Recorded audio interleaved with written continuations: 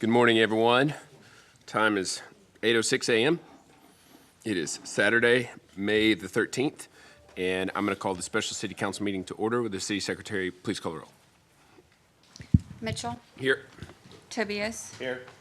Heiser, Flores Kale, Zuniga, Bradshaw, Parsley. Here.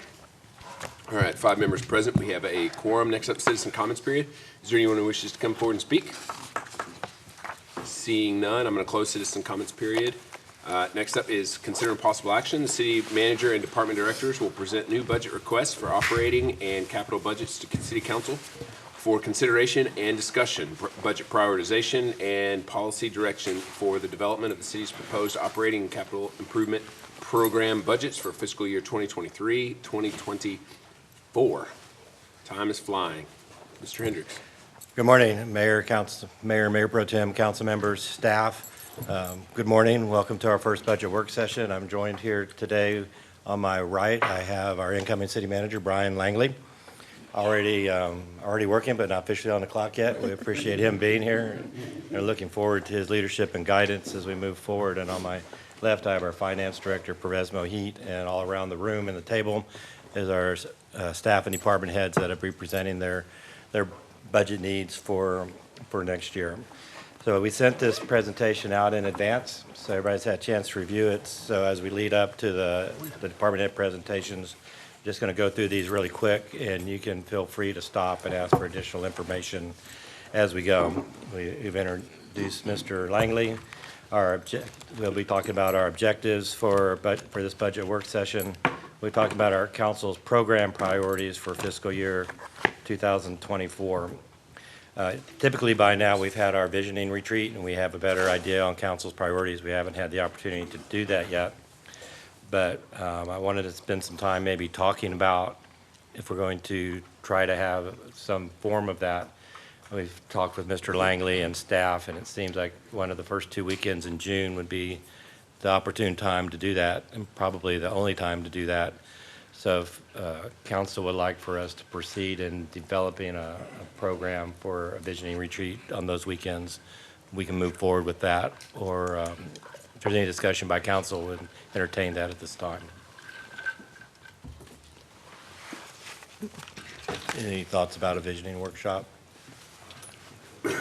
I think we should have one.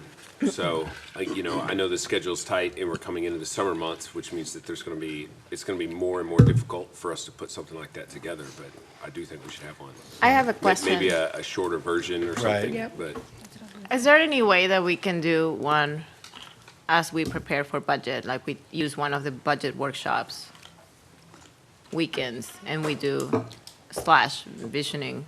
mini visioning workshop? Our next workshop after this one is in July, and that's when we present the city manager's proposed budget. So it'd be ideal. We have one before then. Yeah, I was thinking. July 8th. We had talked about the first couple weekends maybe in June to really give us some more lead time to develop what the council I would like directs for us to. everybody to consider maybe doing one of those weekends. We In do June? yes, Okay. and do a small visioning workshop. Do you think the first or second weekend would be better? I know I cannot do it the third, so Yeah. first, don't we have something going on? that My weekend? request would be that it would not be the normal 3 or 4 days. No, it would probably be yeah, we're an running out of in-town. time. Yeah, something small. I think it's important so we can all get on the same page and know what to expect, and that would make the meetings go by faster, hopefully. But yeah, unfortunately this year I don't think it's going to be like a big visioning like we normally do. Right. But if it's possible, I'd also like we had like a moderator there last time, and he was really great. And I don't know if Mr. Langley knows of anybody that could assist, but that would be, those are my 2 requests, that they're not as long as normal and that we still have a moderator. Well, first of all, good morning, and I think this is a great discussion to have of how we want to look at the visioning for the budget. It's really important. I think the only concern I would have about getting a moderator or a facilitator for something like that is just the timing. We're talking about just a few weeks from now and typically the facilitator would want to interview all of you individually, talk about what the expectations are, get them scheduled, and then actually have the day or two that we would do that. So I think if we're going to do some type of session in June, it would be probably more limited to talk about project, CIP, vision for those kinds of things for the council. And one of the things I know I've talked to all of you about is having some kind of strategic visioning session that we would have in the fall. But we're happy to do it however you want to. If we want to do something with a facilitator, I think we probably need a little bit more time to get something put together. Probably July might be it, but then it's a little bit difficult to put the budget together by the end of July based on that feedback. I think that that's a good idea. Maybe doing a split one, we do a small one for the workshop slash, that way we can discuss the ideas of what we want to put in the budget. And then we do one later on where we do have a facilitator. Okay. Is it so that way we can, the ideas about putting everything for this budget? Because I was kind of on the fence of holding off on doing a workshop until after the budget season. The reason why, we are already coming up on June, where we're gonna be having the commissions and boards applications coming around. We're gonna start reviewing on that for us. Also, the respect for the city staff, because I know there's gonna be vacation time that's gonna be coming up. And same thing for us as well. And number two, like Mr. Langley's saying, we're coming up on really, really tight deadlines and having to hire a company or a facilitator or the location. Now, obviously, that's always, I wouldn't say the devil's advocate on that end, but it's always the question of where we're going to have it. And, we're already pushing the beginning of summer. My thought would always to have it after we finalize the budget to where we can get Mr. Langley on board with everybody, give city staff the time for them to go through the budget, and then when it comes to us as council, we can see where the dollars are, we can see where the money's at, we can see what's proposed. And then after, let's say, September or October, as we go into the new year, we can then give a vision of like, okay, going forward with the following year, these are the plans that we want to come up with, or the visions that each one of us wants to work with you on and city staff. I think a lot of it is timing. Unfortunately, again, we're just coming down to the wire. And for us to say, this is what we want for our vision, and let's start getting it done within 3 months so we can implement it on September 1st or October 1st, I think would be kind of pushing it a little bit just on that end. So that would be just the reason why I would consider waiting till after the budget season, and then we can come back with our visions as far as going forward. Well, That's just my idea. Well, one of the things we talked about from a staff perspective of just trying to get some good feedback from the council and primarily on CIP projects, and you're going to see a lot of that detail today. There's a lot of potential projects out there, and it's, at least from my perspective, I don't know what the priorities are from the council on some of those, so maybe it's a more limited type of discussion that we would have, and maybe the visioning is perhaps the wrong word. Maybe it's a planning session about CIP and those kinds of things. Again, we're happy to do it however you want to, but I think we're going to need more feedback on those projects, and maybe that could be as part of the other budget meetings that we have, but July 8th, that's not a lot of time to make a lot of changes. So from my perspective, the more I can have in the June timeframe, the better. So maybe having one and I am available the third week of June, maybe we can have that weekend something that we do a slash budget and then have a discussion of what we want, because what I don't want is not put on our next budget season what the plans are for 2024. Yeah, the third week of June is Father's Day, but I think a Friday, Saturday might be good. And I think it's, to Tobias's comment, I just feel like it might make our budget sessions longer if we don't collectively tell staff what it is we want to see on CIP and certain things. So maybe not like a normal visioning workshop, just something a little bit more immediate. But I think it's going to be essential in order for, them not to take individually what we want and collectively instead to have some kind of meeting. I agree, and then not so many budget amendments at the Right. middle of the year because we want to add this or that. So I am available that 16th. I mean, it's this Friday, and then the 17th is a Saturday. I don't know if we want to do one or the other. The Sunday has to be off, though. Like, Unless we include parents. yeah, we can include our husbands. That'd be great. Yeah, with respect, again, everybody has different work schedules and family schedules. But as far as for myself, we are so tight-shipped with the field that I'm in. A Saturday would be best for me, because it would be very hard for me to really take off on a Friday. Okay. I'm good with that But 17th, Saturday, too. we just do a Saturday. I mean, I'm all for compromising on that. I understand y'all's point.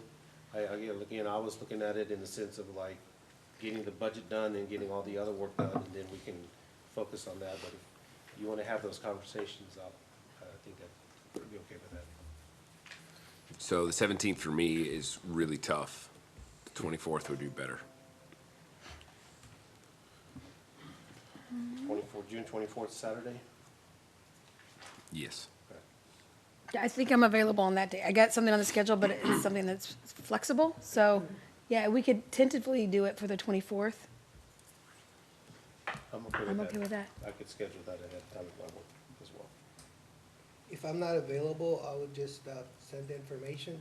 I Well, think I already have in mind where I would like to see a CIP, so I could do the 17th. I would just have to be virtual because I'm out of town. right? Well, I think it's important, yeah, that as many people be here. Same with If we Zuniga. were to do the 24th and 25th, would you be available to take that since it's not Father's Day? So then I can work around that. If we do Saturday and Sunday, 24th and 25th. If it's something that you'll want, I could work with it for that weekend. Okay, so that would be the weekend then. Would that be okay, Jerry? It's gonna be a pretty tight Right. turnaround. It'll be a but tight, yeah. We'll make it work. But just so that way we can have something as far as that we can schedule ahead of time. Thank you. Great. We also have slides that review council's budget priorities from the last planning session.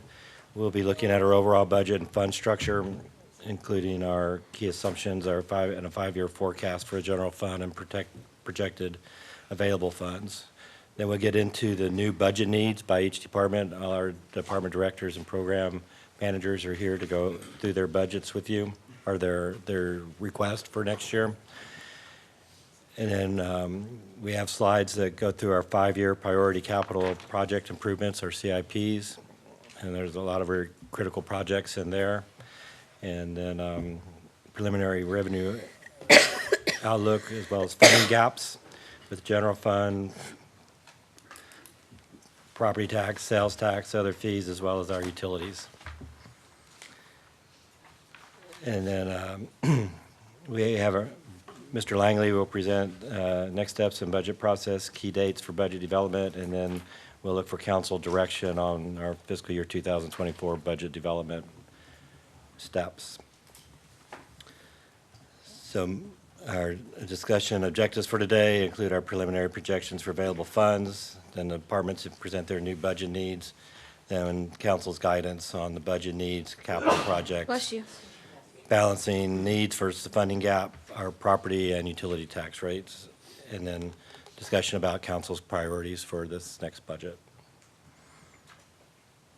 Our budget priorities, number one priority is cost containment and evaluating any vacant positions to determine if they're still relevant and needed, or if they can be retasked to other positions. We've been working very hard to fill all the new positions that was approved in this budget, and we're making a lot of progress on those. There are a few that are still outstanding that we'll be looking at very closely. And a big part of what we want to do with our budget is be able to enhance the customer service experiences that we have. And that includes not only our residences, it includes the other agencies that we work with. It includes our internal customers, which are ourselves, and of course, the council. We're going to look at our different CIPs and how we might further expedite those CIPs in accordance with council priority. Focus on improving street conditions, including street lighting, lane markings, seal coating, pothole repairs, and street construction based on condition of our assessment report. One of the things we talked about in talking about our street conditions is potholes was number one on that list. But part of what we discussed was if we're really maintaining our streets properly, then we're repairing fewer potholes. So focusing more on street maintenance and preventive care, and that way we don't have to spend so much time on potholes. And then investment in our citywide beautification program, which has been a priority for council for the last several years. Next slide. Our overall budget and fund structure. I'm going to turn this over to Pervez to kind of go through these slides. So Mayor and Council, over the last 2 weeks, we've been working with our incoming city manager, Brian Langley, to discuss our budget, City of Kyle's budget process and how we can make that process better. So he's given us quite a few feedback and ideas, and based on those discussions, we've added a number of slides on the front end of the presentation today that will help give you background information on our historical perspective on economic and financial trends. That would include our trends on major sources of revenues for the city's general fund. We'll go through those. We'll show you how we have prospered over the last 5 to 10 years. We'll go over the city's debt position, especially tax-supported debt position, how we plan to issue debt over the next 5 years, and what our debt picture is going to look like. And then we'll touch on a few key assumptions that we'll be using in the development of the proposed budget, next year's budget. And these are all preliminary, so we will be seeking your feedback and tweaking the assumptions as we move forward. And then we'll wrap it up before the departments present their individual new needs. We'll wrap it up with a forward-looking 5-year window or planning horizon for the city's general fund, what that picture looks like for revenue, expenses, and availability of funds. So with that, we'll start with the overall city's budget structure. This beautiful, colorful slide is a fund structure chart. Just think of it as a organization chart for entities that show their functions and people, but this happens to be a chart that shows how the city structures its accounting, budget and accounting structure to account for its overall budget. So what you see before you is the city's approved budget for this year. Our total approved budget is $212.8 million. That's the total budget. And how do we account for, how do we track, how do we monitor, how do we report? This chart shows you how the budget and accounting structure is set out in the city of Kyle. So starting on the left, we have 3 types of primary funds: governmental funds, proprietary funds, and fiduciary funds. So in the first bucket, the governmental funds, these are funds that segregate and account for primarily tax-supported functions and activities and similar activities. So the city of Kyle has a total of 49 separate funds. What you see on the screen is about 31 funds because we have collapsed like funds together, because otherwise this slide would have been extremely busy. So let's step back. What is a fund? I think this will help. So almost all governments in the United States, whether it's at the federal level, state level, county level, or local level, like us, use fund accounting, with the exception of few. There's always some exceptions. And the fund accounting is a tool that provides city governments, county governments, to segregate funds in separate buckets for its intended purpose. So intended purpose could be from the governing body. The intended purpose could be coming down from the federal government, if it's a grant, federal grant, or a state grant. There may be intended purpose coming down from state law, based on state law. So each fund is a separate set of books that accounts for that specific purpose. And by doing so, we are providing accountability, we are providing complete transparency, and it helps us to share that information with our elected officials, our taxpayers, how those resources are being spent over time. So on the governmental fund side, almost 80% of our budget is on the governmental side or type of funds. And we have color-coded this for your ease. The blue represents operating type funds. The City of Kyle has 4 major operating funds. You may have heard me say this during budget. The general fund, water utility, wastewater utility, and the storm drainage utility. The yellow are capital improvement project funds. So we have CIPs that are funded by general fund. We have CIPs that are funded by enterprise funds, utilities.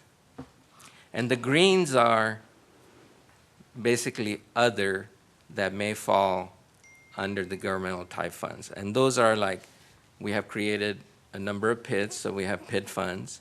We have grant funds from the federal government, from the state level. We have TERS. We have court revenues. These all have to be accounted for separately and reported separately.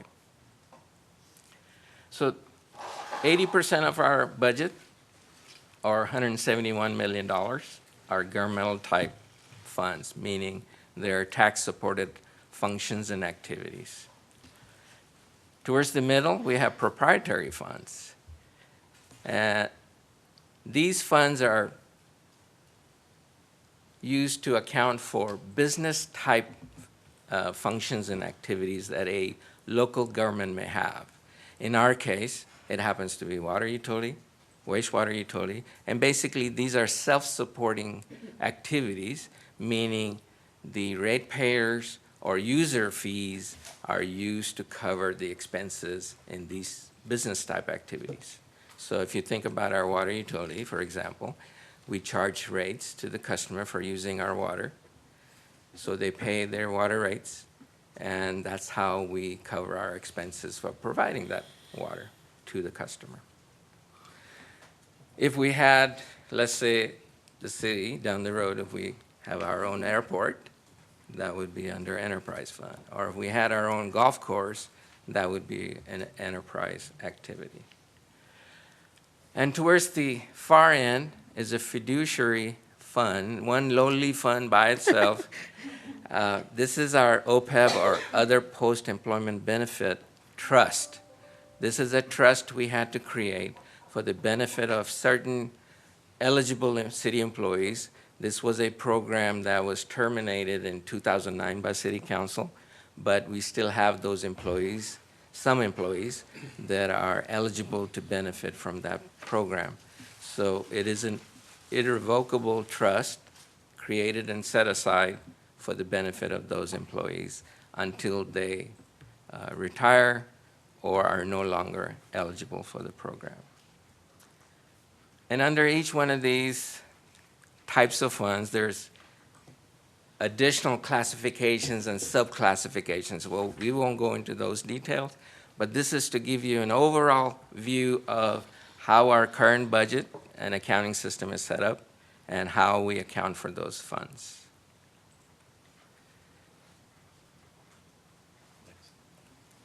Can I ask a question real quick?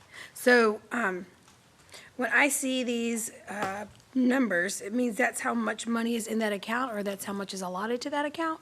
For this budget year. For this budget, okay. Yes. And they're in millions, so some you'll see zero because it didn't round up to Oh, two enough to be, Right. okay, okay. Okay, thank you.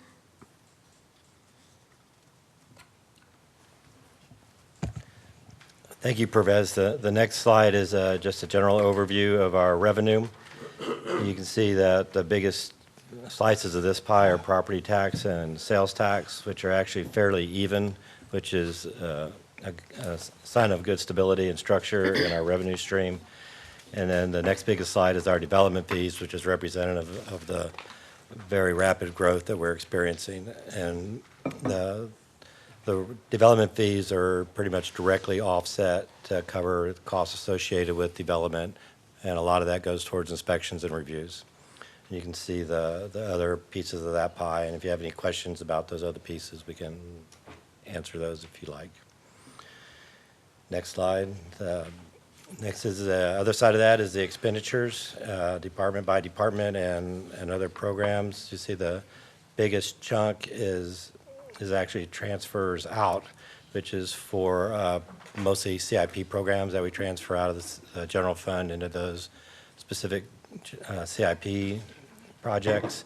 And the next biggest slice is our police department at 24%, which is pretty typical of local government funds towards their public safety. And then we get into the parks and public works and all the other departments that you see where we spend the money.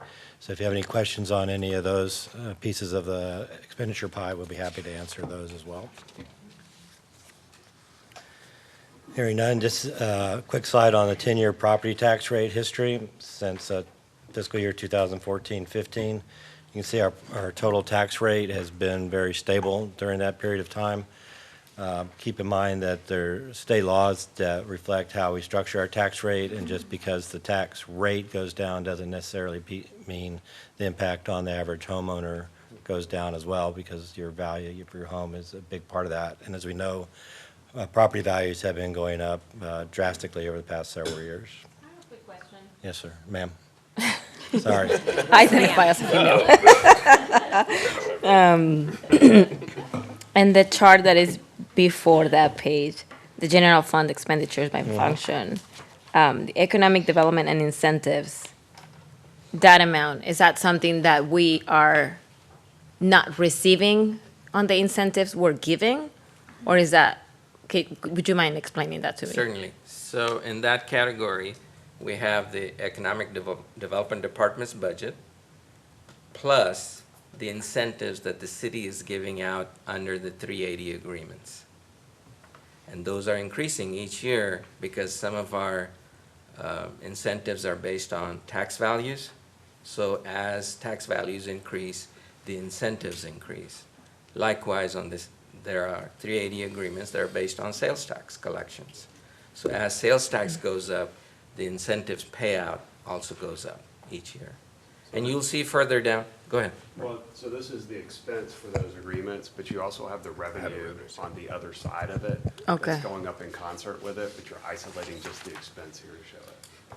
So that was my question as Right. well. So we're 8 million already spending from the approved budget fiscal to the expenditures by function, right?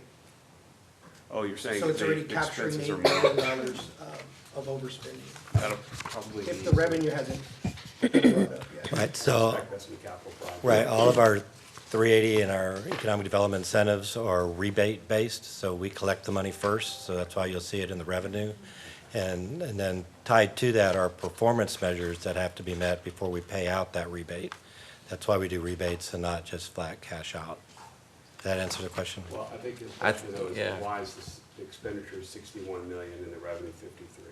Well, the approved budget was 53 of the general fund. Right. So to answer your question, the revenue side for the general fund was $53 million. The expenditure is almost 61.2 million. So there is a difference of approximately $8 million. Right. So we had some one-time capital expenditures that we drew down the fund balance in the general fund to pay for those one-time expenses, like CIP or equipment, heavy equipment for public works. Okay. So that's the Plan difference. drawdown. You're basically using your your savings for the next year. Are there any other incentives besides 380s that are not included in economic development and incentives?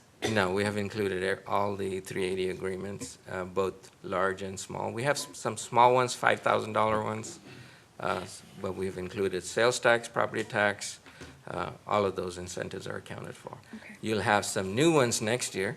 They're coming on for the first time, like Costco. So they'll add up, and we'll show you in a few minutes what the impact of that is. Okay, if I was looking for under transfers out, like if we had service contracts, like we do with like the landscaping company, would I find that under transfers out, or where would that be located? They will be part of the city department that administers that contract in their line item budget. So could you explain to me what transfers out, I mean, if, Transfers out from the general fund primarily are for CIP funds. They are transfers out to the TERS funds. Remember, we collect increment tax revenues, and then we send it back to the individual TERS funds, where they're accounted for, capital projects, O&M, what have you. The other types of transfers out are one-time transfers out that we did for Heroes Memorial Park, La Verde Park, because general fund was fronting the money for the design and construction of those large projects.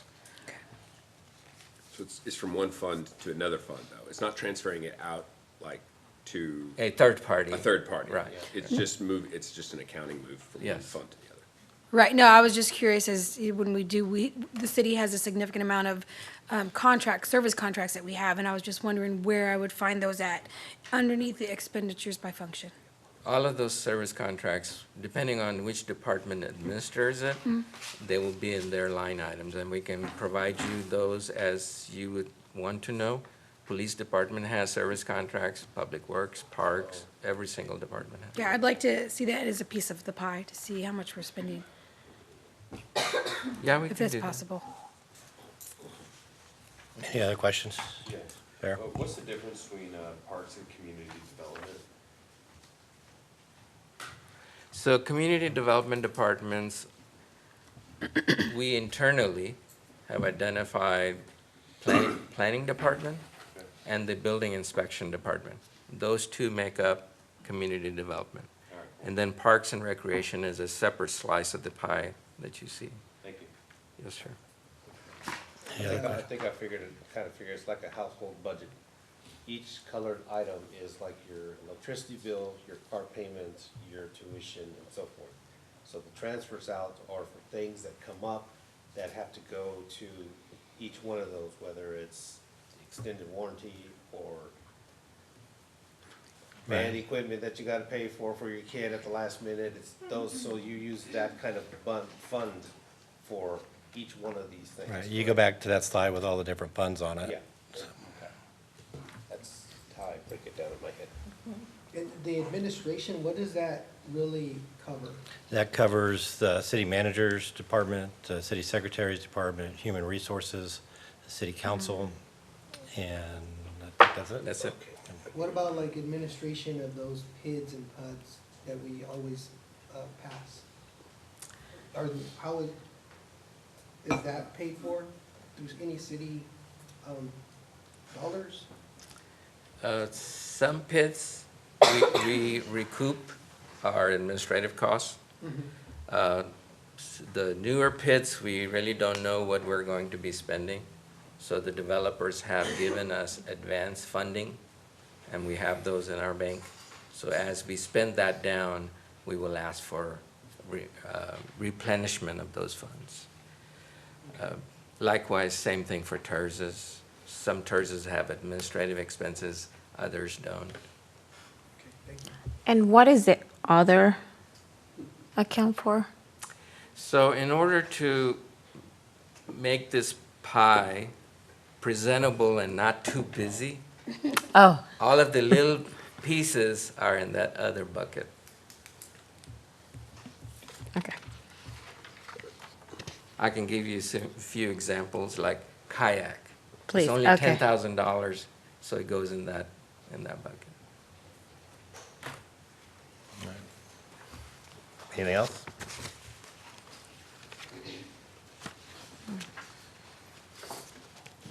We already covered 10-year property tax rate history.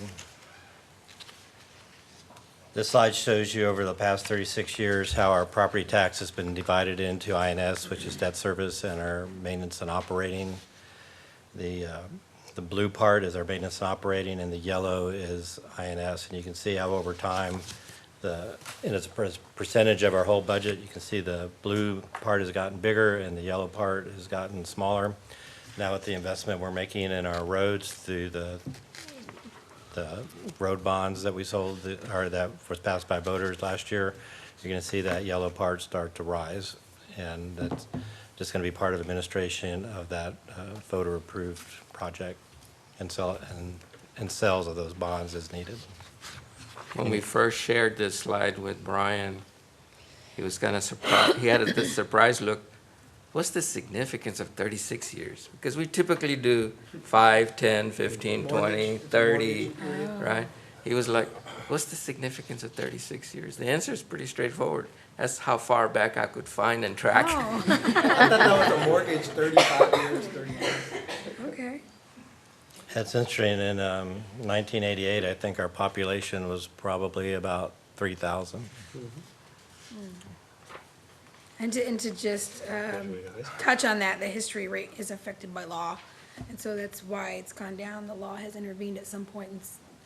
I mean, I love the fact that we have a low rate, but I do want to be a little bit transparent about that. Is there a cap on the 53 cents? I think that we can only get to legally 65 cents or something like that, 60 cents? It's not a dollar or cent cap, but the law provides 3.5% over last year's taxes from the same properties Without a vote. for M&O only. If you recall, the property tax rates has two components, M&O, which is for operations, and INS, which is interest and sinking fund for debt service. So the law says you can go up to 3.5% of property taxes that are equal to, and it's got a lot of Right, adjustments, it's got a lot of- right. from the same properties the year before, existing properties. The other piece to that, the state law does provide a limitation for the tax rate for debt. It's $1.50, so it's very high. Probably none of us would be here if it's $1.50. Let's do it. Okay. The next slide is very important as we start talking about tax rates and its effect on our citizens and our businesses. The current property tax rates in Kyle at 2.43380 cents is, most of that goes to the school district, as you'll see. And Now it's gonna go And- even higher. We're not going to talk about that. Yeah. And the school district is important to our community, but just when we talk about tax rate and what our citizens pay, you see a Yeah. big chunk of it is that. And the next chunk is the city of Kyle. But I always point out that's kind of where the rubber meets the road. We provide the most services to citizens in Kyle directly. And I think this slide represents the value of the tax rate versus our operations and our services provided. Next slide. Johnson. This slide represents the 5-year taxable assessed valuations for the city only, excluding the TERSs. So you can see the growth in our valuations over the past 5 years since 2019. If you have any questions on that, we can answer. I was just gonna ask, I mean, I realize we're growing, but could the city, kind of work with the school district on those rates to kind of keep us in harmony or in a They're their own agency. We don't have any, we don't have any jurisdiction or authority over them. We do consider the school district a partner in providing services to citizens of Kyle, but we really don't have the ability to affect that. right? I think what he was asking, which is a solid question, because when we went to Frisco, we saw the schools and the city working together collectively. For example, maybe to bring a rec center or to bring something it's community oriented, that's also going to benefit the kids. So even though we have no authority, and for the record, I don't think anybody in this table would ever say that we have any authority. But what can we do to build a better relationship with them? So moving forward, we can kind of balance with each other to make sure that we have the most amenities, not just for the people, but for the kids in general. I don't know that I have a direct answer to that right now. I know that we do work with the school district a lot. An example is our basketball program where we use their gym facilities, and our summer camp programs use school facilities a lot. And also in our emergency management, we depend on the schools if we have to start sheltering people. So we do have a good working relationship with the school. Any relationship can also be better, and we'll be willing to work with the council to improve that, and the school board.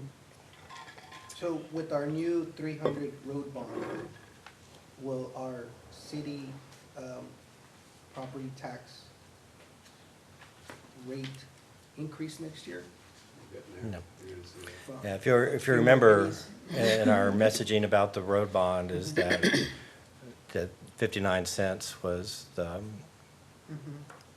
was where we promised us to keep the rate below, to take it up to 59.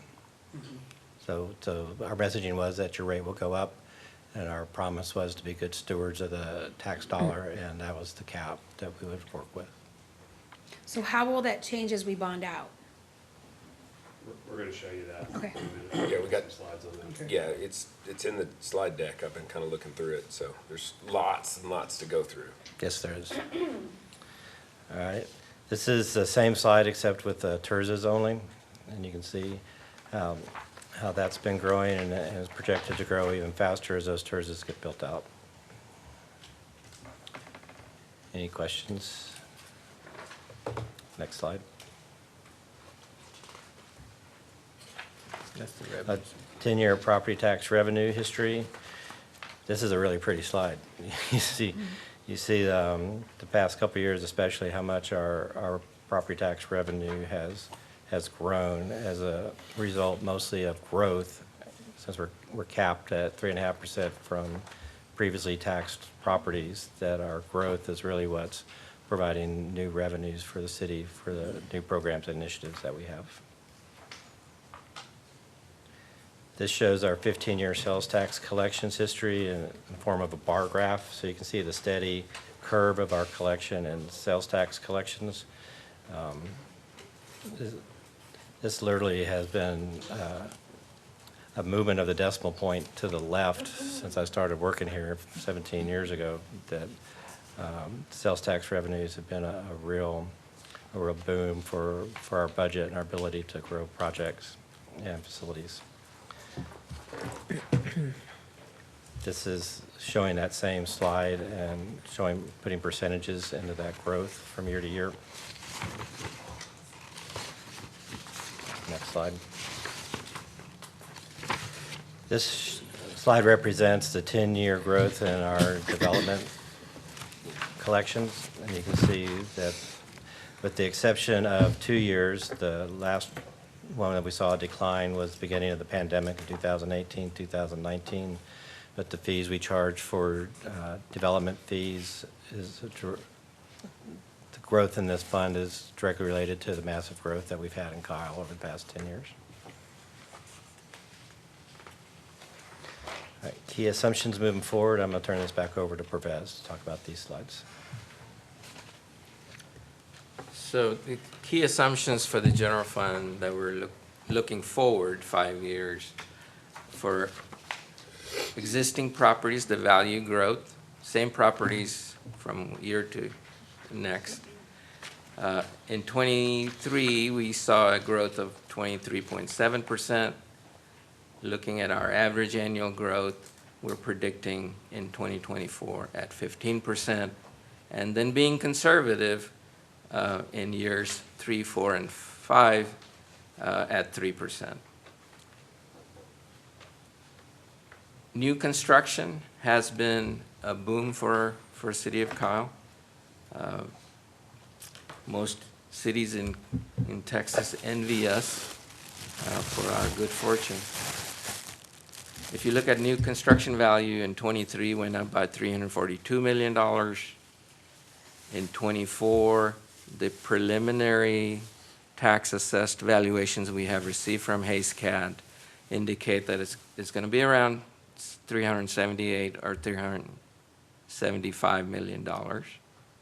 And then we're assuming in the following years over the 5-year horizon, an average of $350 million in new construction each year in taxable value. Sales growth this year in '23, the year that we're in, we're estimating that it'll be 12.7% higher than the year before. The slides that Jerry went over, especially the bar graph, it steadily increases every year as we add more retail outlets, more people move into Kyle. So in '23, we're looking at 12.7%. In '24, we're looking at about 5.7%. It's going to taper off some because you get to a point where all the retail outlets are now open, they're competing with each other, and unless the population really increases or online sales increases, we'll see, on a conservative side, at least 5% annual growth. Development revenue for current year, our estimate is about 9% from year before. Next year, we're assuming the same 9% growth because most of the development revenues are already, the plats, the plans, they're already in the pipeline. So we're going to see 9% for sure, around 9% next year. And then we're being conservative in the following years at 5%. We're assuming 5% growth in development revenues. Compensation, this is overall city employee compensation, whether it's police officers or workers in our public works department or the executive team. If you recall, in '23, council approved 20% increase in base compensation for all city employees. We're tapering that back off to an average of 5% to at least keep up with the CPI, the 12-month rolling average that we have used in the past. We haven't really had time to sit down with Brian yet. We'd like to get his feedback and thought on compensation package, especially our benefits, including medical insurance. So these are some of the key assumptions for the general fund moving forward. So under new construction, is that homes and economic development?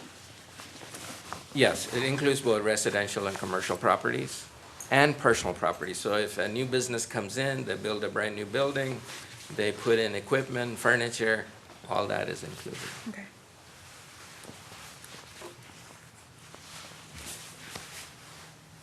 You want me to do that? Okay. So going forward, the tax-supported debt. So on this slide, we are showing, based on what the city departments are indicating on the 5-year CIP plan, we are projecting that the bonds that were authorized in 2020 for park improvements will be issuing $8 million next year. That will fully issue the entire $10 million. We've already issued 2. This is the remaining $8 million. Then for the road bonds, you'll recall council approved the issuance. The first tranche was $45 million in authority. We have asked our project manager, Kay Freeze and Company, to give us their best estimate based on their master schedule that they shared with council in March, where their design teams are, what the construction schedule looks like, what the schedule looks like for moving utilities, acquiring easement acquisitions. So all of those, their estimate is that they will need an additional $25 million next year. And then into the future, based on their master schedule that they provided for construction of the roads, we have estimated the future bond issuance. So at the end of 5 years, you're looking at the entire bond authority of $294 million. So if you look at the bottom line, we'll be adding 45, we've already added 45 this year, 33 million estimated next year, and so on. So what happens to the city's tax-supported debt? So this next slide shows right now, we owe about $110.2 million with tax-supported debt. That comes from general fund, or property tax is what we use to pay the principal and interest back. We're going to add, based on what you saw in previous slide, the projected debt issuance each year. And then we subtract the principal payments we make in the same 5-year horizon. So the net debt position, which is the last line on this table, shows you in '23, we are at 146, after making the principal payments this year, we'll be at $146.4 million. And as we move through the years and we spend more in construction dollars for the road bonds and we have to issue more debt, by the time we get to 2028, it'll be around $338 million tax-supported debt. Now, mind you, these are very preliminary numbers. The construction schedule will move. We know that because of utility challenges, easement challenges. But if they stay on their master schedule and nothing changes, this is our best guess of the debt position, tax-supported debt position for the general fund. Can council get a copy of that road improvement master schedule? Yes, I mean, they shared it with council. I'll be more than happy to send it out after this meeting. Oh, if they've already shared it, Yeah, it was a presentation that Okay. Kay Freeze did in March to Okay. council. Will But we still have the A, double A minus ratings at that point? Or is, It all we have depends. a lot more debt? It all depends on our financial position, our tax values, I'm going to ask Brian if you want to add to it. Well, I think S&P and the other rating agencies, they know our bond program's been approved by the voters, they know our capital plan, they know all of those, so those are already kind of looked at in terms of how they rate the city prospectively going forward. I think as Pravez said, if there's any kind of deterioration of our financial condition or something we don't grow as much as perhaps as what we thought we would grow, well, then that could have a potentially an adverse effect on that. But right now, we're assuming we're going to have the same bond rating moving forward.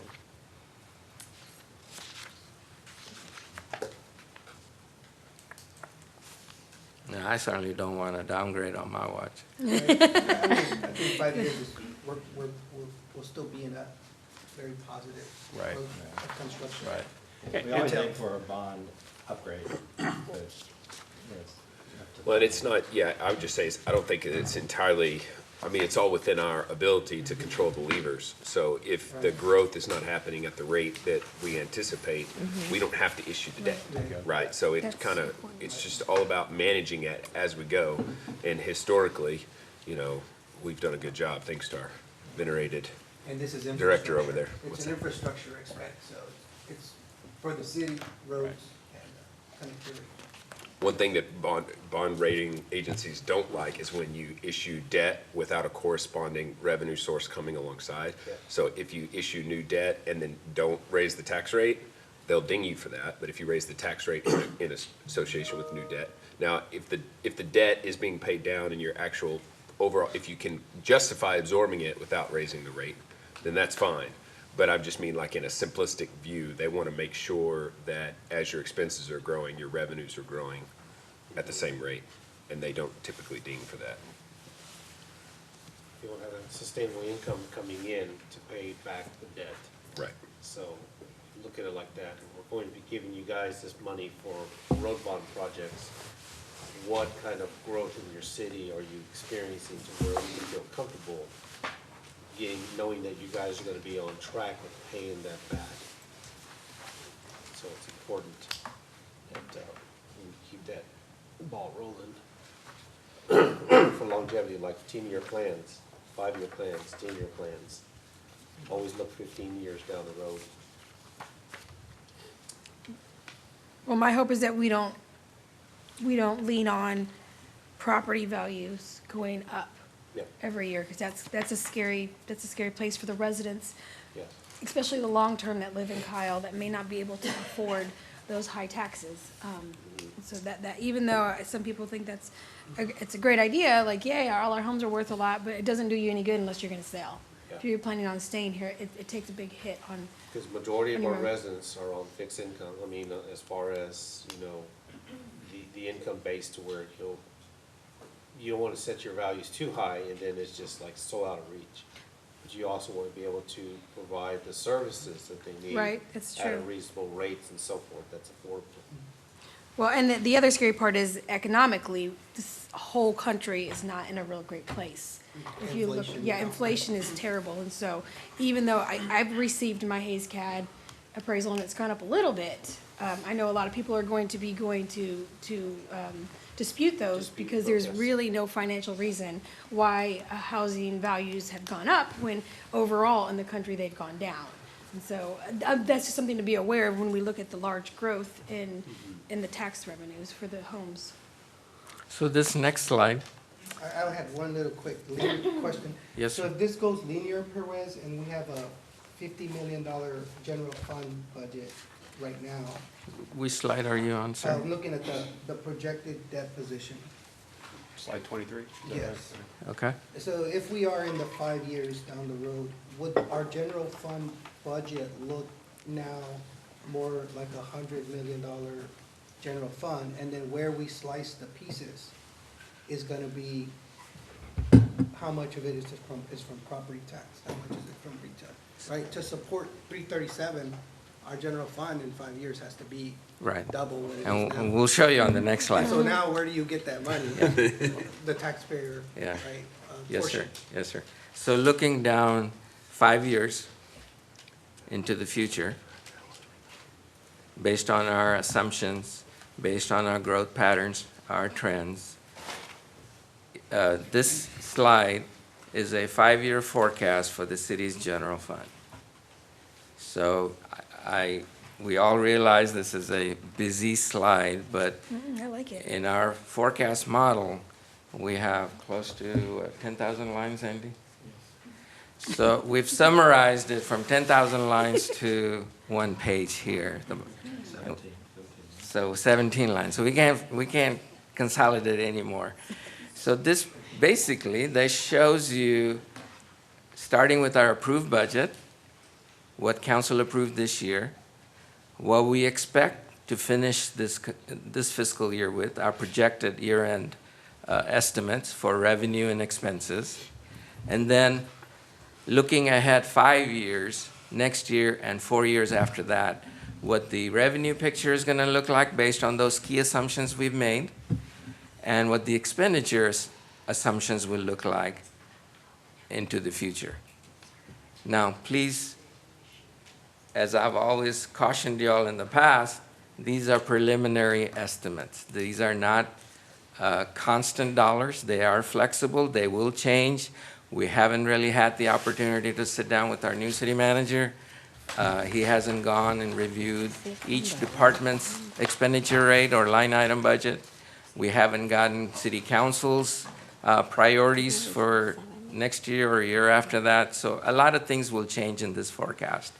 But the key takeaway here is, if you look at line 15, the city charter requires that we maintain in our city general fund at least 25% of our total annual requirements in reserves. And like I was saying earlier, most cities in Texas, we are envy for where they are. If you look at line 16, that's in excess of the annual reserve requirements. So your general fund is very healthy in terms of future forecast. It gives council and the city manager great flexibility in deciding key policy decisions as to capital spending, operating budget expenditures, your priorities for future. But these numbers will change. But if you look at the forecast, it's pretty much constant each year. We're maintaining the fund balance around $33 million a year. That's very healthy, very healthy. And that is one of the things that helps us in our ratings. When we go before the rating agency, they look at how much extra reserve and cash liquidity we have in our system. Did you want to add some? Yeah, I would just say, they're very healthy. I don't know if we're the envy of the whole state, but it's very healthy balances, and I would agree, it's lots of liquidity in the fund. And as you'll see on line 8, cash funding of the CIP, this is one of the reasons I believe we need to have that workshop with the council about some of the CIP priorities, is you do have $15 million a year projected, 15 million cash that would go towards CIP. That's a significant amount of funds out of the general fund. That is very atypical to have that kind of flexibility in your operating fund, to have that. So it's a great place to be, and allows you to fund projects in a number of different ways. So we'll be looking at that with you and then bringing back some options. And then at that workshop in June that we talked about, we'll talk about all those things with you in detail to see how you want to do that. That's a great place to be.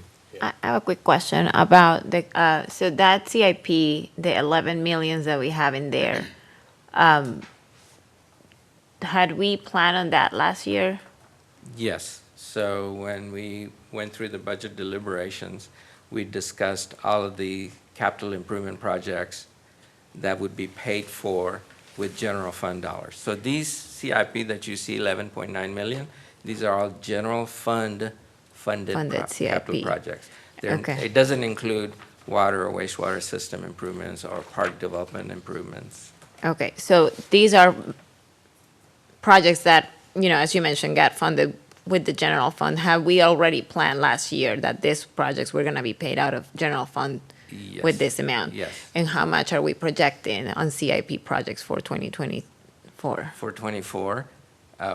We're carving out, at least, like Brian was saying earlier. 15. At least 15, but that's also flexible depending on where council wants us to go.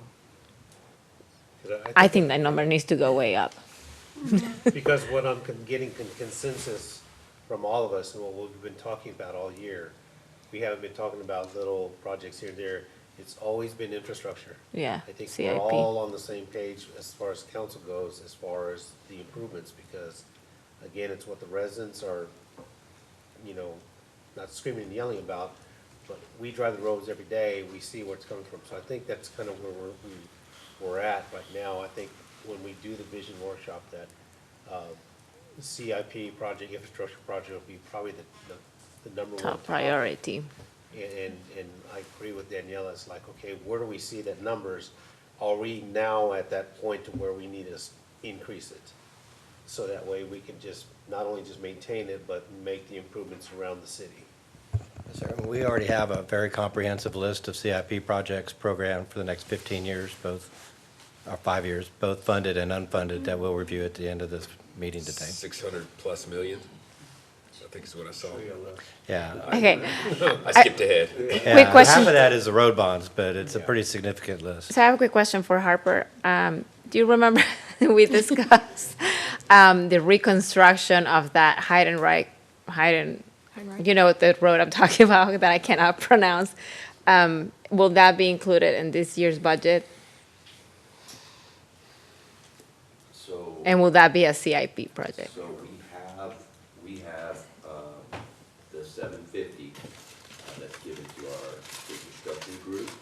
And if that's a project that you would like to do, then we can look at how we can start that. It won't complete it, I don't think. I can't remember the exact number off the top of my head right now for how much that total cost was.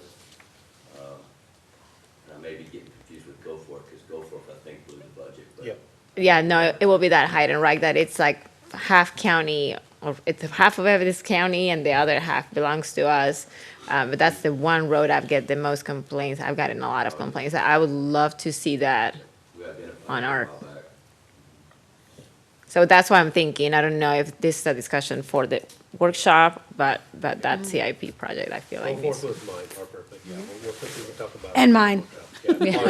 So, Ours. you know, my suggestion would be, because I agree, these are really important conversations, and we could spend maybe 2 Hours. days going through these projects, but because we have every department head here waiting and ready to present their Okay. department's needs, I think we should focus on allowing for them to spend, so Let's that we make can, notes. it's a listening exercise and absorbing what the departments have to say, so. Okay.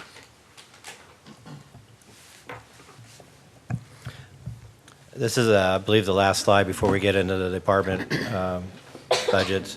But you'll see here the projected property tax rates through 2028, and you'll see us capping out at the 59 cents that we discussed regarding max property tax rate related to the effect of the road bonds. So, and this slide was prepared by our financial advisors at Samco. But if you have any questions, we'll be happy to answer those. Just one note I would like to add on this slide for council's benefit is that this forecast of tax rates was done in December when we were talking about road bonds. So as certified tax rolls come in and the new property additions, the final property addition numbers we get, some of these numbers will change. The tax rates will change.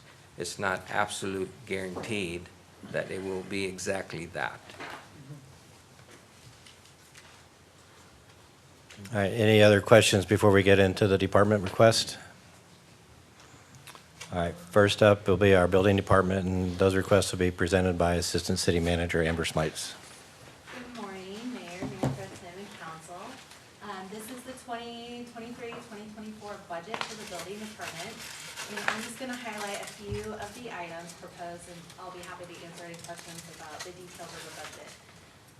In this budget, I'm requesting a restructuring of the building department. Specifically, I would like to create a position of Director of Building Services and create a lead inspector position.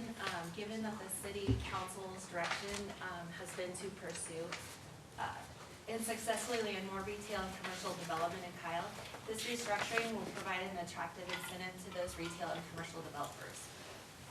The building department is actively working, sorry, I'm kind of nervous and I don't know why. Working to keep pace with the explosive growth Kyle is experiencing. Just 5 years ago, the number of permits issued was 1,669. Since then, the number of permits has skyrocketed to 4,209 in 2021. This is 2.5 times the volume. This current fiscal year, the city is on track to issue over 5,000 permits. Inspections were just 13,018, and we are on track for 44,000 inspections this year. While the very small staff is managing to keep the department operational and exceeding expectations, I would like to see the building department maintain the status quo and put leading edge measures in place to provide the gold standard level of customer service to the building experience in Kyle, specifically for our commercial and retail developers. This new process will ensure that we save developers both time and money, develop and nurture relationships with our business community, and we are successful in growing our retail and commercial development base. So this building services director will be the liaison between the building department and the commercial developer and builder for top tier projects in Kyle.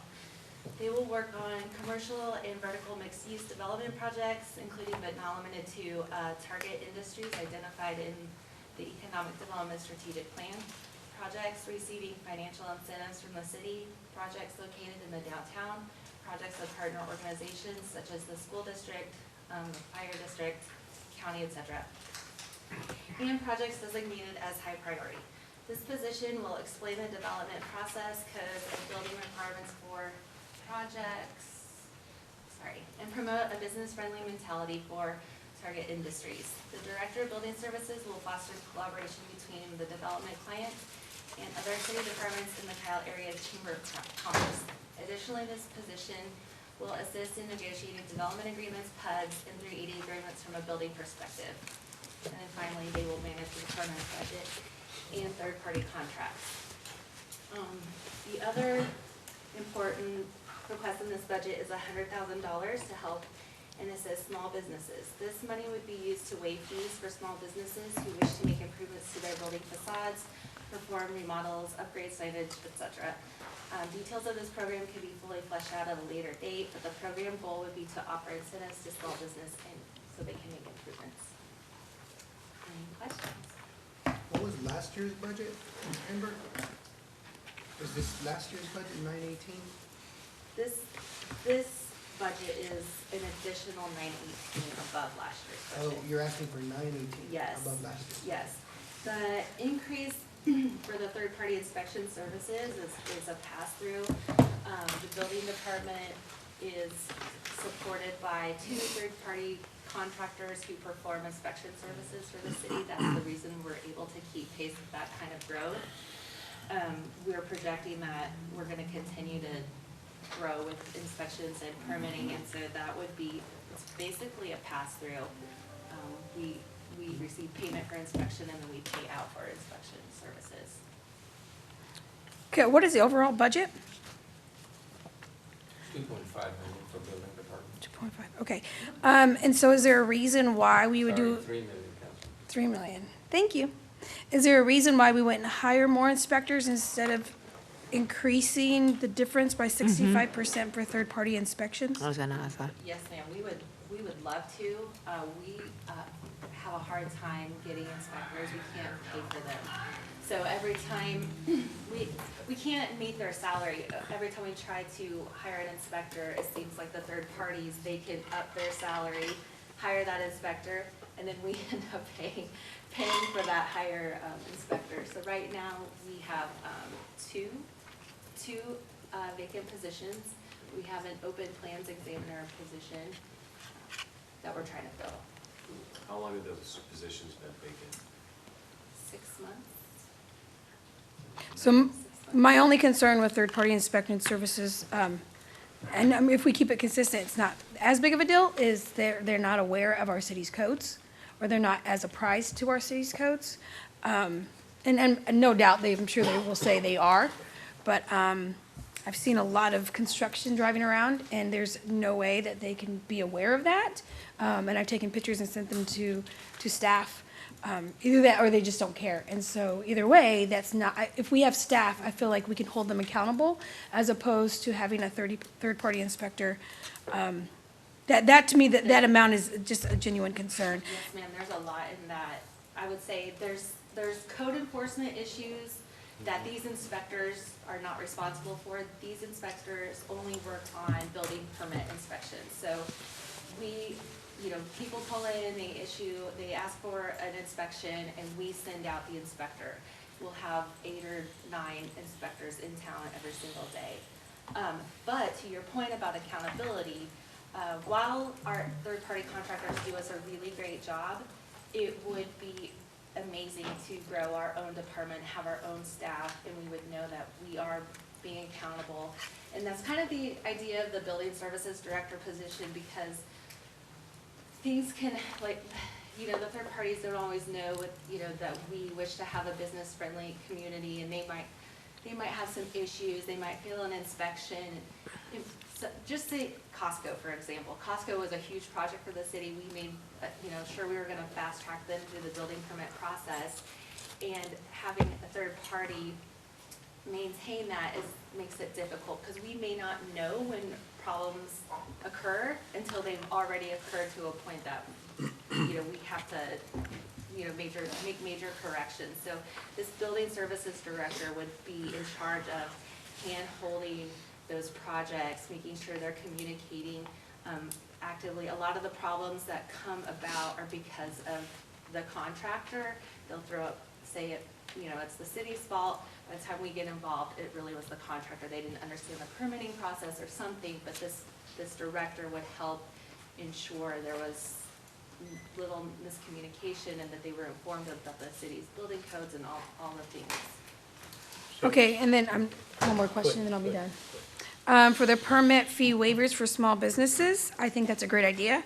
I do think that should be under economic development instead of the building permit department.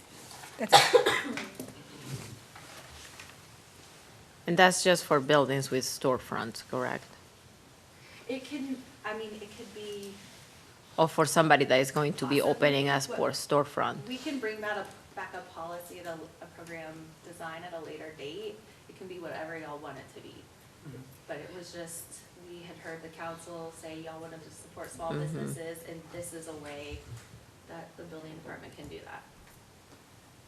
Or food trucks, I would say that will apply to. Any small, yeah, and we should probably cap that, like what, we define what a small business is. That way there's Or no micro confusion. business, yeah. Yeah.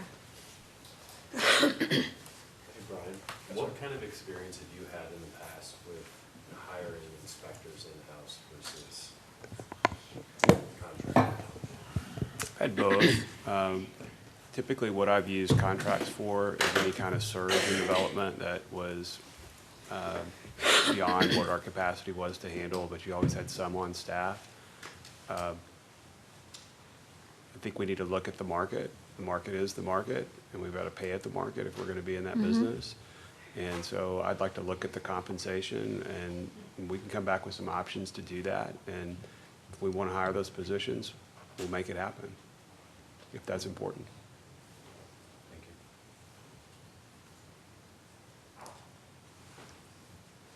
Any other I think it's questions? great, yeah. I'm willing to pay for good employees. Yeah. You have to. Yeah. This is Sandra Duran, Director of Human Resources.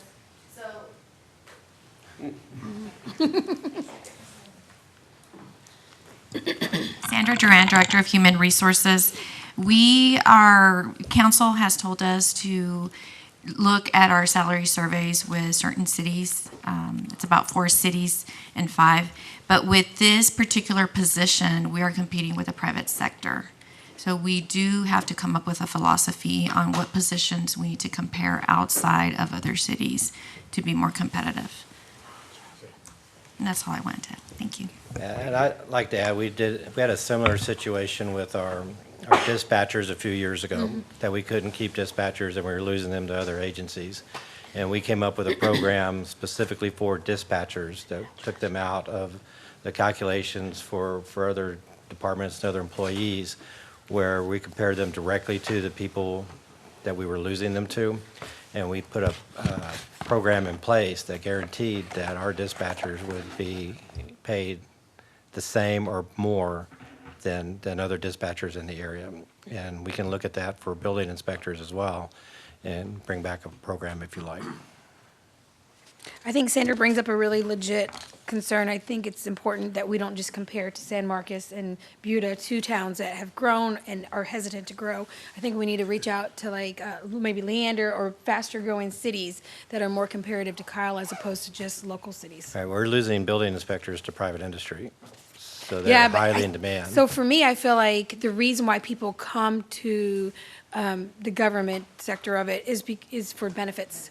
And so is there something that we can do as far as a 401, or I know, We already have tremendous benefits, and well, there was one that was canceled by the city, you guys said, in OPEP, yes, and I don't know what that means, but it was obviously something good, and probably the city didn't make a lot of money off of, or they wouldn't have canceled it. so OPEP is that when you retire from the city under certain conditions, we continue to pay for your health care until you reach the age of 65. I mean, it's too expensive. That's what I was thinking. Anyways, if there's some other benefits, I mean, again, I don't know. I lay that up to staff, but a lot of people work for the state and the cities because of their benefits, not so much for their pay.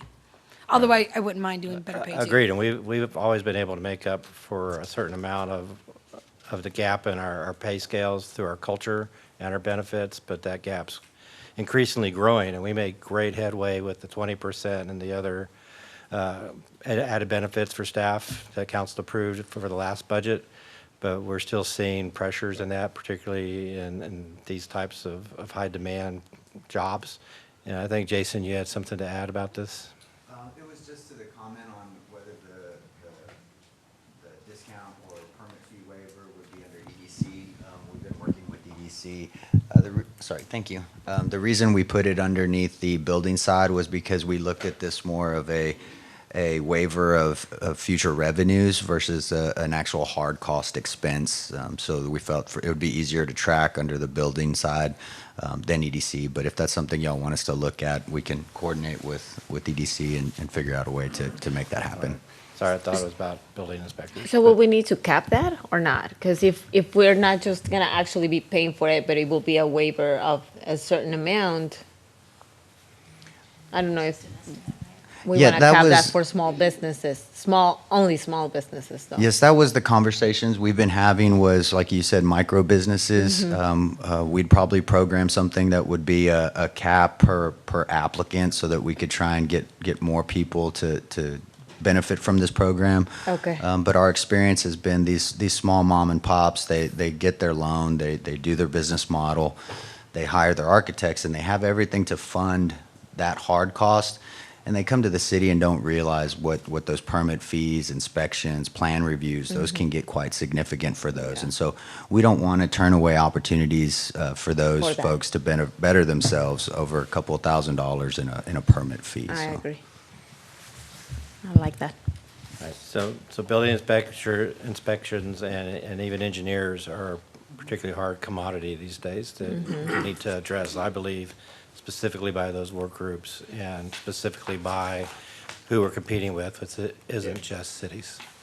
I have a theory, but I could say it for another time. Do we have to make a decision? No. Today? No. for This the is- 918? It's just discussion. This Discussion? is Yeah, just discussion. and just for new council's benefit, this, originally, the first budget workshop was to present a city manager, what is it?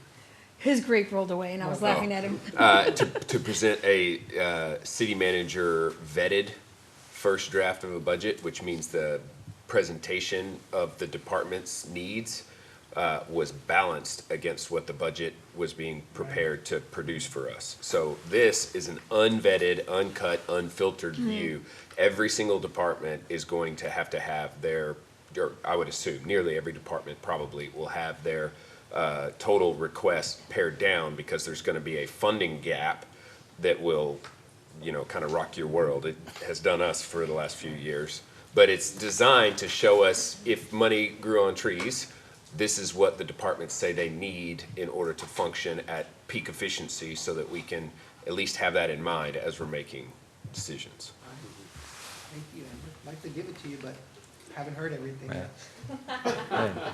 And I'd just like to add, and I know what the mayor just said, that every one of these requests is a need by each department. And they've done a very good job of keeping it down to their needs, but they also realize that we can't do all the needs at any given time. But for the council's request, this is unfiltered from them to you.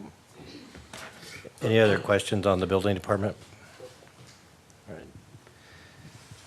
Next up is the city council slide, and in going through budgets, we didn't receive anything from the council regarding wishes for next year's budget and city council line items.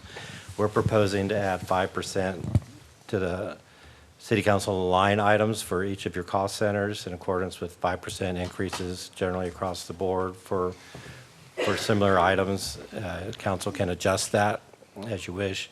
You may also choose to make an increase in your stipend that you use to pay for things that you need to do in your service to your constituents in our community. But this is just our first stab at addressing your cost centers. So this will be an increase for each of the line items we have, or can we, as we planned last year, that we could kind of adjust if we ran out of one of the line items, we could move from a different pocket? Yes. Because I don't know how everybody else, but I don't think I've used but 30-40% of what was allocated. I don't remember. So the budget can move between lines. We just can't, once the budget is adopted, we can't increase the bottom line of each cost center for council unless there is a budget amendment. Okay. So is this 10,000 per council member? That's total. Total. Yeah, it's 1537 per council member, a year increase. So this is something you guys can think about and get back to us later, but we want to make sure that we represented the council members. Thank you for that. So stop. Next up is the city manager's office. So we only have really 2 requests from the city manager's office. We haven't really got input from our new city manager yet. But one of the things that we've struggled with, particularly this past year, is we've put more and more focus on grants, is being able to facilitate those grants. And not only, the grant application is only part of it. Once you receive the grant, you have to be able to document and report on that grant. So we're putting in our budget a position, a support cost for that position for $103,000 for a grant administrator. So this would be the grant writer, administrator for the city. Oh, we need that badly. So what is the support cost for one new position? What is, like everything that goes along with it? Like, It's computer, telephone. so supplies? Yeah, Training, Training? certifications. Wait, they should come with that. I'm not paying $103,000 out of our budget for someone who doesn't know what they're Depends on doing. what kind of grant administrator we have that may require. Quantify our time for onboarding. Okay, I just want to be clear, like, if we're going to pay good, I don't want to have to train or certify anybody unless, I don't No, I would understand say what probably onboarding, like, welcome to the city of Kyle. No, I This get is that. Our but culture he's kind of talking training. about being certified. I know. Well, we would present that position description to you as part of the budget process. Okay. And I just want to say, in my experience with hiring individuals for our team, it's a lot of times you look for fit, and then you can train for the skill. So just to the effect about being certified, we ask for the certifications, but if we have somebody that we feel would be a great job, we don't mind providing opportunities to gain that certification as part of their. I don't mind, I mean, I want to make sure it makes sense. So if we're going to pay an extra $10,000 for somebody to certify them and get them ready for the position, why don't we just add an additional 10% to that salary and see if we can hit a different range of employees, if that makes sense. Sure. The support costs typically, equipment and hard costs. And I'm okay with that. I think you probably should just not listen to me when it I will comes to never discussing. Next up is our city secretary's office, presented by Jennifer Kirkland. Jennifer Kirkland, City Secretary for the record. We are requesting an administrative assistant, essentially for clerical type duties that fall under my office. And it will allow for, it'll be like for payroll things, for accounting things, processing payments with accounting and all that, along with any kind of travel coordination, things that generally fall in the city secretary's office, even though they're more clerical in nature. So that is a request. That's my largest request. As our department has grown, for the longest time while it was just me, other departments would be gracious enough to throw a shirt in for me and things like that. And now that we have more of a department, we're asking for a very small $600 uniform allowance. And the next thing is media conversion. This last year, we hired a records retention clerk, a records management clerk, and she has been pulling all of our historical records that have been in storage. And with that, we've found several various types of media that are not, we don't have devices to play them. There's like 2.5-inch CD type discs, there's cassette tapes, things like that, that we're looking, if we can't find paper versions of what is on those, then we would like to have them converted. So that is what the media conversion request is for. The furniture is just for small things that we might need as the police department opens and different things get moved around. We just wanted to make sure that everything's covered as far as if we need an extra rolling cart or something like that. Could the media, I'm so sorry, Jennifer. Could the media conversion fall under IT? No? Maybe. I'm sure IT will help support that, but activity falls under the city secretary's office. Okay. So is everybody, are you done? I don't want to interrupt. So memberships and dues, why is that negative? So last year, we had proposed several new positions, And we, the membership and dues got inflated for those several new positions that were not granted. And so we have reevaluated exactly which associations that we are involved in, which is the Texas Municipal Clerks Association and Associated Chapter. And there's certain other things like notary services that we pay out of that line. And with all of that included, we don't need as much as what was budgeted for the Okay. last year. And then my next question is going to be, if we hire a special assistant, you're going to have two? Because it looks like Emily is currently Assistant City Secretary. Right, so she does we have a lot of big projects coming on. One is that we have to have a new agenda software, agenda minutes. Both of the one that we're currently using has been outdated for a long time. And I pretty much have to coordinate that for all of the departments as far as like getting users on board. That's also what we use for every board and commission for the whole city. So, which we have quite a few at this point. And it's like making sure all the templates are set. I'll be working directly with that IT company to provide all of the in-house information for that. I've gone through this process before, and the software didn't work at the end of it. It I did not remember. work. Okay. So it took about 6 months of hardcore time developing that software that did not work. Is there any way we can include IT in that kind of stuff? Because I don't think it's time efficient or staff efficient to have our city secretary work on software, which I think IT should I probably be able appreciate to. that comment, but it's more about like the workflows and processes of getting an agenda set.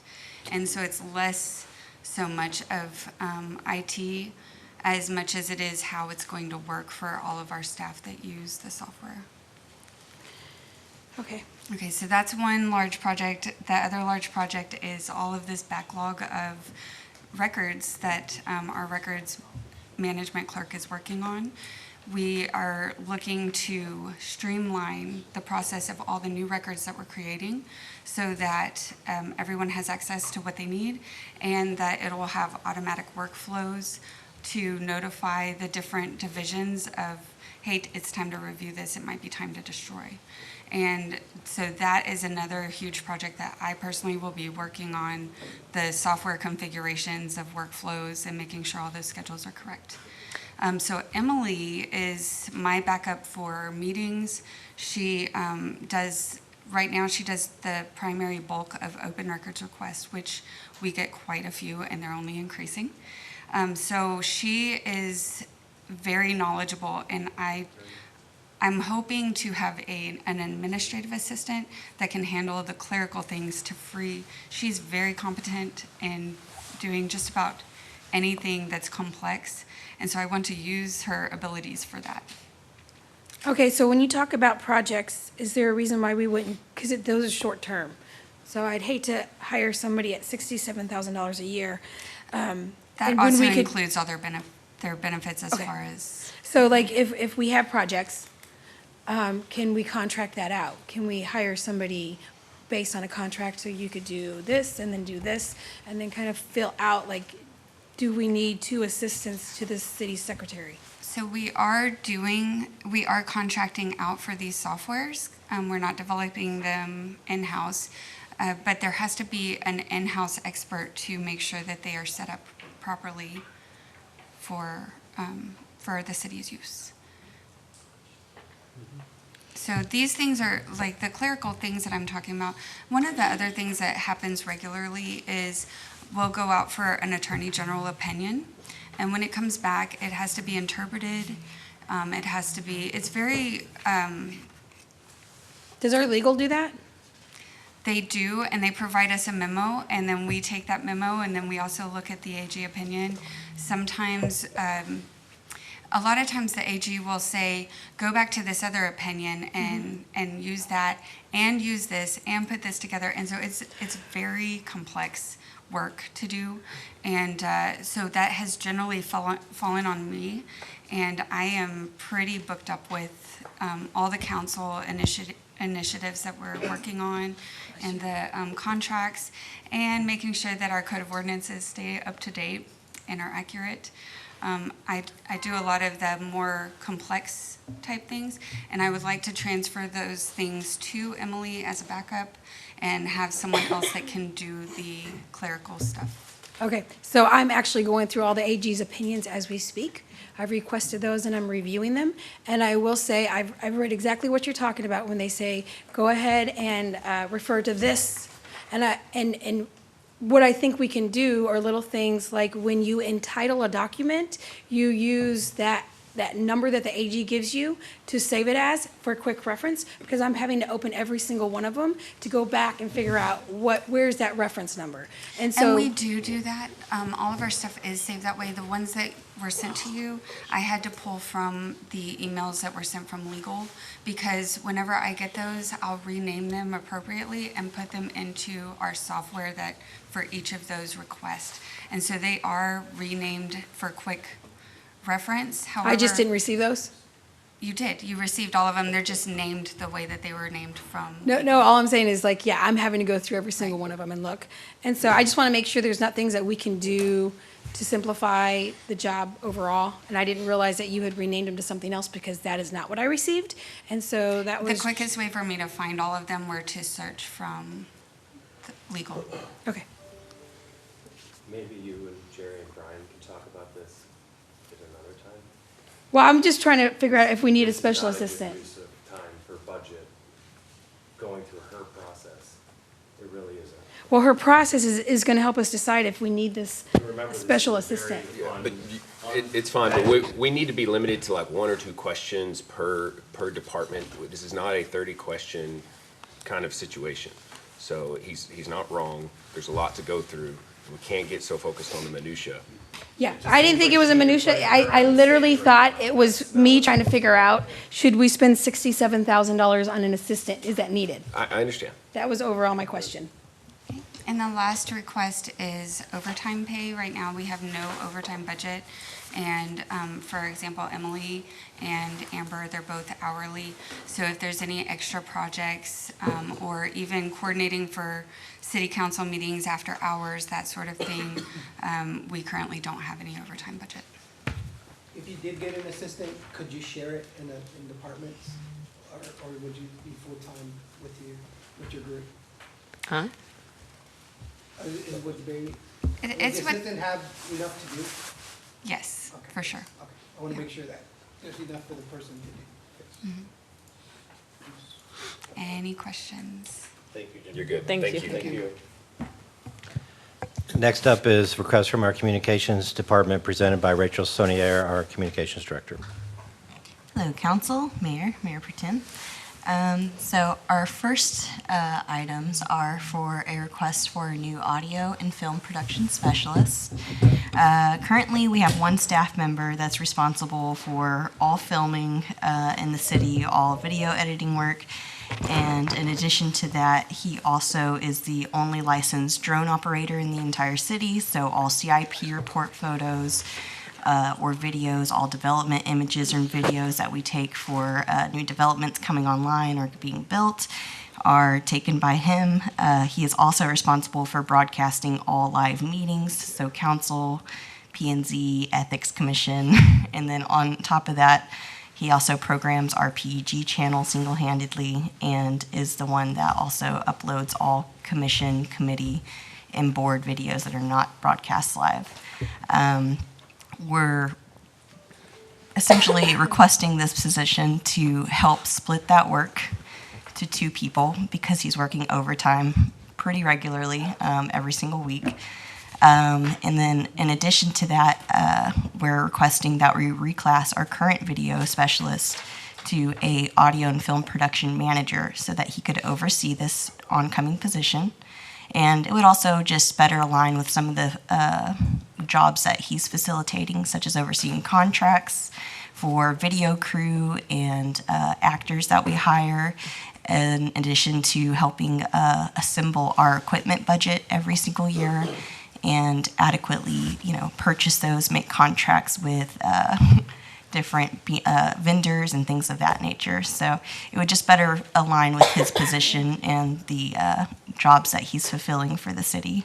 at this time as well. We're also asking to reclass our marketing and multimedia specialist to senior graphic designer. The main reason for this is that he's currently fulfilling several functions that are not in his job description, including overseeing a graphic design intern last summer, as well as one that we're looking to hire this summer, and possibly one in the fall if we have the budget for it. He also is the person that is managing, building, and overseeing all of our large advertising contracts that we have with things like Tour Texas, Community Impact, Texas Monthly. These are large advertising contracts that take a lot of coordination and oversight just to make sure that they're actually getting us our share of the market and all of that. So he's been very great in stepping up into those roles as well. And then, of course, we are also looking to up our training and conference money. So as y'all probably know, our wonderful videographer has put out a lot of work this year, and we've won 5 awards last year at the Texas Association for Telecommunications Officers. But we'd like to step it up and enter our work into the national work, and with that comes with increased fees, as well as with every submission, there's an increased fee for essentially submitting that to be in the running. So right now, that would be about $386 in addition to our regular training and conference fund to fund that NATWA membership. And then our other budget line item on here is for, it's not really an increase, it's just kind of a redivvying of the money that's already there. So as y'all might remember, I think it was back in February, our special events budget only had, our special events marketing budget, sorry, only had $10,000 in it, and that was for the entire year. But council very graciously took the brand ambassador contract that we had and repurposed that $50,000 to go towards special events marketing and advertising. We would like to see that redivvied up where we move approximately $15,000 of that to the communications department advertising and marketing line that goes towards regular events, and keeping $45,000 of that in the special events marketing line. So just redivvying, not really new funds in that sense. And I just want to point out also, with that increase of budget that we got this year, I think it was really the special sauce that got us on international news and national news for the Kyle Gathering. We were able to get a lot more contracts for Tour Texas, Texas Monthly, things like that, that really helped us get the word out far and wide and actually give us a chance to get the Kyle Gathering world record this year. So, and then our next budget line item is for an increase of $5,000 to our video production and graphic design services line. Currently, that sits at around $10,000 right now, and it has been absolutely instrumental in a lot of the video work that we've done this year. The Grinch videos, if you'll recall, we had just really great production value with those, and that was through, oh, sorry, Councilmember Parsley. Oh, okay. That was through being able to hire people for audio editing and things like that, an extra crew member to help shoot different shots, because sometimes it's just not really possible with one person on a camera and directing. So we'd like to increase that to allow us to have more photographers at events, more videographers, especially for these big events like Kyle Fair and Pie in the Sky and things like that, where there's sometimes multiple things happening at once, and it's really difficult for one person to capture. So, and then our other line items are public notices. We actually do not have a public notice line item in communications, and we kind of ran into a stumbling block this year because of that. We posted a couple of different RFPs and things like that for services, and this will actually help us not have to email Pervez and ask where we're going to get that money from for a public notice. And then you'll also notice dialogue events is on there. We actually currently do not have an events budget line under communications, even though we're responsible for 3 dialogues per year. National Pi Day is in PIE, and then National Pi Day is in 3.14 as well. So we would really like to create an events budget line that has $900 in it. That would give us about $300 per dialogue event and about $150 per Pi Day event to just kind of invest in those events and actually make them fun and worthwhile. It would only be an increase of $585 because we'd be combining our miscellaneous supplies budget line item and our miscellaneous occasion supplies line item of $315 together to make a $900 line item altogether. And then our last request is for an additional $10,368 for our audio and video equipment investments. Currently, right now, we get $21,318 per year. With that budget that y'all allowed us last year, we were actually able to, so our current videographer had been mostly using his own personal equipment that was not insured by the city, that was, to get those really great quality videos that we have. The budget line item y'all gave us last year allowed us to replace all that, and we now have all city-owned equipment that is insured by the city in case anything happens to it. Now we would like to up the quality of some of those things, so allowing us to have that extra $10,000 in PEG funds would give us the ability to improve cinematic quality by getting a 4K camera. Would get a MacBook that is actually capable of handling high video definition editing. Takes a lot of RAM to do that, and that's an expensive laptop a lot of times that are not regular equipment for a city employee. And then it would also allow us to buy a specialty cart for transportation of equipment so that it does not get damaged, because those high quality lenses and cameras and things like that are very fragile, and they require very specialty cases a lot of times to keep them safe and protected and whatnot. And those are all of our line items. Any questions? I do have a couple of questions. I'll be quick. What additional advertising are we doing to include the public notices that is not digital? So for public notices specifically, we publish in the Haysford Press. And it depends on how long the public notice is. The last two that we ran this year were each about $585 to $700. So that would give us about budget line item for 3 public notices in a year if we need them for any RFPs, RFQs, or anything like that. The communications is responsible for posting. I'm just trying to figure it out for some events that people say, I'll hear some residents, first time I hear about this event or first time I hear about that event. How can we increase budget for that type of advertising so we can you're talking about marketing advertising. Marketing, okay, yes. Sorry. It's a different thing from public notices for us. Okay, so right now we currently have, let me go pull it up, my budget worksheet right now. So currently right now in the communications department, we have kind of two, so our special events and advertising money is under actually parks because they have special events. With that, they only had $10,000 until council allotted $50,000 extra from that brand ambassador contract that we decided to not go forward. So this year, we had $60,000 for the first time ever, but it was just for special events and marketing and advertising. With that, we were able to get a Texas Monthly advertisement, digital advertisement, which got us a lot of shares and a lot of publicity this year for Kyle Fair. We were able to up our Texas tour page information that we have for special events and things like that. So that included Kyle Fair, Pie in the Sky, as well as our Founders Parade, our Veterans Day Parade, and a couple other things that we have running on that Texas tour page right now. And then we also were able to purchase a, going back to my notes. And you don't have to tell me everything. I just want to make sure that we have enough allocated to share. Yes. This year, explode the advertising for all of the events or anything Definitely. that we're doing $50,000 helped a lot. And honestly, the reclass for this is just taking $15,000 from special events and putting it into normal event advertising. So that would be our parks regular events that they do every single month, as well as our library events.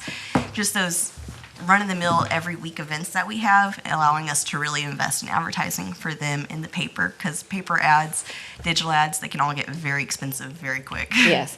And then next one will be, since we are doing these videos and we were so popular last year with the Grinch videos, can a new Grinch custom be under that would be under our, yes. So we have currently a video, so under that under the additional $5,000 for graphic design and video work, that actually includes a prop budget. And part of that would be for things like that. So. And how much do we have for that? $1,500 for props. 1,500 for. Yeah, we've talked about Grinch costume because we're kind of torn. Because we thought about doing a latex thing, but it was also very difficult. It was like our wonderful actor that plays the Grinch, he wasn't actually able to be available for every single one of the Grinch shoots. So we often had KPD officers that were not officer pates fill in for a lot of those scenes.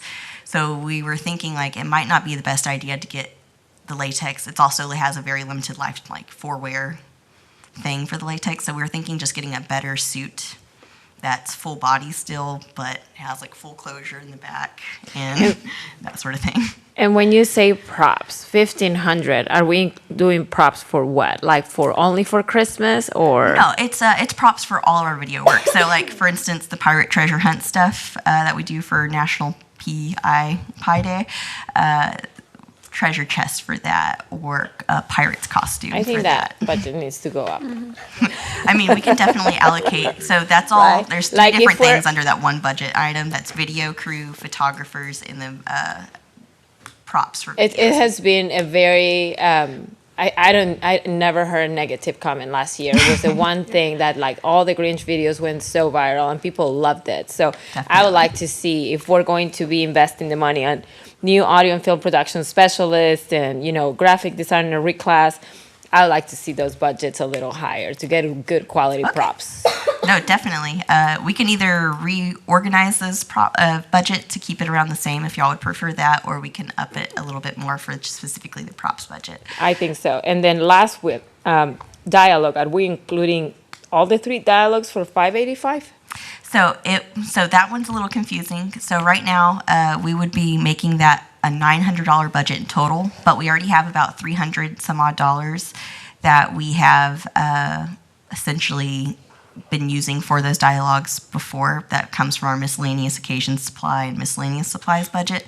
So we would just be combining all of that with the additional 585 to make an events budget line that covers all 3 dialogues for $900 plus our 2 Pi Day events that we do annually.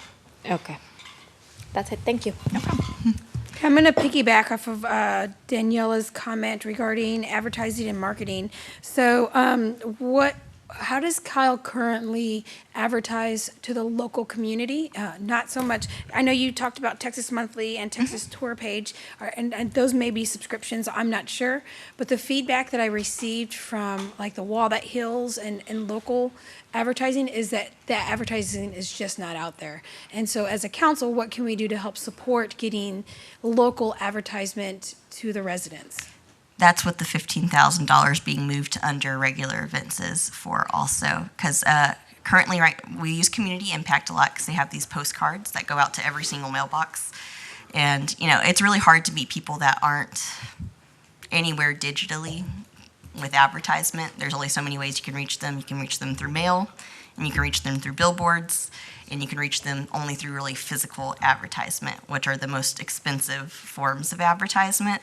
So for us, that would be increasing our advertisements in local newspapers like Community Impact and Hayes Free Press, and that would be doing things like having more billboard time, which we got pretty decent billboard time, but we have to sparse it out for things like comprehensive plan. We only get so much run time per month and that sort of thing, and things of that nature. So that's kind of what that $15,000 being moved from special events over to our regular advertising line is, so that we can kind of use that a little bit more indiscriminately for local events, such as like anything Parks is hosting, anything Libraries is hosting, things like that. Okay, so I just want to think outside the box for a minute, because Community Impact is they're not weekly. I mean, no, they're monthly. They're monthly, so that's my concern there. And I know Hayes Free Press is also they're weekly. once a week. Yeah, and so I just want to, what can we do, I guess, is what I'm asking. We've been trying to do guerrilla advertising a little bit more, and that kind of involves things like we bought chalk spray paint and made sure we got approval from KPD before we went around and spray painted so no one get arrested.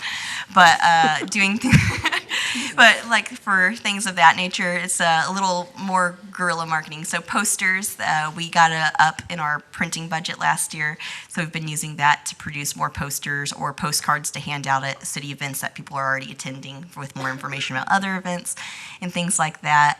That guerrilla advertising could include anything like, spray painting sidewalk notes and things about events coming up like Kyle Fair, or adding, for instance, last year for Pie in the Sky, we were able to get one of our hot air balloon artists to give us their basket for a month to promote the library in their lobby for Pie in the Sky and things like that. So we just try to find little creative ways to get, people's attention around town with physical marketing. Thank you. So would you also get more merchandise, Kyle merchandise in this budget? So we actually, I think it's a little low. I think you could ask for more money. so that's currently not under us. We help, HR actually currently handles the Kyle store, but we help them design shirts and other merchandise for the Kyle store. So we would be more than happy if we got an up in that budget. But it would technically still be under HR, but that would mean that we probably could put out more things like branding wise for Kyle Store, hats, shirts, stickers, anything like that. Rachel, on the special events that we do where we have to have robust AV capabilities, including like projecting speakers, platforms, various things, do you just rent all of that at each and every event? We often do that through vendors because we do not have the equipment in-house for projection and things of that nature, or large AV needs. So have you considered the possibility of, starting to piece together, certain We have professional actually, AV yes. stuff? So this year, we actually, with the budget y'all gave us last year, invested in a high-quality PA system. We just ordered it last month, and I think parts of it have come in, not the full thing yet. So that's one thing. And in this budget this year, it has an additional 2 speakers to add to that PA system so that we could do larger scale events. So the system that we have in-house now that we just ordered, that has 2 Bluetooth speakers that connect to it. So we could reach, it would be good for like 200-person events. But if we got the 2 additional speakers in the budget request we have for this year, that would make us more capable of projecting onto like 500-person events and things like that. And that way we wouldn't always have to rely on Parks and Recreation system also for ribbon cuttings, groundbreakings, or anything like that.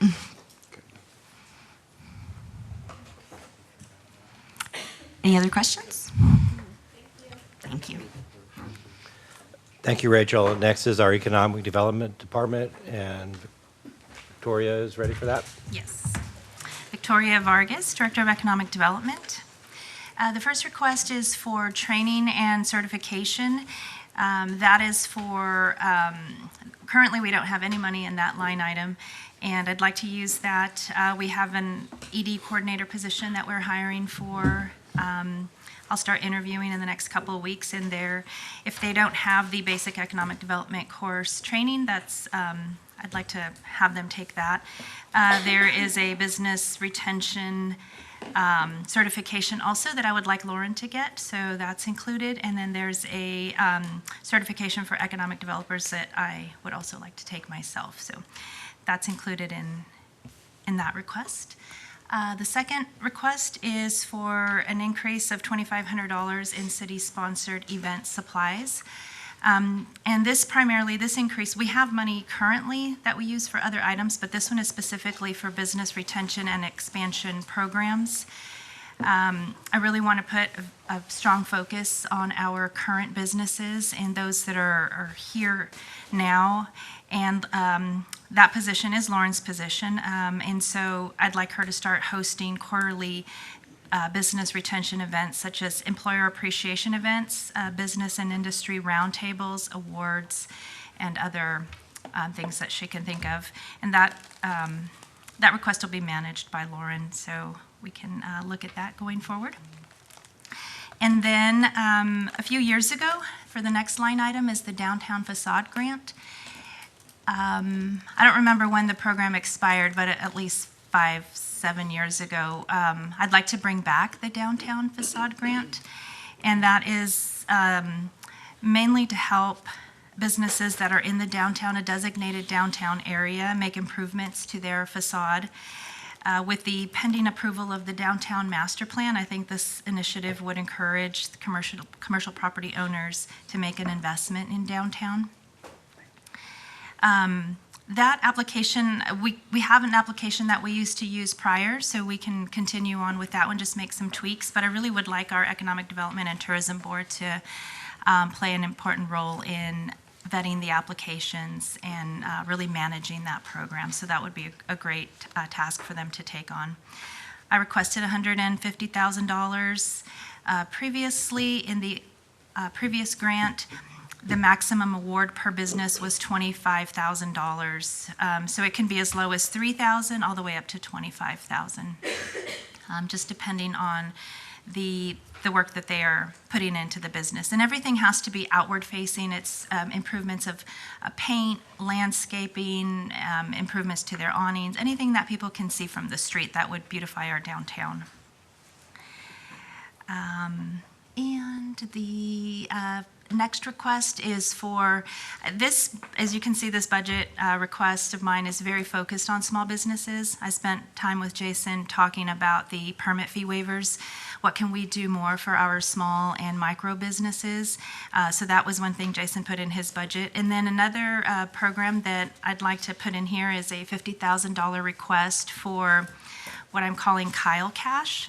There's other communities around the nation that are doing something similar, but essentially what we would do is businesses would apply for the grant, and based on their number of employees or based on their capital, their revenue, we would figure out how much they qualify for. And what the city would do is pay the business the grant amount of up to $25,000. So let's just, say a business applied. We would pay them $2,500, and then we would distribute what we call Kyle Cash for our community members to use. And so we could do that by different means. Promotional giveaways that leading up to Small Business Saturday, during the holiday season, during National Small Business Week. Depending on how we figure out how the distribution happens, we can give out Kyle Cash that's worth $25 or $50. And this would encourage the community to go and support local businesses. So they would take their Kyle Cash and turn it in, and that would encourage them to go to that business. So we would figure out, again, this is something I'd like for the Economic Development and Tourism Board to manage, the application and the approval process. This would also give them another task that I know that they would be interested in taking on. There's an application that I can share with you at a later date, and we can figure out the specifics. But again, it's just all support for small businesses. And then the last request is some additional funds in outside printing for the cash vouchers. Do you have any questions? Yes. Yeah, I love the idea of the downtown. I think it's great. My only concern is a lot of those people rent from They would need owners. to get, yes, so in the previous, when we had the grant previously, they would just need to get their, the owner to sign off on the improvements. And like Milt's used it, and when we had the Lone Star Kettle Corn used it to do like the little wagon wheel on the outside of their building. Milt's used it to do the cowboy and also to do their sign. But they just got approval from their The owner. landlord. Okay, and then when you talk about downtown, because I would really, really like to see Old Highway 80, is that what it is? I'd like to see that fixed up and to somehow incentivize, just to make it look nice. So is there gonna be like a boundary for the downtown? Yes, there's one attached that to the previous application that we had several years ago. I think I can work with planning and figure out. I think that was a question also when we were going through the downtown master plan, is like, what is downtown? What do we identify? So we can maybe coincide, our map to match what they identify. And I think that we can make a very strong support for small businesses where we have this grant on top of we have fee waivers, to do certain things. We're trying to make it very easy for them to invest and for us to help them be successful. Thank you. I noticed you don't have an economic development assistant. Like, do you need another person? Because you have not asked for another person, and we're growing fast. Yes. And we're trying to lure these businesses in retail. So just to stay ahead of the curve,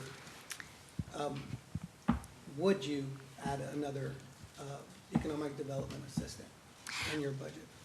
I could consider that I because think you would need it as we're moving as fast as we are. right now we have an economic development coordinator position that I'll be doing interviews for in the next couple of weeks. And that coordinator position is going to do a lot of marketing for us in, working on our personal social media in conjunction with the communications department. There is a lot of follow-up on projects that I would need a lot of help with, and there's administrative. So we have to figure out, right now, Lauren is my only person, and she's my go-to for forever. She's my backup for everything. And so I'm looking forward to getting the coordinator position online, and then if we had another administrative assistant that could do more of the day-to-day office clerical work, that would also be helpful. But you're all right. I mean, we're growing so fast, and sometimes the projects are overwhelming for me to keep up with them, as many as we have. And what we know that's in the pipeline that's coming is just going to, inundate our department, which is a good thing. But, yes. I'd say consider it and bring that back is what I would look at again. Okay.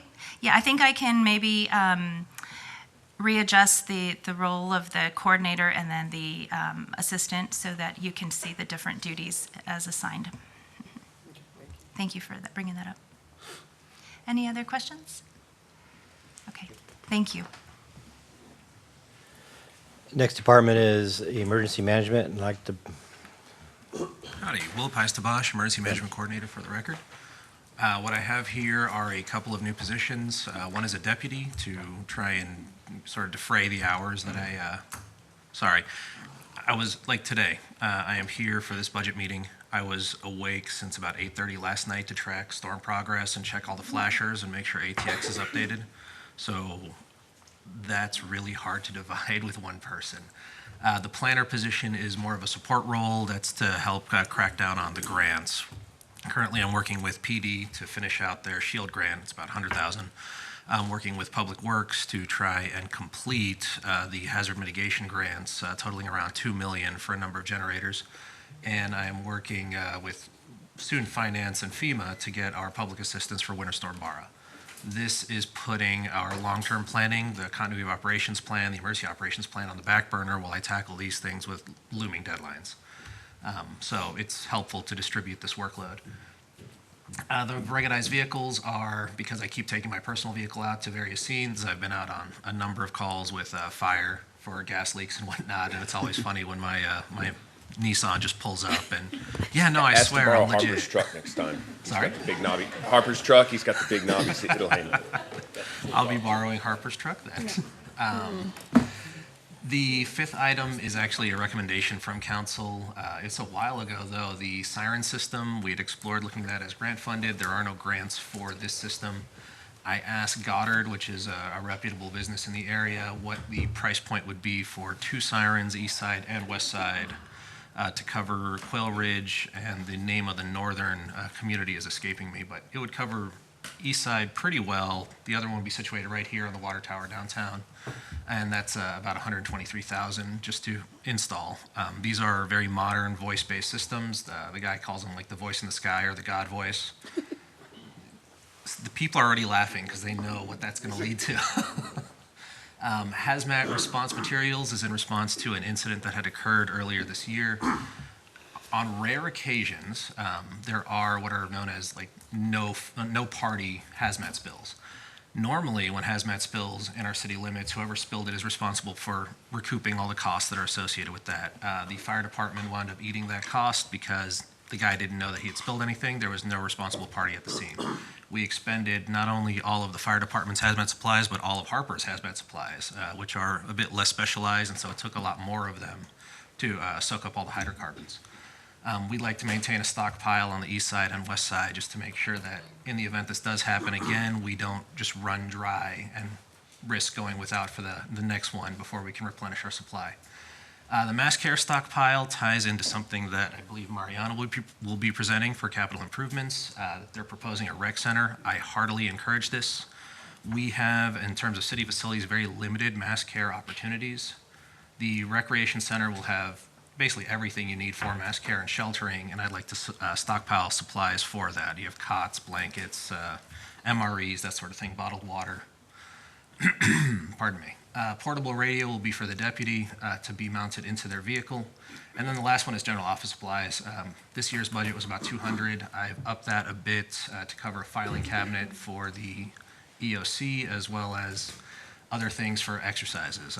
We wound up spending about $100 on just random supplies for this year's active shooter exercise. Next year I'd like to do a hazmat exercise, and I want to make sure that we can manage whatever costs come up.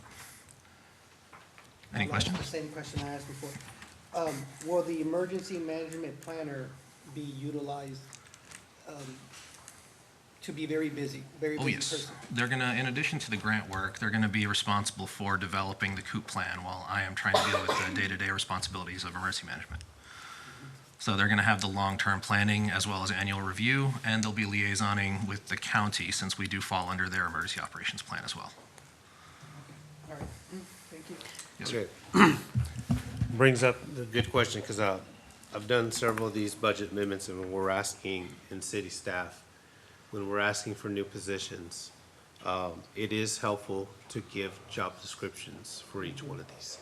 Because to your point with Jennifer saying, is the person that you have right now, are they busy enough? And she says yes. And then you go to Victoria and said, hey, I want to bring somebody on because I think you're busy, I think you're busy enough. And the same thing here. If this person comes on board, is this person going to be busy enough? We So- call it full-time equivalent FTEs? Like how Yeah, long so, will so I see that we have 42 new positions that the city's wanting. So I think it would also be helpful for us as council is when we go through each department's new people that they want, that we have just a little bit of like, this is what their job title is gonna do, this is what a planner's gonna do, and so forth. Because if we get questioned by the residents, and they say, hey, I saw your meeting the other day, I said, you guys wanna hire a coordinator for $115,000, what is that person gonna do? And I'm gonna be like, well, I'm going by what I was told in the budget. So I think it would just be helpful. I think as we do the second budget amendment or the budget talks, when we're talking about the positions that we need, and that's with all of them, including like if there's a new position, we have an idea, so that way we can say, well, could we coordinate economic development to work with the city secretary's position? Because if it all sounds the same, should we combine administrative offices? Or if it's something that's really needed, then we can actually justify the actual position. And so when we have the residents that ask us, why are you hiring somebody at $88,000 and another person at $77,000? Is the deputy emergency coordinator and the emergency management planner, there's two positions, but couldn't they do the same job? So it's just a matter of the descriptions on those things. Mayor Pro Tem, as part of this process, the department heads and division and program managers were asked to develop position descriptions for each new position that they're requesting. Okay. That So sounds good. I don't know if we have all of those, but before any position makes it into the city manager's proposed budget, there will be an accompanying position description. Okay. And then on the terrain vehicles, again, there's of 130,000 again. When the time comes again for the next budget, if there is quotes or vendors or specific type of terrain vehicles, and I guess this would also go with any public works equipment that we have at least something to go on besides just maybe generic vehicle needed 150 Ford, we can just have something to go on. Okay, I pulled these, for the vehicles, I took that specifically from the fire department for their command and control vehicles. Okay, and that's all I have, thank you. I just wanted to piggyback on what Mayor Pro Tem just said. Is there any way that we can merge those two positions and have a description of what the roles and objectives of the positions are gonna be.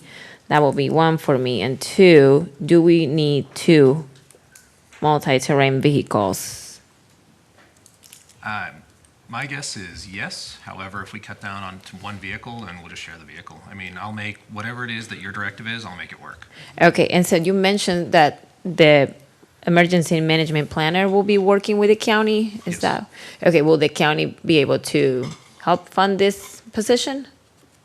They're not going to be doing the county's work, so I don't Okay. imagine that the county will be funding it. It's just to Oh. make sure that we are caught up on whatever their emergency plans are, so that we are not out of Okay. lockstep with them. Thank you.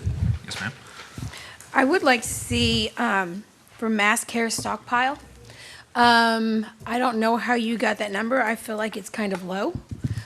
During COVID and Snowvid of 2021, I saw a significant amount of people have to go to the church, and we had no blankets, no cots. The waters, we were heavily dependent on the county for a lot of that. And so I think emergency management is just as important as having, police department. If our residents feel safe, I feel like that's more important than a lot of the other things that we're trying to offer. So just to make sure that that mass care stockpile is a justified number, because I wouldn't mind seeing, I don't know what cots and blankets and MREs and water, the cost of that is, but, That's just the cost of 2 prefab units that fit into a giant rolling storage container. I literally went online to one of these vendors and just said, I want 2 of these for 112 people, and threw that cost on here. okay. And I appreciate that. I brought to the council, I was hoping to get some kind of shelter for the people who live in the modular home communities. And so I'm all about, what can we do to be proactive and making sure that we keep our residents safe. Yes. And so for items number 1 and number 2, I guess if you could just bring to us what other cities are doing, I would be interested to know what that is. You're in almost 3 years, you're the first emergency management coordinator I've got to meet and work with, so I'm not sure what other cities are doing. It would be nice to know comparable growing cities would be nice. Yes, I got these costs as well as the position descriptions. Sandra helped me out in just taking what our surrounding cities pay them, what their job duties are, and I just copy pasted it so they'll have identical duties. Okay, but surrounding cities do have both of those positions? Okay, all right. San Marcos, I believe, has a staff of 4. 4? And right now, you're just a staff of 1? Yes, ma'am. Okay, so that is a concern for me. Also, I do not want you driving your own personal car. And for sure, I think we need 1, but I think it's going to be hard if someone's working with the county and then there's an emergency for you not to use your car. I think a minimum of 2 makes the most sense. If you're a 1-person department, I can understand 1, but if you're going to have other people in your department, if the city would like to see that grow, I think 2 is reasonable, in the sense that if they're somewhere else and you're somewhere else, to avoid you or somebody else get into their own personal car and then drive to that. Yes, ma'am. This was born out of actually last year's budget cycle. I had come to you immediately after a school was evacuated on the east side of the city. I was in Austin, drove my personal vehicle down. 1, it would have been easier to navigate traffic in an emergency vehicle, but 2, having a deputy local with their own emergency vehicle, because the first thing that happened when I got there is I was stopped by the sheriff's deputies. They did their job. Yeah. So if you had an emergency vehicle, would you have lights on it to help you navigate through traffic? They are fully kitted, and that's what the quote reflects. They're kitted the same as So this is not just a regular run-of-the-mill truck that you're going to get from a dealership. Correct. This is an emergency vehicle which will help you get to where you need to go faster. Yes, ma'am. All right. All right. And then, will that need to be added? That will be your own vehicle, because if you're at home and there's an emergency, you're going to come to City Hall, pick up the car, and then go to the emergency. That, I had asked James Earp when he was still here. The city has, I guess, a somewhat vague policy on that, so I honestly don't know until that policy is clarified, if a vehicle can be a take-home vehicle. Yeah, that's something that we will need to then discuss if we are going to be approving this vehicle. Okay, thank you. Thank you. Our engineering department is next. Leon Barber, our city engineer, will present. Good morning, Mayor and Council. Leon Barber, City Engineer. I'll go over item 1 and 2, and then I've asked Kathy Raker, she's our Stormwater Management Administrator, to help me with item 3 and 4. Let me start off with 1 and 2. Right now, we have 10 budgeted positions. 9 of those were filled. I'm still struggling to find the assistant city engineer. We've had 4 really great candidates, and the companies I worked with either countered, they didn't want to move to the area, they were hired by other firms. So we lost 4 really good candidates that we've already gone through and looked at. But we're still looking. This engineer and training position that I'm requesting is, we already have a person doing something similar to this position. Several years ago, we purchased some very expensive software for water modeling and wastewater modeling. 10 to 15 years ago, when developers came in or subdivisions came in, and there was an 8-inch line or a 12-inch line, water line or wastewater line nearby, if they needed to know if there was capacity to tie into those lines, not a problem, 10 to 15 years ago. We can't do that anymore. The lines are starting to fill up. We're running out of capacity.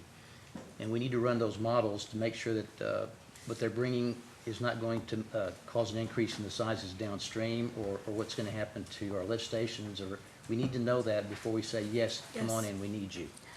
And we want you here. Right now, we have Asmita Dahal. She's been with us a little over a year. When Asmita started with the city, I expected and hoped that she could handle the water model and the wastewater model.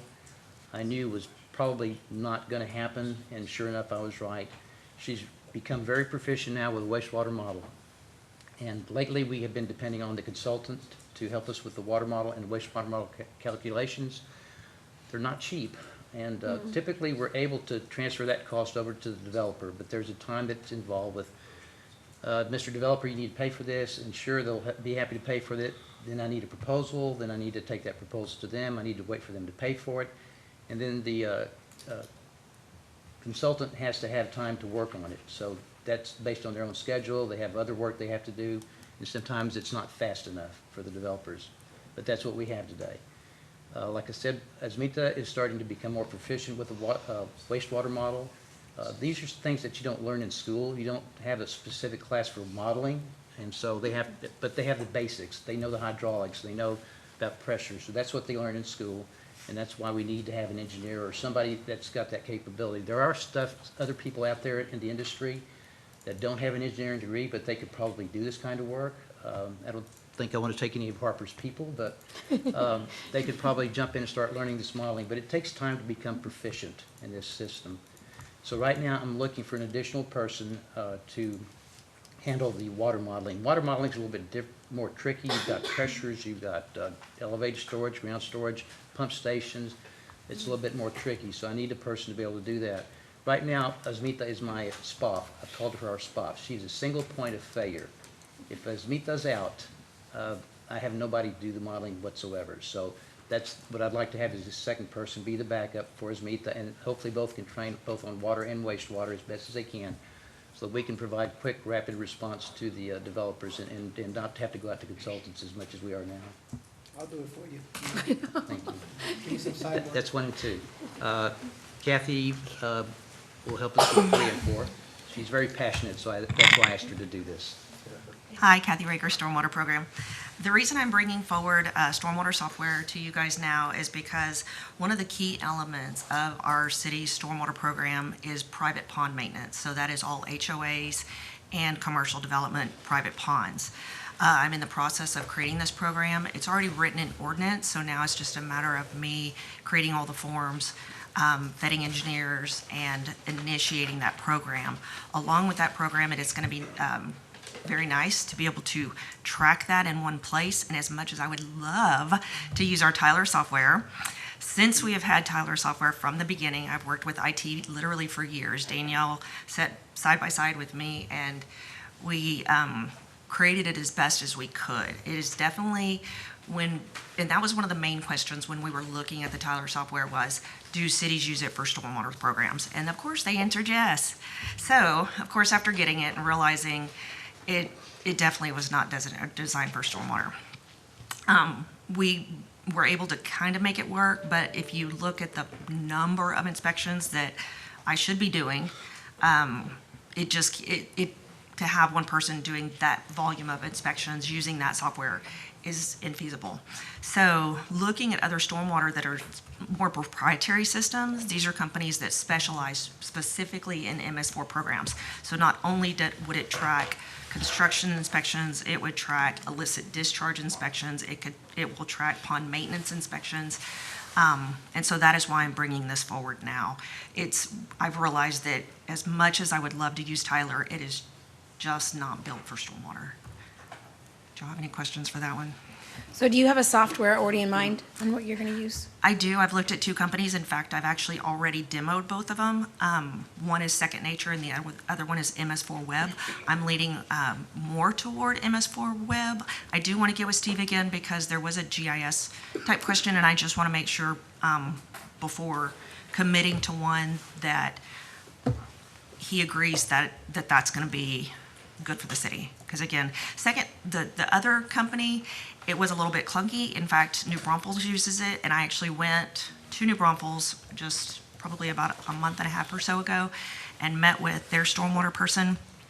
And because I was curious to see, him use it actually, because that was another thing. Watching somebody actually use it is way different than having a demo done by a company. Of course, they're going to sell it to make it look perfect. So I actually went and I met with New Braunfels. And unfortunately, it reminded me of Tyler. He was like, well, we have to do this workaround, and they're trying to fix this, and they're doing this. And I was like, I've already dealt with that. And so it kind of backed me off of Second Nature. MS4 Web has actually given me the rights to just use their software. I've actually had an account, and they're like, no, we want you to use it. I haven't put too much into it because, of course, I wanted to present to you guys and make sure that I get approved for spending before I put a lot of information and time and energy. And part of that $10,000 too is them actually helping us set it up. Just them actually inputting in a lot of our data. So that's included in that $10,000. Okay, when you try this out, I remember taking a ride with you and Harper when I first got elected, and I saw that it was hard for you to go to different places and say, I gave them a warning. You couldn't do that, and so that cuts out on the fact that you're able to document that. Correct. And so if you do decide to go with the MS4, I would like to see software where you can easily access it and provide that information not only just to the developer but also to the city and to maybe I think the state has to be apprised of it as well. Well, that is one thing because I have not been when you were out in the field with Harper and I, we drove around and I actually do that a lot. I'll drive by a construction site. I'm like, ah! So I immediately pull in and I go up and I'm like, you need to have this fixed by tomorrow at noon. Here's the requirement.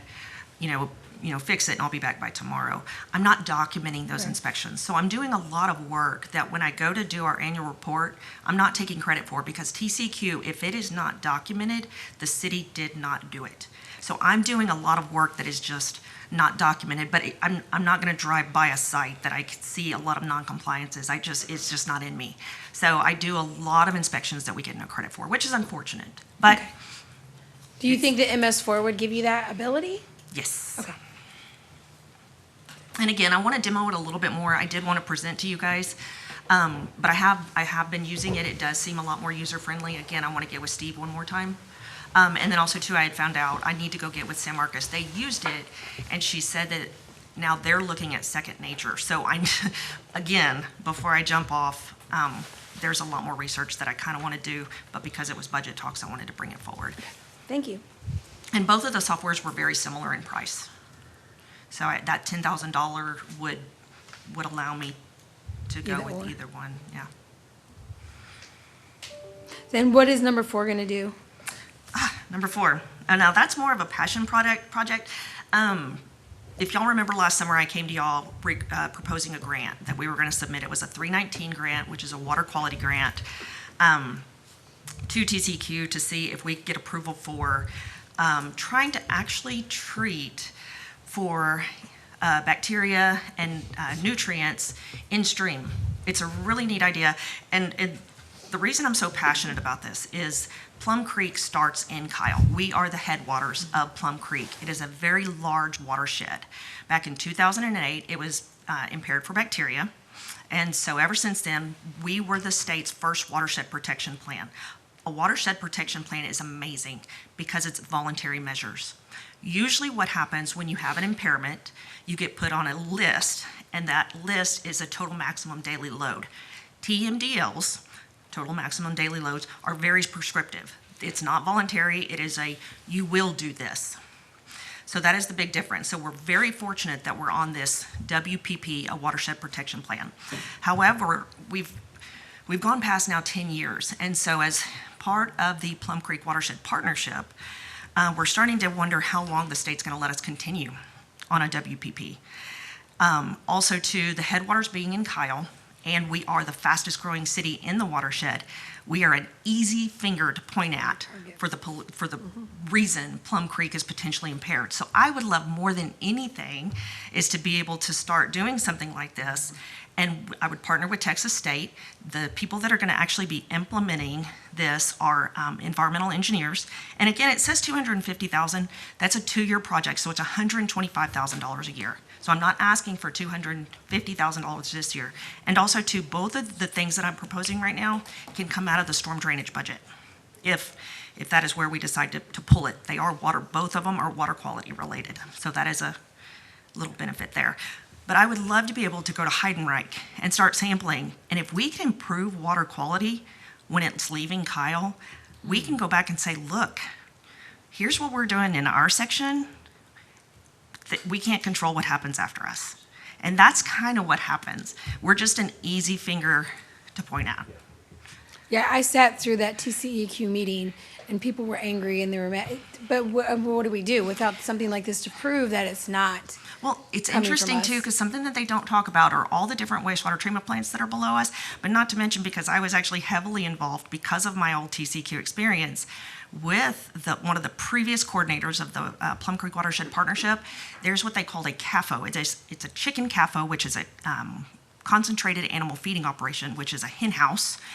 And they actually discharge their hen waste into ponds, and then in the event of rains, they can discharge that waste. They're not supposed to, but this CAFO was. And I actually worked with the Watershed Partnership, and I was like, no, because I've done those inspections before. I'm like, just because the permit says this, they cannot do that. So then TCQ did go out, and they did get violations based on the information I provided. But they don't tell you that those facilities are downstream of us. And so there's a lot of other impairments that are going on. But again, we're just unfortunate that we are the headwaters, and we are the fastest growing city in the watershed. Thank you. Mayor and Council, I had one more thing I wanted to mention. It's not on this list, but I've really struggled with this particular item that I wanted to add to the budget. But last year, we had $130,000 in our budget to update the wastewater model. And one of the things that we did with the consultant was that we gave them all the information on the newest developments, all the new subdivisions, all the new GIS information they needed to plug into the wastewater model. And one of the things that was required as part of that update was they needed to put some meters in the manholes so they could measure the inflow and infiltration into our system. And jokingly, I said, it's going to stop raining, and I'll be darned if it didn't stop raining. So those meters were in the ground for 4 to 5 months. We did not get any rain whatsoever. And so, in effect, we spent a bunch of money, we updated the system, but we didn't get the most critical thing that we needed. When you design a wastewater line, you need to design for 2 things. You design for your dry weather peak flow. That's just what the normal people put into the sewer system. But you also need to design for your wet weather flow, because whether we like it or not, our systems are not perfectly sealed. Water does get in through the from underground, and also from open cleanouts, open manholes. Water gets into the system. So we have to design for that. And we can use rough numbers to estimate that. City of Austin, for example, uses 750 gallons per acre. You know, we can use that number, but we really need better information, and we need to know how our systems are reacting to whenever it rains. And every time that we do have rainfall, you can check with the plant folks. The plant does have an increase in the flows into the plant. And so now instead of treating sewage, we're treating rainwater, and that's not a good expense to have out there. So I did talk to the consultant. They have gone up on their prices, you would guess, and so now I need another $100,000 on top of that to get that done. Again, like I said, I've struggled with this because earlier this year we thought we might have a chance to do that again, and I said, no, it's just not raining. So here it is now. We're getting all the rain that we can get. And so I want to try to, again, next year, again, I really do that with crossed fingers and hope we get, from what I understand, La Nina's going out, El Nino's coming in, so I'm hoping that we do start getting some rain. So when we do this wastewater model, we'll get better data for our system, in our wastewater modeling system. And that's it for me. Any other questions for Leon or staff? Next is our environmental trades. Quick question, super quick. You said that we had budgeted for 10 positions. We have filled 2 of them, right? We have Or did I 9 not? positions filled, we have 1 vacancy. Oh, just 1 vacancy? Yes. Okay, and we're good. Thank you. It's the assistant city engineer position. Okay. Next up is our environmental services and trades, and Chance Pettier will present. Good morning, Chance Pettier, Environmental Services and Trades Division Manager for the record. Currently we're looking for 3 new staff members to help fill out another truck that we have. We've got divisions separated into beautification and right-of-way, and we needed just a few more to fill out 1 more truck, as well as another gentleman to help downtown. We have currently 1 staff member downtown who takes care of any of our watering or any cleanup downtown, trash waste downtown, leftovers from anything over the weekend for Monday morning. So he's by himself on that one, so we'd like to help him out. Of course, support costs for that. We're looking to reclass 8 members that have been with us from the beginning. A lot of training have gone into these gentlemen.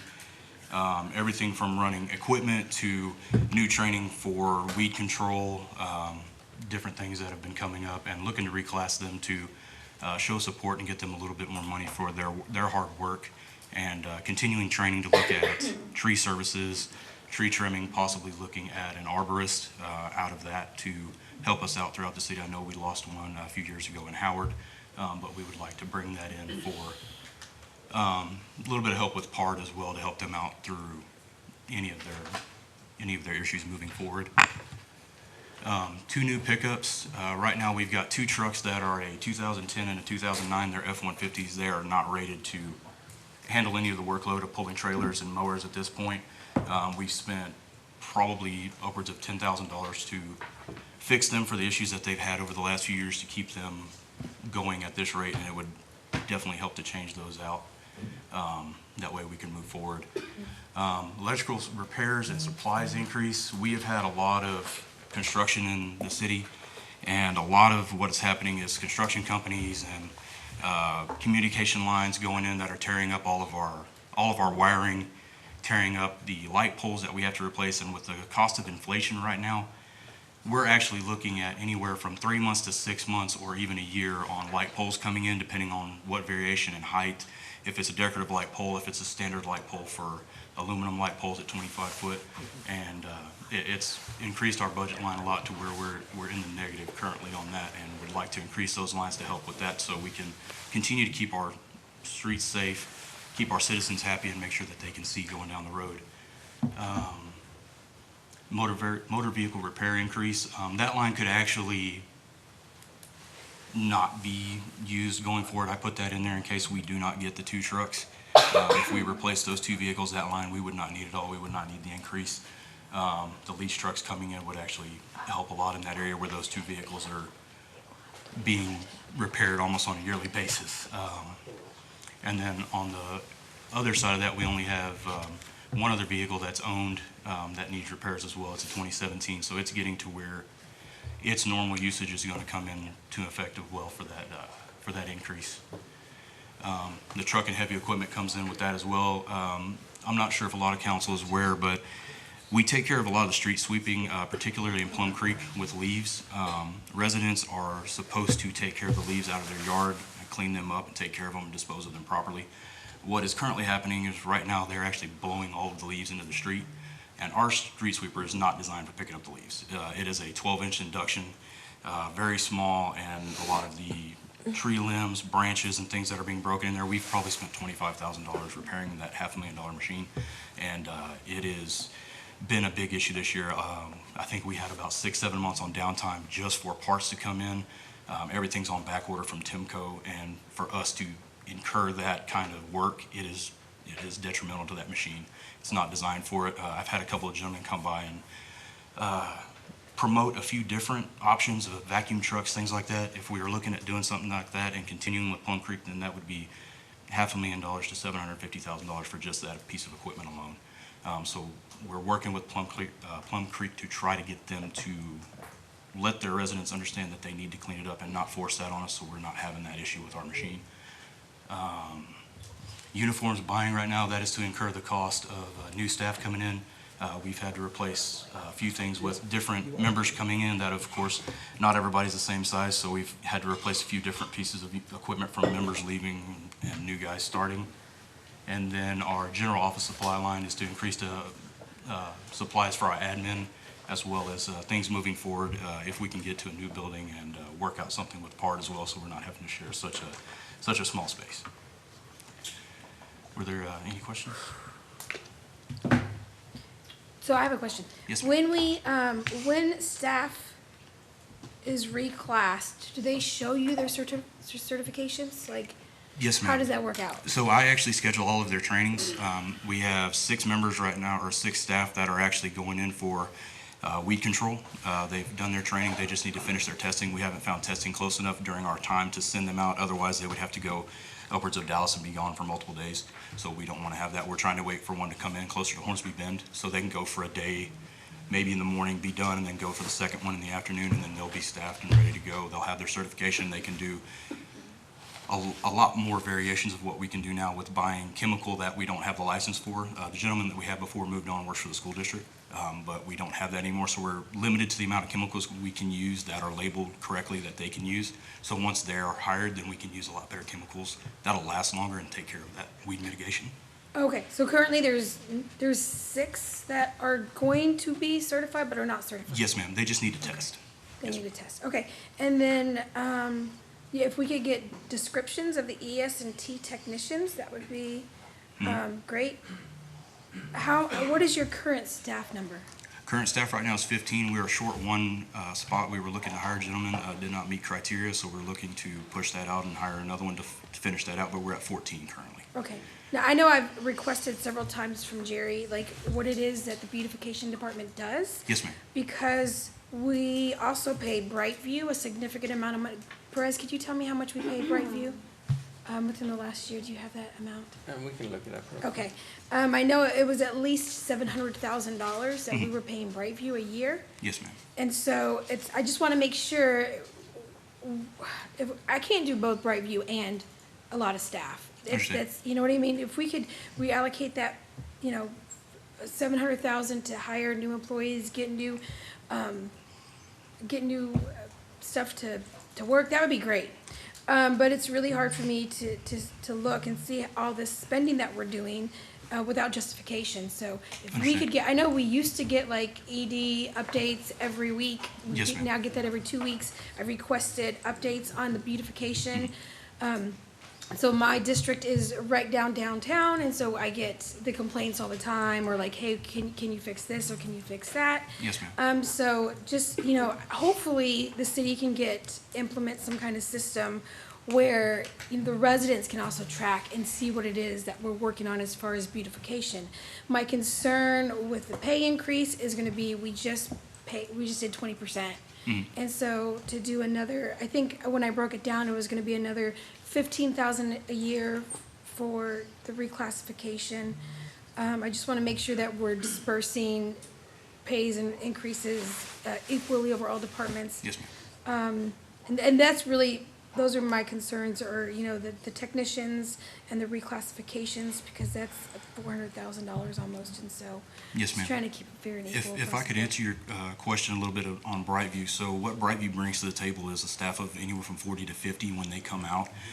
They house a lot of equipment that we do not have. If we were to implement that kind of staff to come here, I would love to have everybody under me and control it in-house. That would be fantastic.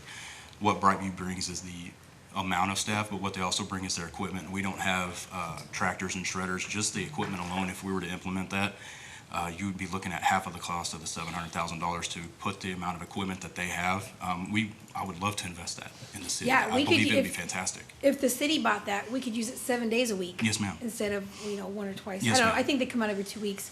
But if we're looking at, $700,000 a year, just 2 years, that's $1.4 million. Yes, ma'am. We could get whatever equipment I think the city needed. Yes, ma'am. As long as it's maintained and kept right, and also to include staff. Yes, ma'am. And so I just want to make sure we're not spending in other places where we can in-house it. Yes, That's ma'am. ultimately my goal. Oh, yes, ma'am. To be clear, and the reason it started out that way is when we first started with staff, we were at 10, 12 people, and we actually split between Public Works and Parks. So we actually took staff from those areas. And Mr. Earp, before he left us, that was his vision, was to help us out until we could get to the point where we could incur that and take that cost in, because I honestly would like to be the point where we have staff that takes care of our section of 35. I manage that contract as well, and those two contracts are actually going out for bid here shortly. But what I would like to have is that in-house so we can actually incur the cost, because going forward, we actually have a CIP in motion with TxDOT to take care of a lot of implementation from the gateway sign at Home Depot at Windy Hill all the way to Yarrington, to where we're going to be incurring a lot of that in the roadways, and we're looking at pushing that forward in 2024 with TxDOT. So I would like to have that. A lot of the infrastructure we're looking at problems though with that is we don't have irrigation in those areas, and so a lot of that cost on TxDOT will be in the beginning, but after I believe a 2-year turnaround, we're responsible for it. So there's a lot coming forward that I would like to have the staff to be able to handle that, and the infrastructure to be able to obtain that and keep it going. Okay. Yes, I mean, I think it's great information to tell us that we have 2 years to prepare. You know what I mean? If TxDOT's going to do it for 2 years, that gives us 2 years to financially prepare for that kind of. Yes, ma'am. And if we took that money from Brightview, we could definitely incur that into where we have staff on a daily basis checking these areas, keeping it down, keeping trash down. Right now, I've got that staff allocated. Right now, it's only 4 members that are taking care of our beautification side, so our gateway signs are coming online to be planted right now. Some things in that contract that I'm looking through with Brightview to help us out, as well as the PAC. The PAC was added onto that, so that comes into the incurring cost on that with tree care, irrigation, and things like that. We're looking at improving the sign at the PAC, as well as the surrounding areas in there, and the medians that are basically bare right now with grass and weeds to rocks. So all of that is incurred in it, and we're looking at pushing that forward and upping what we're doing at the beautification gold standard. Okay, so when we talk about things, and I think this is going to be really important, when we talk about like the PAC, that's right next to the Heroes Memorial, and I want to make sure it's a very defined, this is what the beautification department does, and this is what Parks and Rec, I guess, what they do. Because I know they're in charge of the actual park, but then it's going to kind of get skewed and confused when we do the PAC as well. So I think a more defined area, even for me, for each department is going to be really helpful to figure out what it is everybody is responsible for. Yes, ma'am. To even include the Brightview, because right now I feel like it's everywhere. Like, Yes, ma'am. everybody's everywhere. I have no idea who's responsible for what. I don't know who, so. I can definitely help with that. I can get that to you. And I know we were given the monthly updates before. We had some changing with a lot of staff going on and trying to fill those positions. My admin, we're actually working on a better program to push that forward to council. So we're getting anywhere from a bi-monthly to a monthly update. So you get pictures and slides of what's going on, what we actually incur. And I have a new map coming out that I'm working with Steve with GIS to actually show what the delineation lines are and what we take care of and what everybody else takes care of. That way you have an idea. I had my hand up. I'm sorry. Is there any way that we can try to limit the amount of discussion per item, because we're never gonna finish this meeting? So if we can maybe do 1 or 2 questions per person, that would be amazing. Max 10 minutes. That will be. And then, quick question: is there any reason why we have leased and not owned the Chevy trucks that we're asking for? The city moved to enterprise leasing to where we're not incurring that cost in the beginning. I believe it's on 3 years now, if I remember right. Okay. Pervez, is that correct? If it financially makes sense, that's all I need to know. Yes, ma'am. Okay, thank you. It's a lot lower, and we get a turnaround in 5 years on the truck, so we're not incurring that. Thank you. Push. Yes, sir. Brian, the 311 program that you had talked to us about a while back, and I maybe should have asked this during the communications section, but I'm not sure. I didn't think about it until she was bringing up projects and the status of projects. Where could that go in our potential budget for next year, if that's something I'm not going to speak for, I guess I am speaking for everyone, but I won't. I at least would like to see. Is that the question you're asking? Yeah, is it something that we could look into for next year? Yeah, absolutely. We can certainly look into it. It's something I definitely want to consider. I'm not sure if that's going to be the first thing that we look at right out of the gate, but I've got some basic ideas of what the costing would be.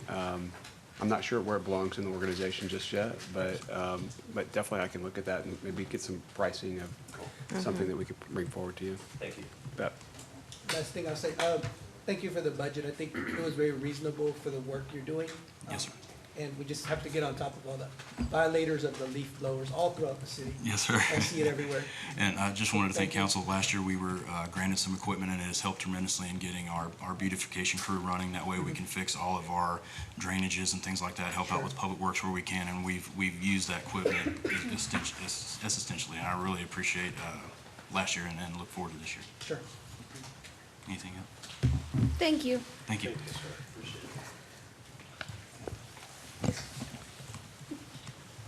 All right, next up is our facilities maintenance program, and since our manager for that program left last month, I'll be presenting this. And I also want to add is we bring on the new facilities manager, which we expect to do interviews next week on.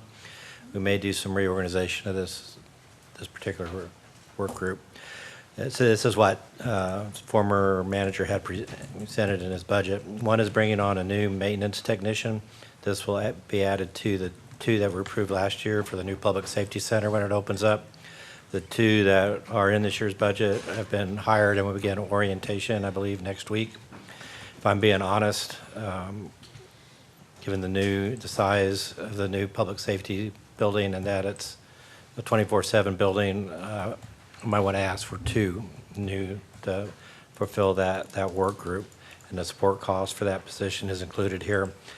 We reclass one maintenance technician to a supervisory position. This goes back to a dedicated crew for the public safety building. So we'll want a supervisory person for that crew. A new Ford Transit van that will be leased. The one-year cost for that is included. Right now, they're working out of a tiny van. They've been doing that for a long time, and it needs to be replaced. So we put that in the budget. A 26-foot scissor lift and trailer. We're constantly having to go out and rent a scissor lift to do the various maintenance projects around town and city facilities. It's time that we owned our own, so we don't have to go out and lease it all the time. We have one more HVAC unit at City Hall to be replaced and two at the library to be replaced as part of our rotating maintenance program, and also 5 new condensers at the Public Works building, totaling $254,000 in round numbers. So any questions? All right. Next up is Financial Services Department, and Pervez Mohit, our Finance Director, will present. So for the Financial Services Department, I have a couple of items that are placeholders. And the reason I say placeholders is because I haven't had the opportunity to talk to our new city manager as to his insight of the finance organization. So number one priority organizationally, and you'll hear this common theme from every city department. As the city is growing, each city direct delivery of services are being impacted and they need more positions. The support departments likewise are also feeling the pinch because we're growing so fast. So for the finance department, our number one priority, if we had the space, that is the limiting factor for the finance department, is office space. We are absolutely out of space. So you will see we're moving equipment into the hallways. You will see equipment getting into the executive session room. That's because we're just short of space. So organizationally, finance department should have a city controller by this time. That's number one priority. Throughout the city, we're beefing up the organization and adding an assistant director position in each department, especially the larger departments. So our request includes a assistant director position as a placeholder. And number 3 is the support cost for those 2 positions. Number 4, 5, and 6, these are budget line items that we will be proposing definitely in the proposed budget. Number 4 is to reclassify a position within finance that would respond to our business needs as we're growing. Number 5 supplemental increase to our audit fees for next year. The city charter requires that we rotate our independent auditors every 5 years. So this last audit was their number 5. So we will be going out with an RFP, bringing the selected auditor to council for consideration and approval sometime this summer. Because we want the new auditors to be on board by the time we adopt the budget. And the last item I have is for investment advisory fees. As our bank balance increases, we have more investments and types of investments. So those fees are based on a percentage of your investments. So those will be going up next year. Any questions on the finance department? Thank you. Yeah, so the assistant finance director looks like it's going to be paid more than the city controller. When you bring this back, can you have like the job description so we can? Definitely. Okay. Definitely. And just to be clear, I'm going to continue to ask questions because I can ask them now or I can ask them later, but these are questions that I feel like need to be asked. And so we're going to have long meetings, whether it be now or next week or the week after that. Hopefully, the next one goes by a little bit faster because I am more informed. So this next slide, I am bringing these items forward because these are non-departmental items that are not particular to any specific city department, but they affect citywide. And these are preliminary estimates at this point. Number one, as we touched on earlier, we're going to have to increase the incentive, the 380 incentive payments for next year by approximately $300,000. That's our current estimate. The 3 projects that will be significantly increased next year, the HPI agreement, the ENF agreement, and the Costco agreement. We'll see material change. Go ahead. No, keep going. I just see the credit card processing fee.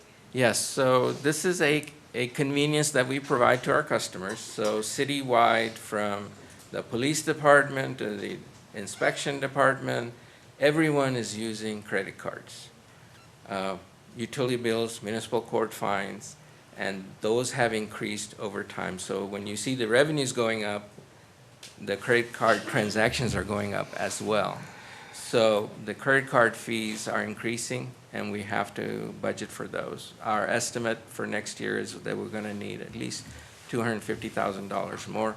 Not all of it will be on the backs of general fund. Some of it will be allocated to the water utility, wastewater utility, storm drainage. Is that when the city uses credit card fees or credit cards? I'm just confused because when I paid my bill, my water bill, it always charges like $2.50. Yes. So is that the same thing? Yes. Okay. That's because the city is charged when you first swipe through the portal, and then on the back end when the money goes to the bank.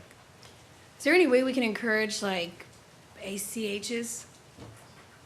Because I think that has a smaller fee, doesn't it? Or Yes. if any. No fees. Okay. E-checks. Those are all available to our customers. Can we push it? I don't know if they understand that. That will take more time, though, for us to get the funds available, though. Oh, does it? Yes. Well, ACH will clear faster. E-checks will clear about the same time. Okay. But we provide all those options to our customers. Okay. Some of our customers prefer using credit cards because they come with points, mileage. Number 3, solid waste charges next year will be increasing based on our contract with TDS. It's increasing by 2.5% approximately, so we have to account for that.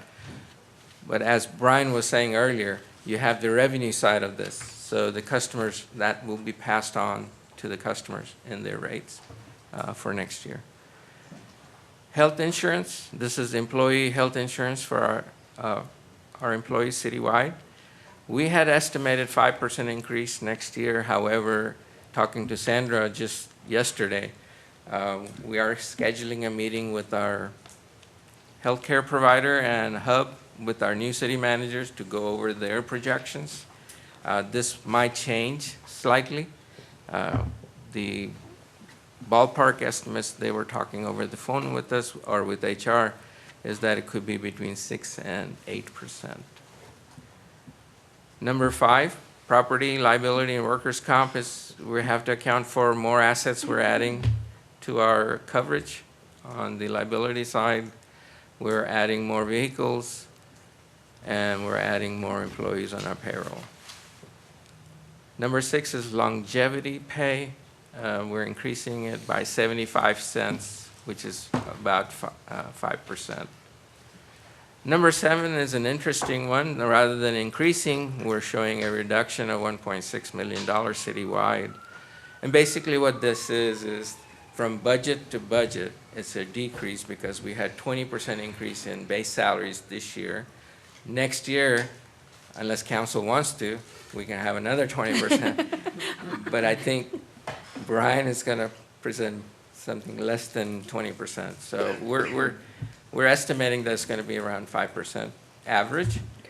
So net reduction of $1.6 million. So overall, we'll see a reduction of about $640,000 in citywide items.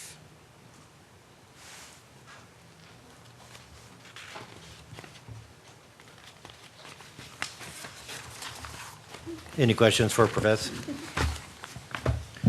Next up is Sandra Duran, our Director of Human Resources, presenting her budget request.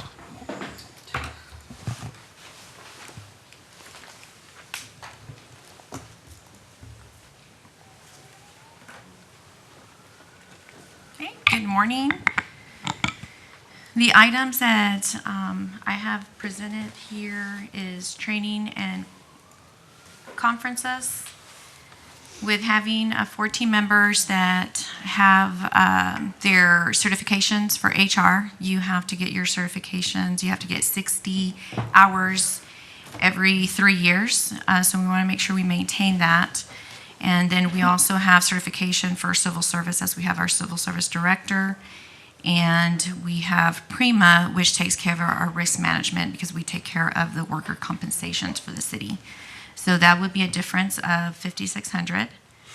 And then we're asking for our membership to go up by $1,000, also to cover the memberships in these different associations, which is for labor relations, SHRM, which is human resources, Texas Municipal, and for PRIMA, which is the risk management. Medical services and drug testing, we are right now currently in the negative. So we need to add more on that. We go back and forth with the medical services and the new hire line item. So that has helped me be in balance with the budget. But as we add new positions, we have to put them through work steps. Work steps assesses the position to see what the physical requirements are. And that helps with the job description, but also be able to do any pre-employment assessments to see if they can physically do the job without the reasonable accommodation. Advertising, as you know, right now, that's the big focus on hiring. Everybody's advertising everywhere they can. So we want to continue doing that. We want to continue participating in all the job fairs that we can, and those do cost. And with having job fairs, you need to have promotional items to, try to gather people around your table and ask about the city of Kyle. So we're asking for an additional $5,000 to go to the advertising budget for the recruiting budget. And then training services, that money goes to training the whole city, everybody in our organization. And this year, we're asking for additional $4,000. We will continue doing the annual employment law supervisor training every year. We have done organizational culture and colors assessment, but 2 of the ones that we haven't had that I keep getting recommendations from supervisors is project management training and customer service, so how to de-escalate any issues that we have with our customers and our citizens. So that is well needed. So that is part of the request. $5,000 additional for testing and certification. That's all KPD.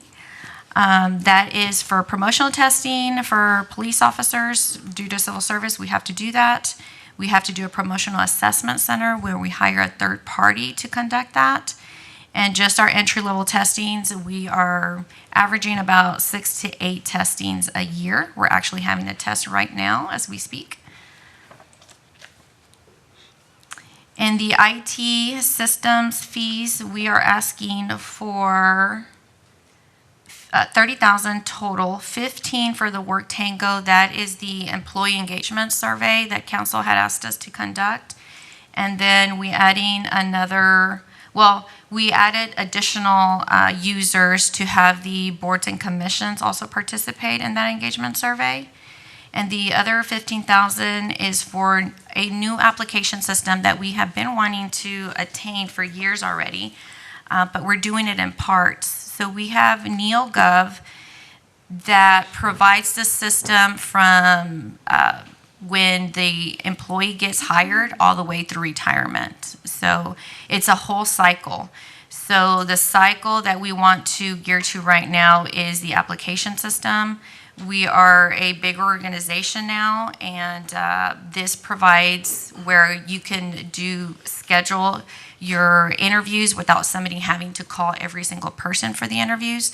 So that would help the total organization on that. It helps with job descriptions. It's just very automized, and all the major cities around us use that. And so we can also share information like salaries and job descriptions. General supplies, we're asking for $1,700. Last year, for some reason, it was cut, so we just want to recoup that. We were left only with $250. And we've never had a food and meals budget, so I'm just asking for $500 on that. And as usual, for the last 4 years, we've had budgeted $150,000 for our parity pay. So every year we conduct a survey that we do with the comparing cities of Leander, San Marcos, New Braunfels, and Pflugerville. And we'll go and do different classifications and see how much they're paying. And if we need to do any parity pay, that's the money that we use to try to keep us in par with competing cities and being able to hire the best people, the best qualified people that we have. Do we have any questions? For the employee engagement survey, Yes. I know it was already given out this year. Have we gotten those results yet? Yes, we have, and they've been shared with the department heads, and we're just waiting for Mr. Langley to join the team so we can share it as an organization. Okay, so what is the $15,000 for next year for? For that, we're going to continue having those. Okay, all right, thank you. So are we going to be doing a yearly survey for the employees? Correct. Okay. We're going to do another one in 6 months. That's going to be a lot shorter to engage. Have we improved in any of those areas that we scored low? I would like to understand, and that might be a question for later on, how the employee survey goes and if each link is the same for everybody, if those links can be tracked. But I've heard feedback that some employees may be concerned about staff knowing, what link was sent to who, and if they can be really truthful. Yeah, we communicated the to all feedback. staff that this is a third party. That's why we're paying this much money. Work Tango handles all that. Okay. I don't, so there is no way of us to try to find out who answered what. Okay, and then what was the, how many employees responded to the survey, a percentage? We had 76%. Okay, thank you. Yes, you're welcome. Now, if you did that by department, and there was a department of 3, would it be hard not to know who that person was? The results are masked where you can't tell. So, for example, when Victoria went to go look at her results, she had no results, right? So her department got gathered with other departments that were below 5. So then how do we know where we need to improve? Well, if it needs to be confidential, we cannot know in those little departments, but we will know that Victoria was put together with HR and IT, and 75% of their employees said they're satisfied with their supervisor. Those are the things that you can know and you can assess, and you can go down and drill down to the different questions. So then we would put an action plan together for those 3 departments to work on whatever they scored low on that. Okay. Well, number one, if you don't mind just sending me a follow-up email of the training and the conferences that you're looking at next year. Yes. Thank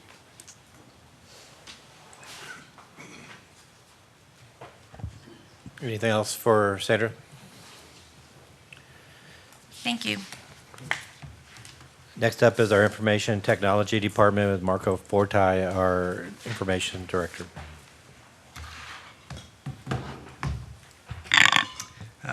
Good morning, Mayor and Council. So the following that you see is the information technology budget request needs for upcoming year fiscal 2024.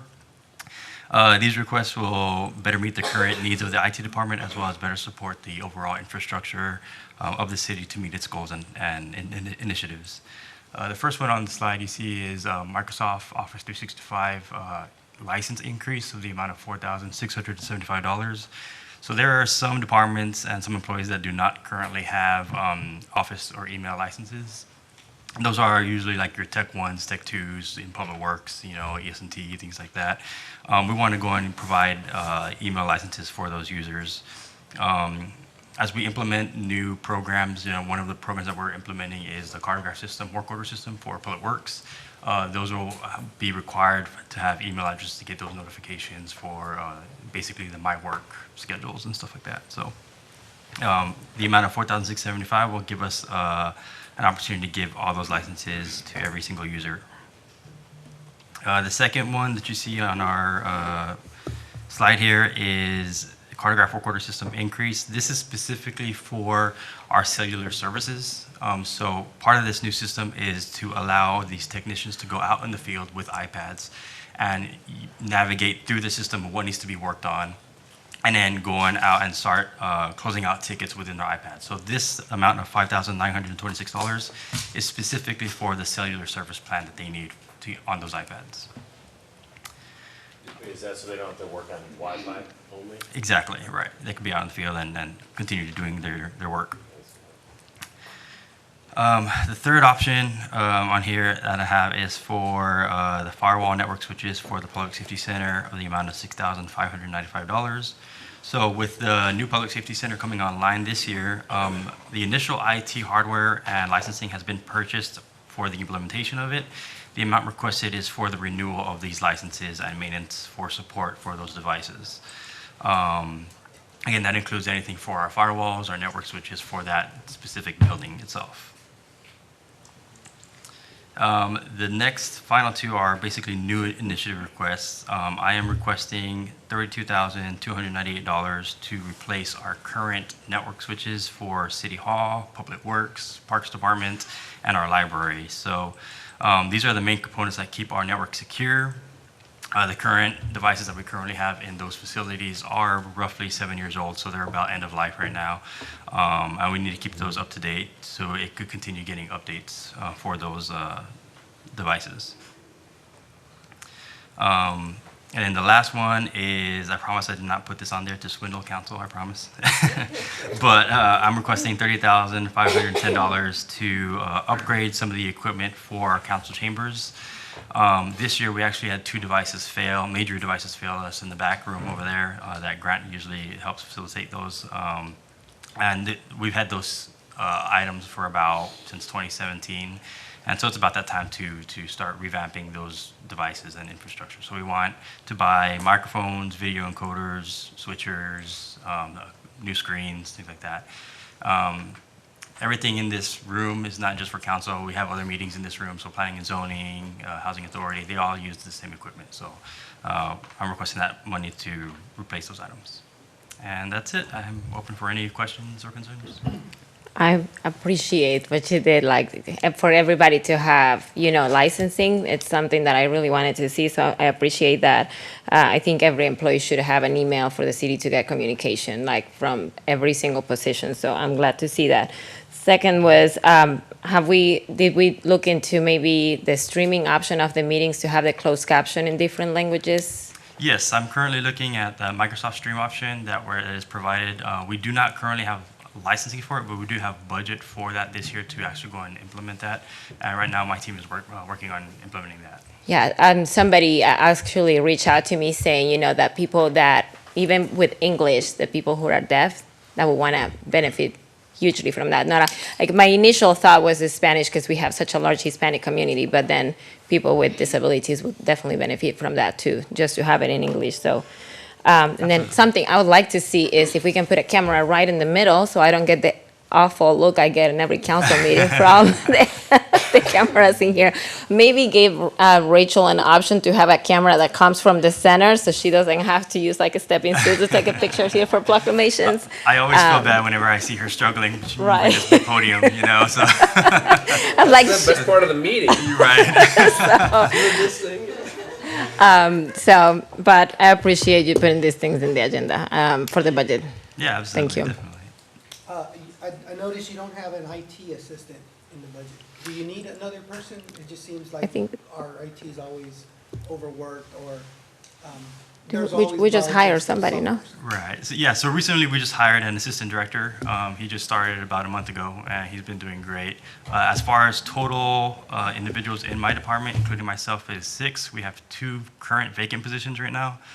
So we'll have 2 analysts, 2 techs that'll do the day-to-day ticketing, and then myself and the assistant director to help facilitate projects, not just within our department, but multiple departments too so as you well. feel good with what you have? As of right now, yes. In the future, I would like to have a network administrator and possibly another help desk to help facilitate, you know, the ticketing. But I mean, we could talk about that with my city manager in our next one-on-one. Okay. Mr. Heiser, you actually mentioned something about 311. Yeah.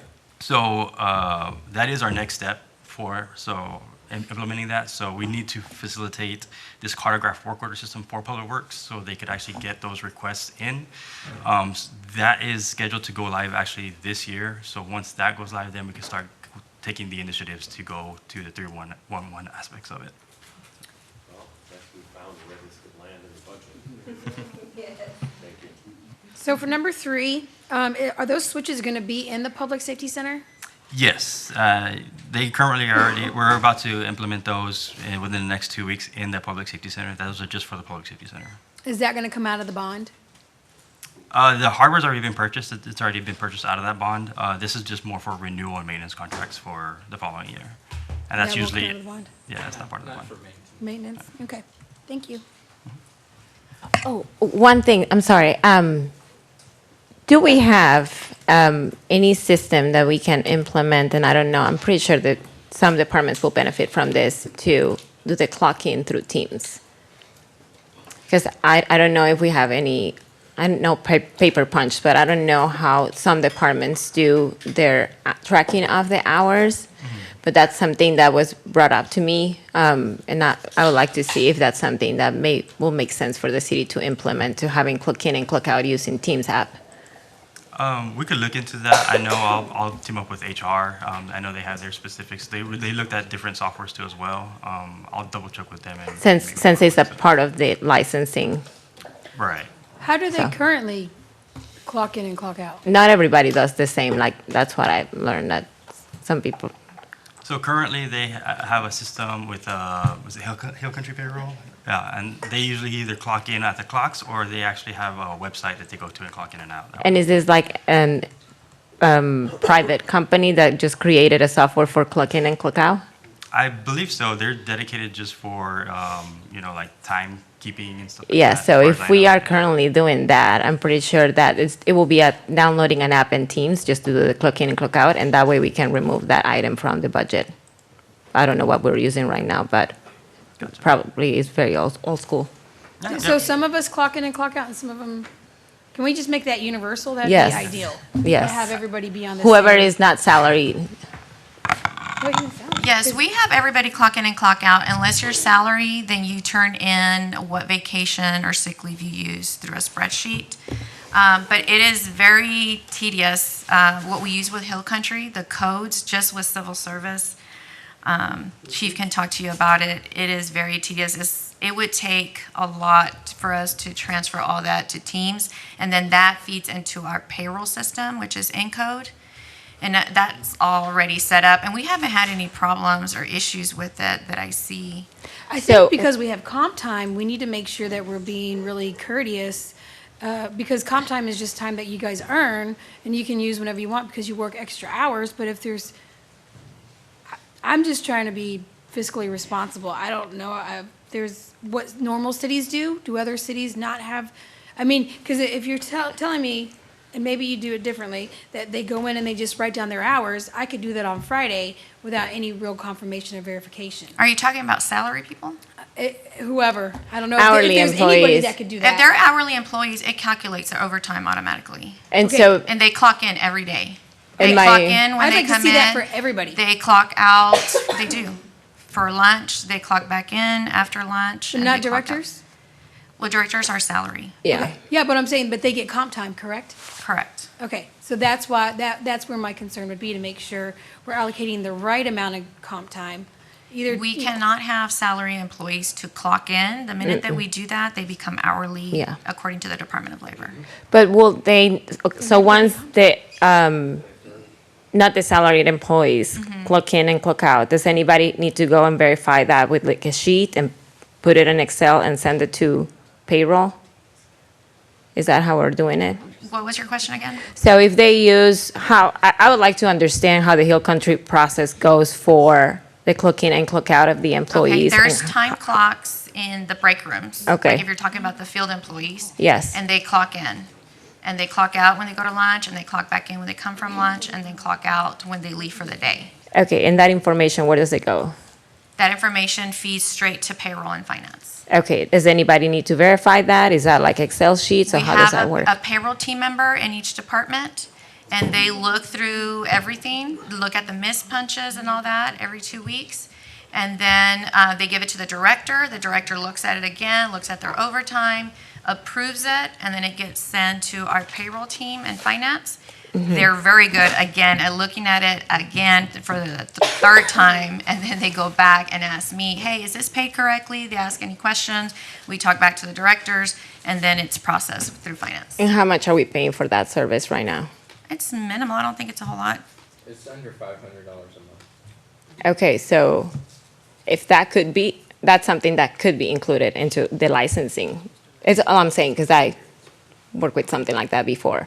So I think it will be streamline the process, and that way, if somebody clocks in or clocks out using Teams, then the rest of the team will be able to see if the person is available or not, or time offs, or schedules, and stuff like that. It's something I used to do for other companies, so I think that we could definitely migrate towards same service overall. That's all. Okay. We were just trying to discuss, like, since we get paid, since not we, but since staff gets paid out sick time and vacation time, a lot of times they use their comp time. And so to make sure that we're not overpaying in sick or vacation time, we need to make sure the comp time is being properly utilized. So maybe once Mr. Langley gets brought on, he can kind of, I don't know what they do in Burleson, but here I would just like to make sure that we're not overpaying in vacation or sick time because people are using their comp time, because you're saying they become. Well, it doesn't go straight to payroll, right? If you're talking about the salary, it goes to their supervisor. The supervisor knows the schedule of what they worked and what they didn't, and they approve that. So for example, if I took vacation on Tuesday, Jerry has in file that I requested off on Tuesday for 8 hours. And then when I do my timesheet, he'll match it that I'm using the 8 hours for vacation and that I requested it. And all that is an official record. Now, if I'm lying, then that's on me. And if I get caught, I get fired. But we don't question if we have all the facts there that this person did take off and is taking their time. Yeah, that's my concern. Yeah, I'll just say, I'll take a look at this Okay. with the team. Timekeeping is a complex process. Each department's a little different. You're going to have different shifts, different rules for what's overtime, what's not. So there are different systems that probably sounds like are being used, and you can try to put those under one umbrella with one software. There's public safety systems that are out there specifically designed for those things. So I'll visit with the team. We'll come back to you guys, give you a better explanation of what that is. I think the point that you're trying to make is a good one, that we need to make sure we know what time we're paying, what time we're not. Is it accurate? I think that's what Sandra's saying, is she believes it is, but we'll go back and look at that and come back to you with some more information. Thank you. Thank you. Anything else for IT? Next is our library department budget request, and Colleen Tierney will present that. I want to just note that the library department doesn't include the budget for the Arts and Cultural Commission, and that will be on the next slide, presented by Vanessa Westbrook. Mayor and City Council, it's Colleen Tierney, Director of Library Services. And Mr. Langley, I'm in my 6th month at the City of Kyle. So I haven't finished my first budget year. And so I am very grateful for the resources that the library has at the moment. I haven't quite seen the whole full year come to fruition, so I am asking for things that I think would enhance our library based on where we are right now. But I think for the most part, it's been, the budget has been very sufficient to do what we need to do to provide great library services to the City of Kyle. My focus this year has really been on security and safety at the library. So I have spent the first 6 months really working on making sure we are doing all the different safety protocols and training that is appropriate for a staff in a facility that is a soft target, as we all know. And so that's really been a big focus of mine. And one of the things that came to my attention during that process was that we are not currently using a security camera that is upgraded like the one at City Hall or the PD. So one of the things in my budget line I've worked with Marco on is getting a quote for a security system through night security and night security systems. It would be the same caliber as the one we have here at City Hall and the police department.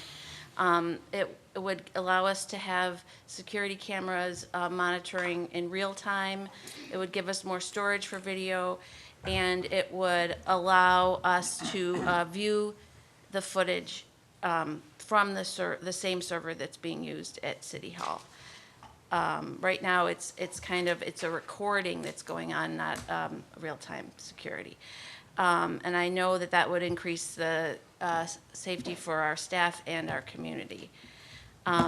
So that is along the lines of my focus on safety and security in the library. And the other thing that I am working towards is we are very fortunate to have the Friends of the Kyle Library that have a thrift store that raises money, or that is a nonprofit that raises money to support the library. And I have been talking to them about ways that they could support the library to help our community with equity across the city. And one of the things that they were willing to do for us is purchase a bookmobile.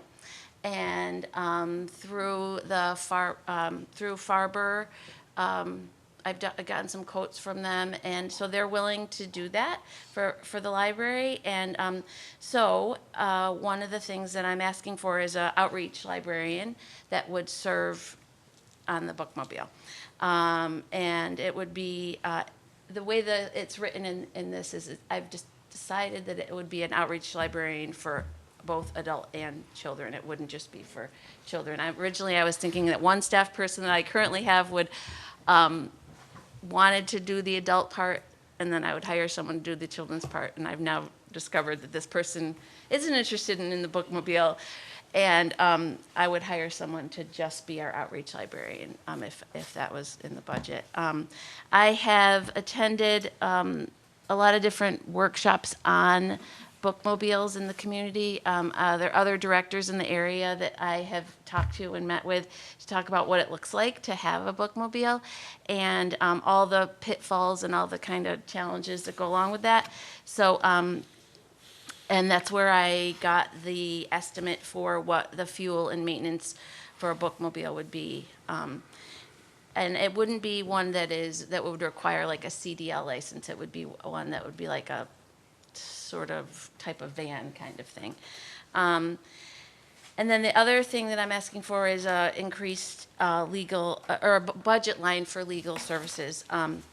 In the past, I don't know if it hasn't been used, but if legal services haven't been required for library related expenses. But this year, I was working with Dell Children's Medical School to bring in a teen mental health program for the summer, and the document that they asked me to sign was very involved with FERPA and HIPAA type things, and I needed to have our legal team look at it. So I incurred some legal expenses this year, and I suspect that in the hopes that we can do more partnering with mental health professionals to bring in preventative workshops in the future, which I'm looking into, that there is the likelihood that we're going to need some legal services to review documents for agreements that we may venture into. And that is all of the budget.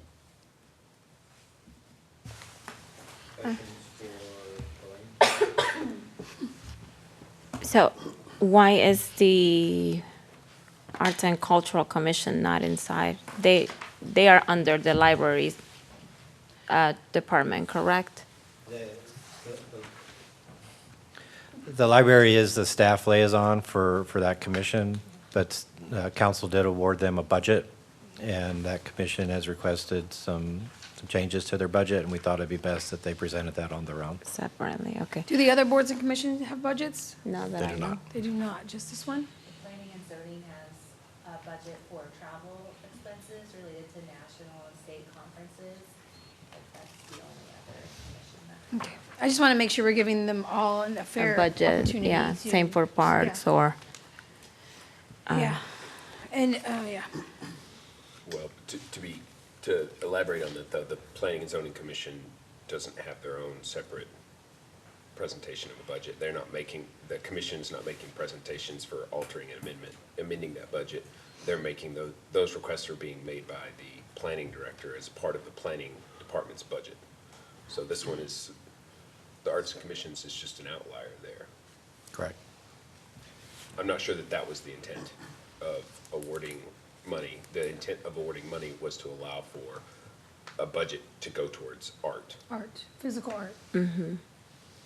So my question real quick will be number 3, security camera upgrade. So are we looking just at the software, or are we also looking at upgrading the cameras? It's everything. It would be everything. Mhm. Camera placements and all that? Mhm. It would be maintaining the number of cameras that we have, but just higher quality, and the whole infrastructure would be improved. Yeah. That would be, I'd be for that. And Thank you. Colleen, just like we mentioned earlier, the position of the librarian, if it has a full description of the duties, the roles, what it's going to do. Yeah, absolutely. So that, I so that our residents understand what is a outreach librarian. absolutely, yeah. I provided that to HR, and you will get it in the next cycle. Yeah, of course. Any other questions? All right, the Arts and Cultural Commission has some discussions about their expenses, and I believe Vanessa Westbrook is here to present those. I am here. Good morning. So, hope everybody's doing well this morning. We have just made our year as being appointed as the Arts and Cultural Commission. For those of you who are new to us. And I did want to say, based on the question that I just heard a minute ago, we have a liaison, which is the library director for the most part, but we're kind of like here.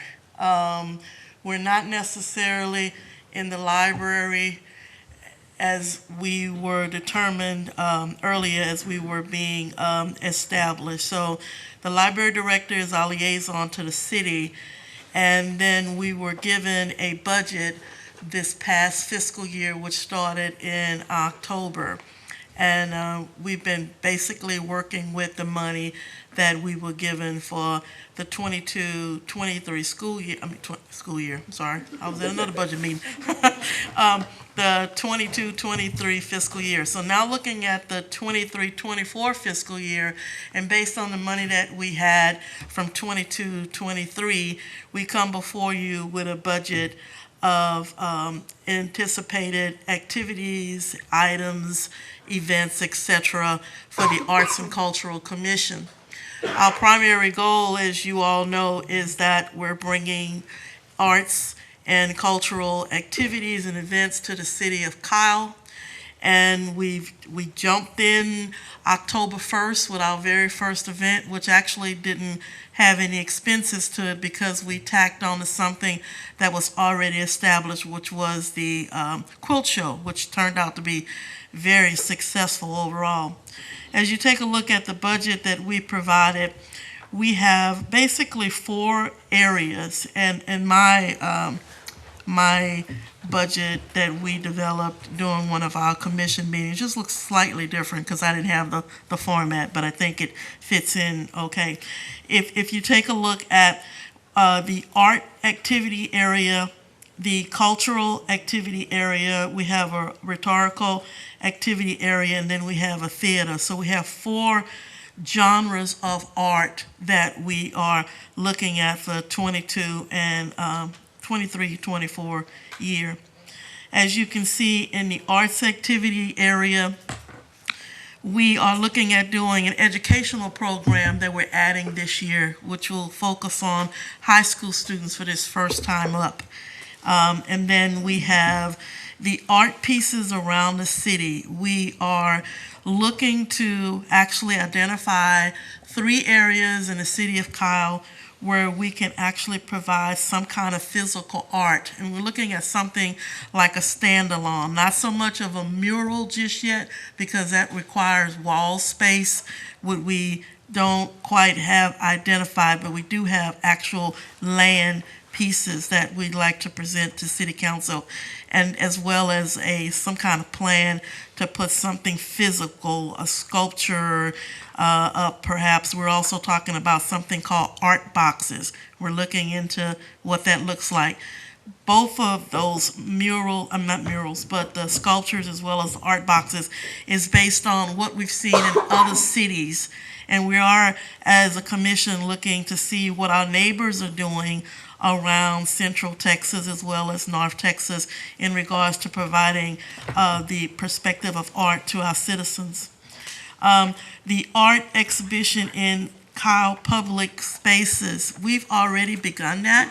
As you could tell, if you looked outside in the hallway, we do have 3 more exhibitions that we will be doing up until December of 2023.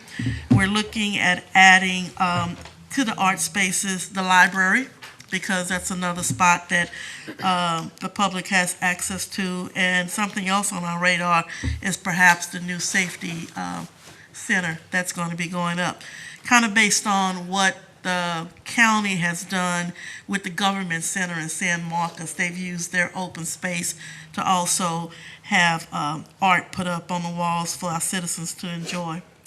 The quilt show is not going to cost us anything because we're utilizing space that we already have, and we're partnering with another group. As you take a look at the cultural activities, we had conversations with the Parks Department about enhancing the Founders Day parade this year and adding a float contest to it. And that money that we have on there is basically to be able to give plaques and certificates to those who want to participate. And more than anything, we want to establish bragging rights on who won the float contest for this first time.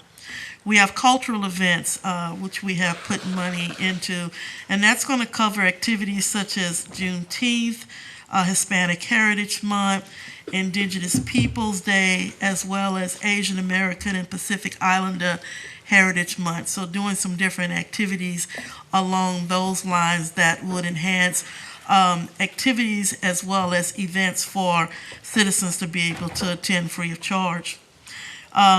We are going to expand the MLK celebration that we did for 2023 for 2024, enhance it a little bit, have two parts to it. The first time we did it, it was actually here at City Hall.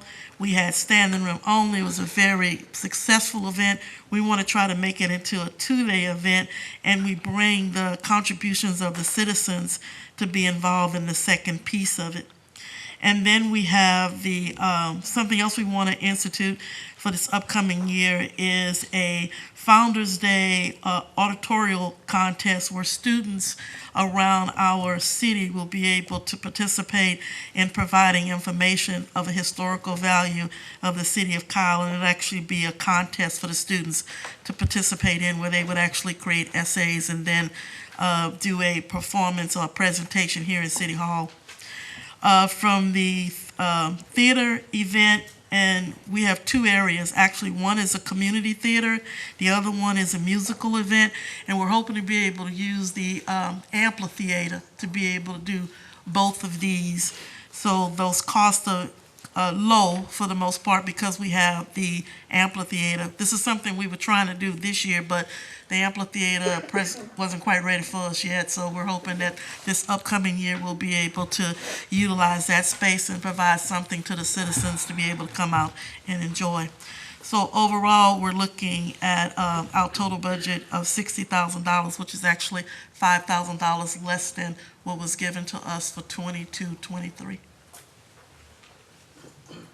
And that's it. Questions? I have a question. Yes, ma'am. So under the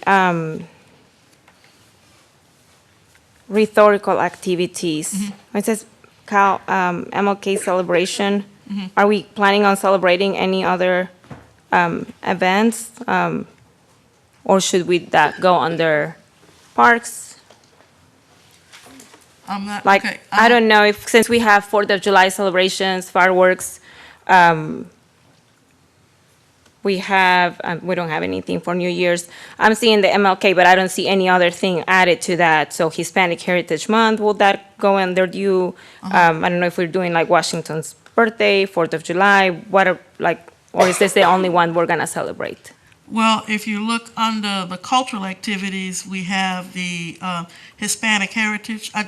They were divided up because one of them, the MLK celebration, is going to be like a essay type thing where students are going to come in and do presentations and those kind of things.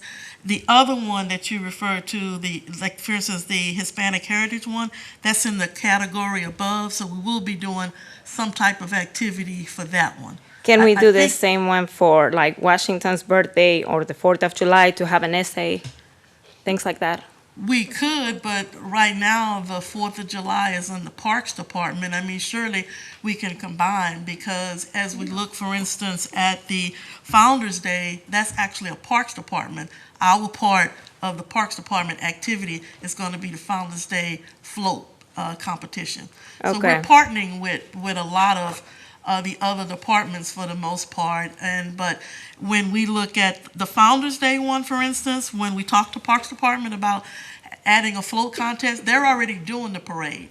We just said, hey, could we do a float contest, add it to it, and then with that being, we'll judge it as the Arts and Cultural Commission, and then could we then put some money in our budget to pay for the plaque that the group is going to get. So some of these things you see on here is a combination that we're doing with another department. I just didn't see anything else. So I'm not reading the Hispanic Heritage here or That's 4th of under July cultural awareness. That's under cultural awareness. I think what she's asking is why is it separate?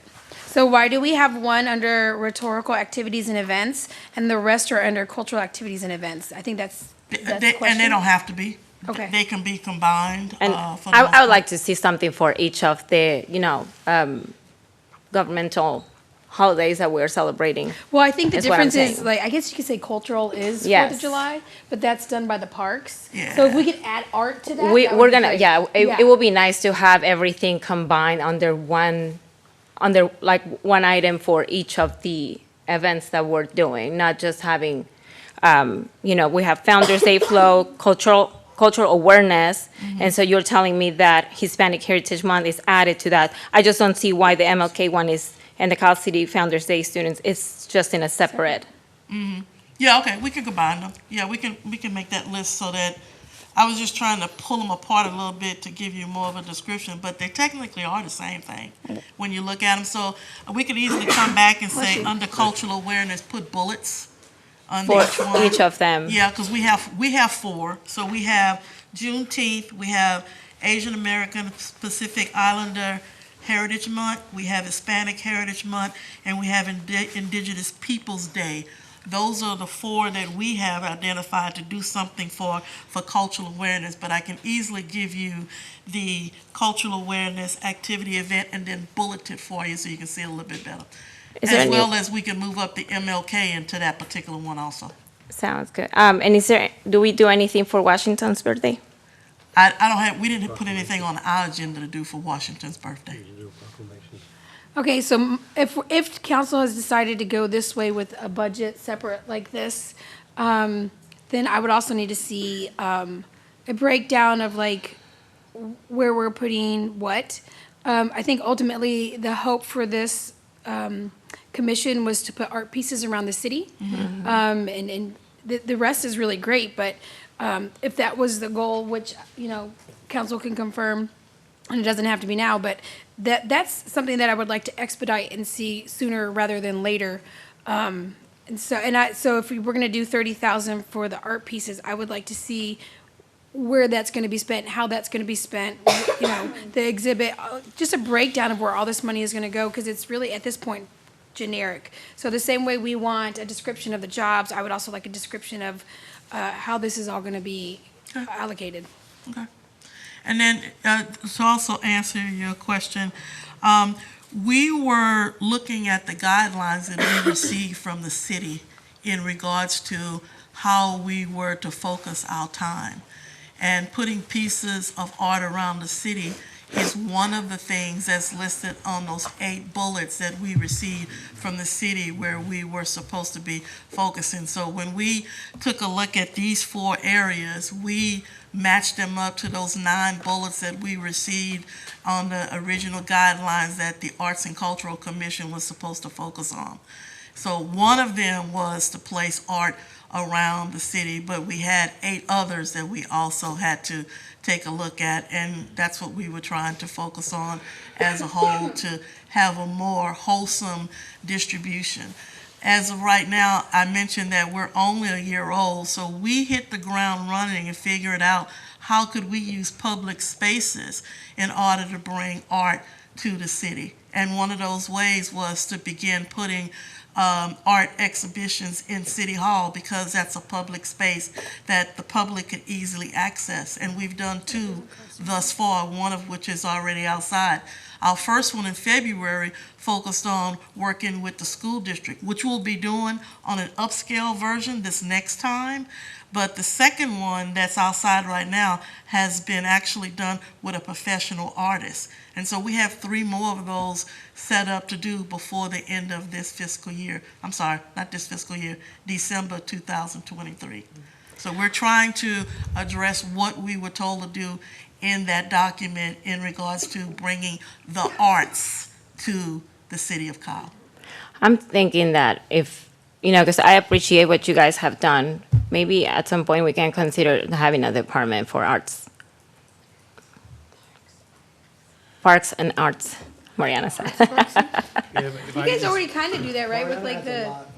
So you can have like a dedicated budget and we can...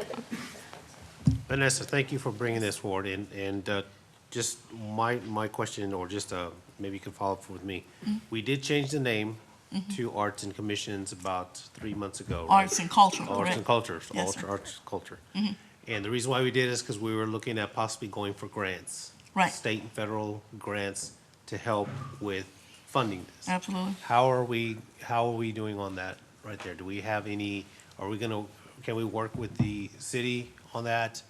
To kind of see to where we can maybe not only offset some of these costs for next year, but going forward, remember, because that's what we talked about, is going after grant money to help with these kind of funds. Correct. Thank you for asking about that. And one of them specifically that we're looking into, that we'll be talking about, is getting a grant from the Texas Humanities. And that is going to kind of focus on helping us with the indigenous people.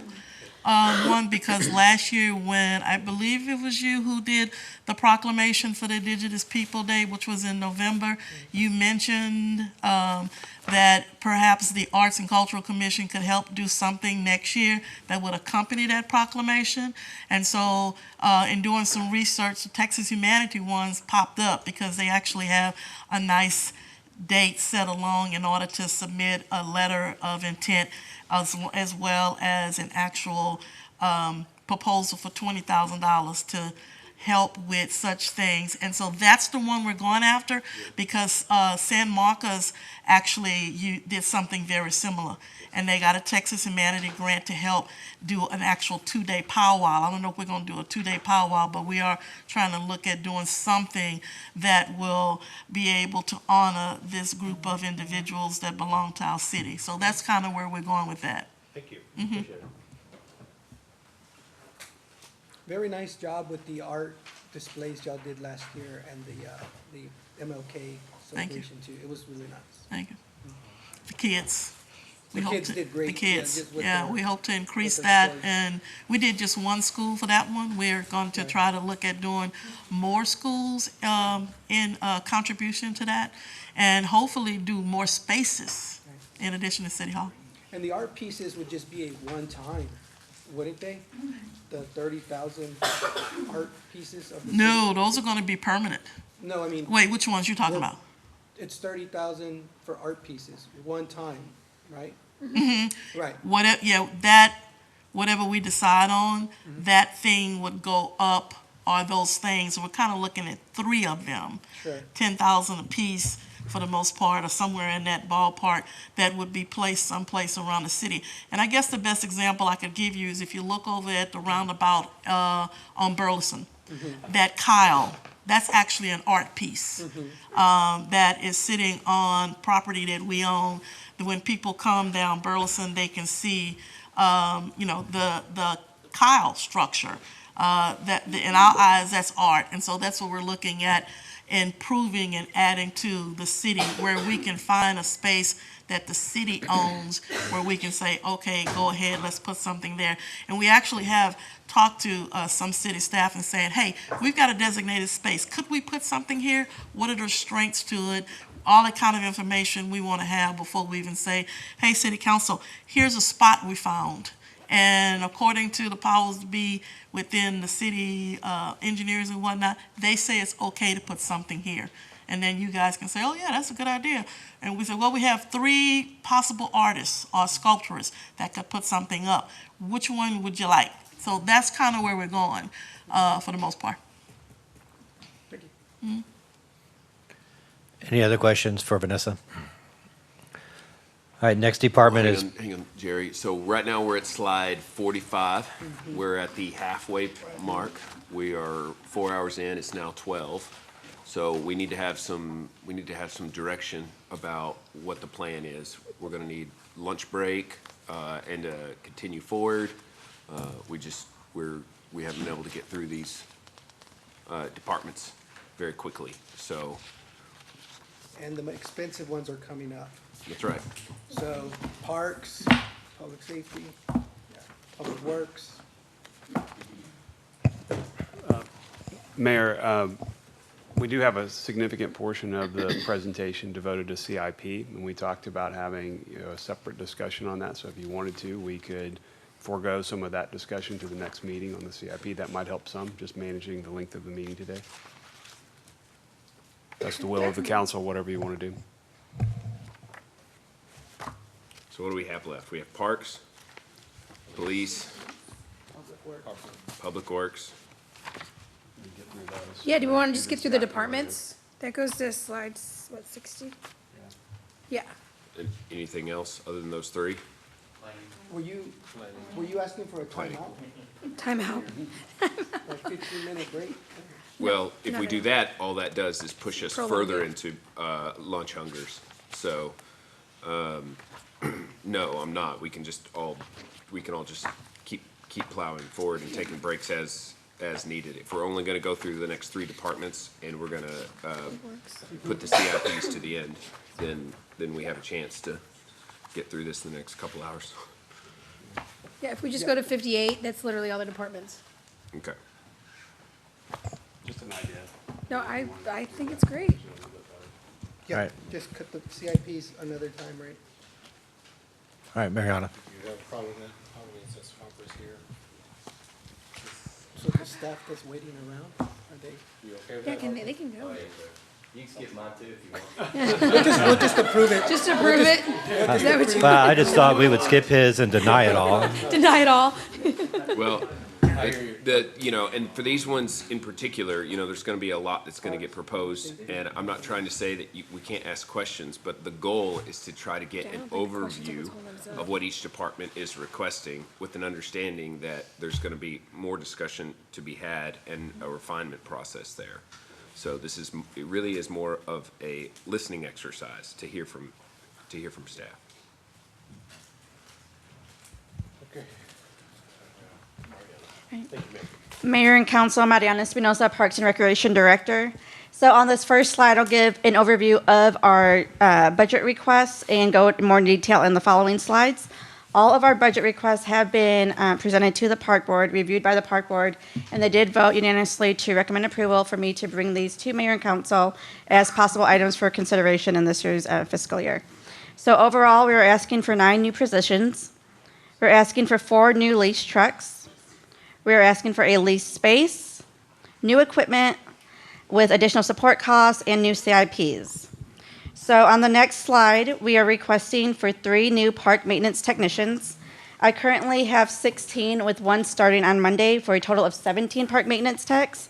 And those 17 park maintenance techs are covering a total area of 544 acres of parkland, both undeveloped and developed, including the Plum Creek Trail, which is about 7 miles long, that's currently built. We are asking for a pool maintenance technician for all pool maintenance needs, specifically because in this upcoming year, we're adding 3 splash pads alone, 1 at Steeplechase Park, 1 at Greg Clark Park, and the splash feature at La Verde Park, in addition to maintaining pool chemicals and maintenance at the Greg Clark Park pool. We're asking for a certified therapeutic recreation specialist. We've been asking for this one for a couple years, so we brought this one back so that we can continue to build on our inclusive and adaptive recreation programs. As you all have seen the popularity with the inclusive dances, we love to just expand it so that if a child comes to summer camp who, for example, is autistic or has other special needs, we'll be able to service them. We currently have no CTRS on staff. We'd also like to do a lot more outdoor programming, some inclusive and adaptive trails. Just the possibilities are endless, and serving that underserved population is one of our goals as a department. We're asking for an assistant director of Parks and Recreation. We are now at 24 staff members with 4 divisions, and as I mentioned, we cover 544 park acres in addition to the trail system. We're asking for 1 maintenance crew leader that would lead part of the park maintenance projects out of those 17 park maintenance workers. The Recreation Program Division is asking for 1 recreation specialist. Ideally, they like to have 3, but after much discussion, we felt that 1 would be our immediate need. They are tasked with programming recreation programs and have been doing an excellent job. It's come to the point now where the recreation programmers need an assistant to help them. The support costs for the 9 new positions, and then an indoor lease space. As you know, we've been asking for an indoor facility now for several years in the form of a recreation center. But right now, we do not have any indoor space to do our recreation programming. We do share the Krug Activity Center with the Kyle Area Senior Zone, and that's a great partnership. However, they're expanding their programs and services as well and their events. So we offer 2 classes out of there right now, just a kinder gymnastics class, baton twirling, and I have to teach baton twirling outside, and kinder dance oftentimes has to share. So we just want an indoor space. And so the request here is for a warehouse lease. We've looked at a lot throughout the city. We really love one off BB Road and 35, right on the east side of the highway, where we can do recreation programming inside, and we could house maintenance equipment on the back side. So that is our request for that. But again, the possibilities are endless when it comes to recreation programming and what we can offer the community if we had an indoor space. We're asking for a 104-inch mower for mowing our undeveloped parkland, and a 72-inch mower for replacing our old mowers. And those are both just in the rotation schedule. The current mowers that we have are due to be going to surplus. They are very, very old. We are asking again for a portable restroom with a generator and water tank, so that way we do not have to continue to rent out the portable restrooms for every single event, and then this way we can just have one for all of our events. And then again for a dump trailer, as we learned during the winter storm, we are desperately in need of a dump trailer, so we do not have to keep renting one or borrowing from Public Works. With the new staff, we're also asking for the 4 additional lease trucks. We are asking for a new skid steer. We do currently have a skid steer. It is very, very old. We recently, not this past year, but the year before, got a new skid steer attachment for our trail system, but it is not compatible with our old skid steer, which we've since learned, so we're asking for a new skid steer again. And for all this new equipment, a pole barn, nothing that's enclosed, just a covering for the new equipment to go under, and a mini excavator for the trails so that we can plant trees easier, dig trenches, and get in narrow spaces with more ease. So those are all of our equipment and staff requests. As far as our CIP request, we're asking, again, for a recreation center. And now whether this facility is a recreation center, community center, or any type of indoor space, we strongly believe that our community is still in need of an indoor space. Whatever kind of center it becomes, we know it's going to be a life-changing center, and it will change many lives. So we have put that as a top priority for us again. We're asking for restrooms at Heroes Memorial Park, parking lot improvements at Greg Clark Park, Steeplechase, Lake Kyle Park, Waterleaf, and Heroes Memorial Park. Park playgrounds. Each year we have money budgeted for park and playground improvements, but it usually gets us about a piece per park or 1 piece for all parks. So we're asking for playground improvements at Greg Clark, Steeplechase, Lake Kyle, Waterleaf, and the new park coming on board, Masonwood. This year, council funded our inclusive playground at Lake Kyle, which we're super excited about.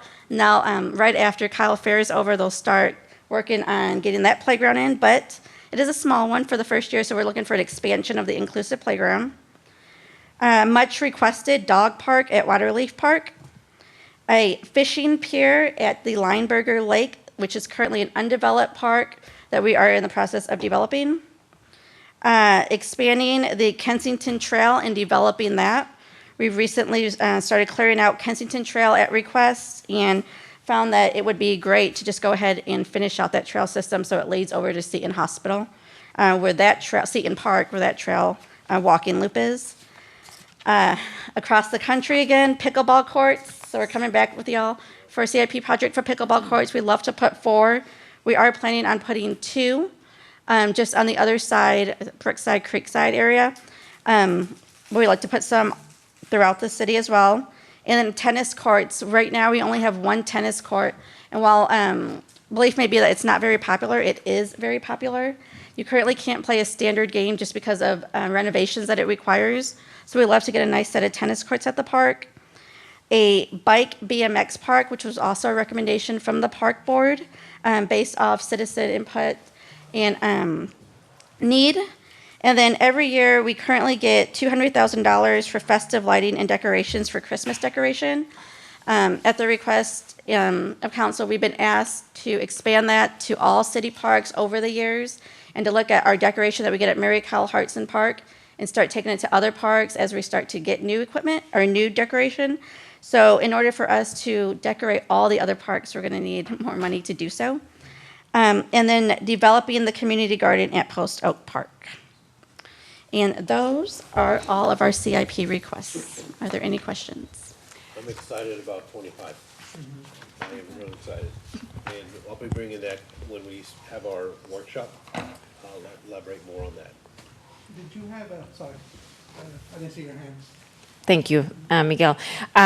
So one thing I would love to see is if we can get illumination at the Heroes Memorial Park for all the trees during Christmas. I don't know what will take for us to have electricity down that whole row of trees that we have, because that will be phenomenal to see during holiday season.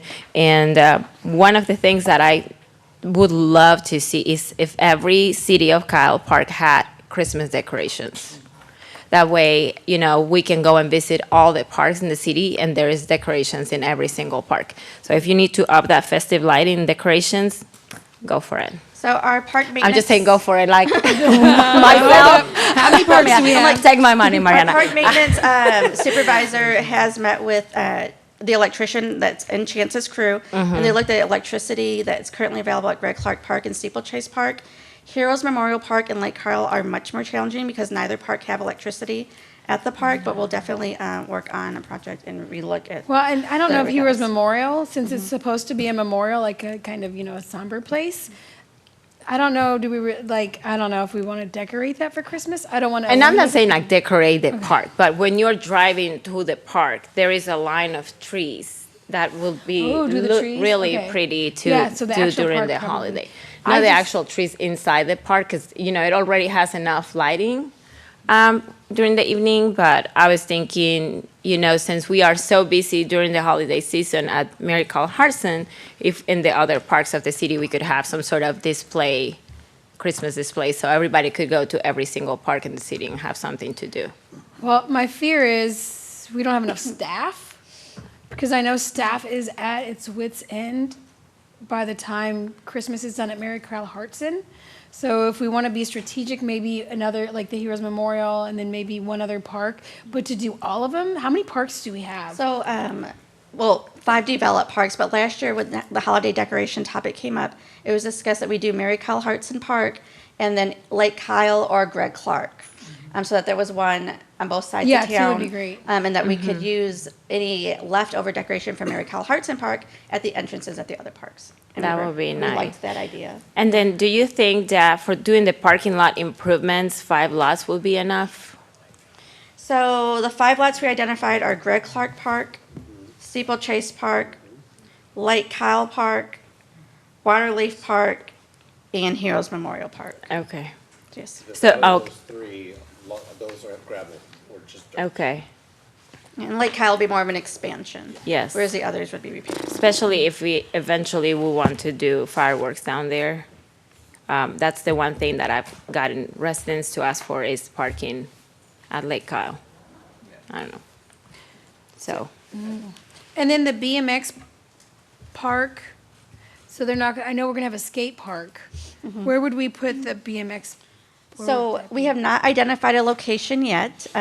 Park Board, we have discussed Kyle Vista, where the recreation center was proposed to go, and it's not being used. We thought that would be a great location for the BMX park, or maybe somewhere on Lineberger. However, we have a very involved and big bike community that are building a bike trail along the Plum Creek Trail. They've also come to Park Board, and Park Board loved the idea of building a BMX park, because I'm not sure if you noticed, at Heroes Memorial Park or City Square Park, the walkway along the promenades, they've kind of become BMX park features.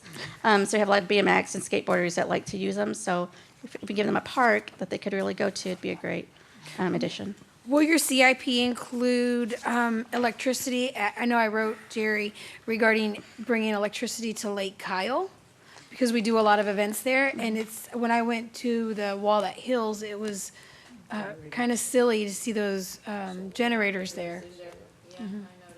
Yeah, so we need to further explore that. Lake Kyle is, Lake Kyle Park is considered a nature preserve, and it was funded through grant money. And so I just have to look, as long as we don't interfere with any endangered species or affect the wildlife in any way, I just have to honestly check and then have that discussion on whether or not we want to add the electricity. Can we look at solar? So,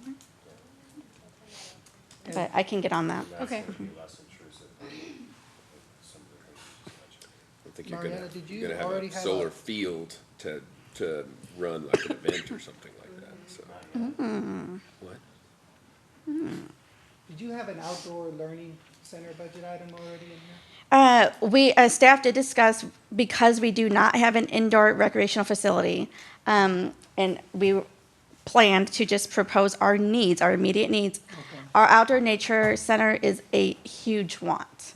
It's not an immediate need, but it's definitely something that we still want to do. Now, if we don't get an indoor lease space, if we're not able to program any indoor recreation programming, then we need to go strong and focus on our outdoor nature programming, which would include that outdoor nature center. And then, like at Waterleaf, I think it would be great for all the residents to have batting cages, so the kids learn how to play baseball as they're growing up. At Waterleaf? Yeah, because we have baseball fields there. I've seen them go to the Hayes County Youth Center, and the kids are there practicing how to hit their ball. So if we had something like that. Okay. In addition. Is that okay, Bert? It is. Yeah. I like the idea too. We have park improvement money each year, so that's something that could fall under park improvements. Hit the ball, right? And then Mhm. it's just a net, it's a net on the slab. Probably cover something indoor would be pretty expensive, but you could probably do something covered. Okay, so. We do get that call often in the office if we have batting cages, yes, sir. Mhm. By the field.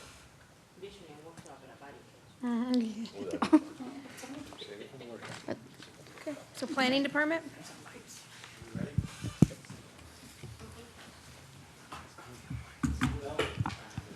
Yep, Will Atkinson, Planning Director, for the record. All right, so we have 7 items on my proposed asks. The first one is a CDBG Program Manager. We've recently become a CDBG Entitlement City, which means we get money from the federal government, a certain portion of it, that we can apply to rehabilitation of older housing, adding sidewalks if need be, that kind of stuff for lower income areas of the city. So in relation to that, it's very important that we have someone who's specifically working on the CDBG program, because there's a lot of federal requirements for upkeep, for just keeping track of everything above and beyond what our department can have. So I think we're getting a little over $200,000 this year.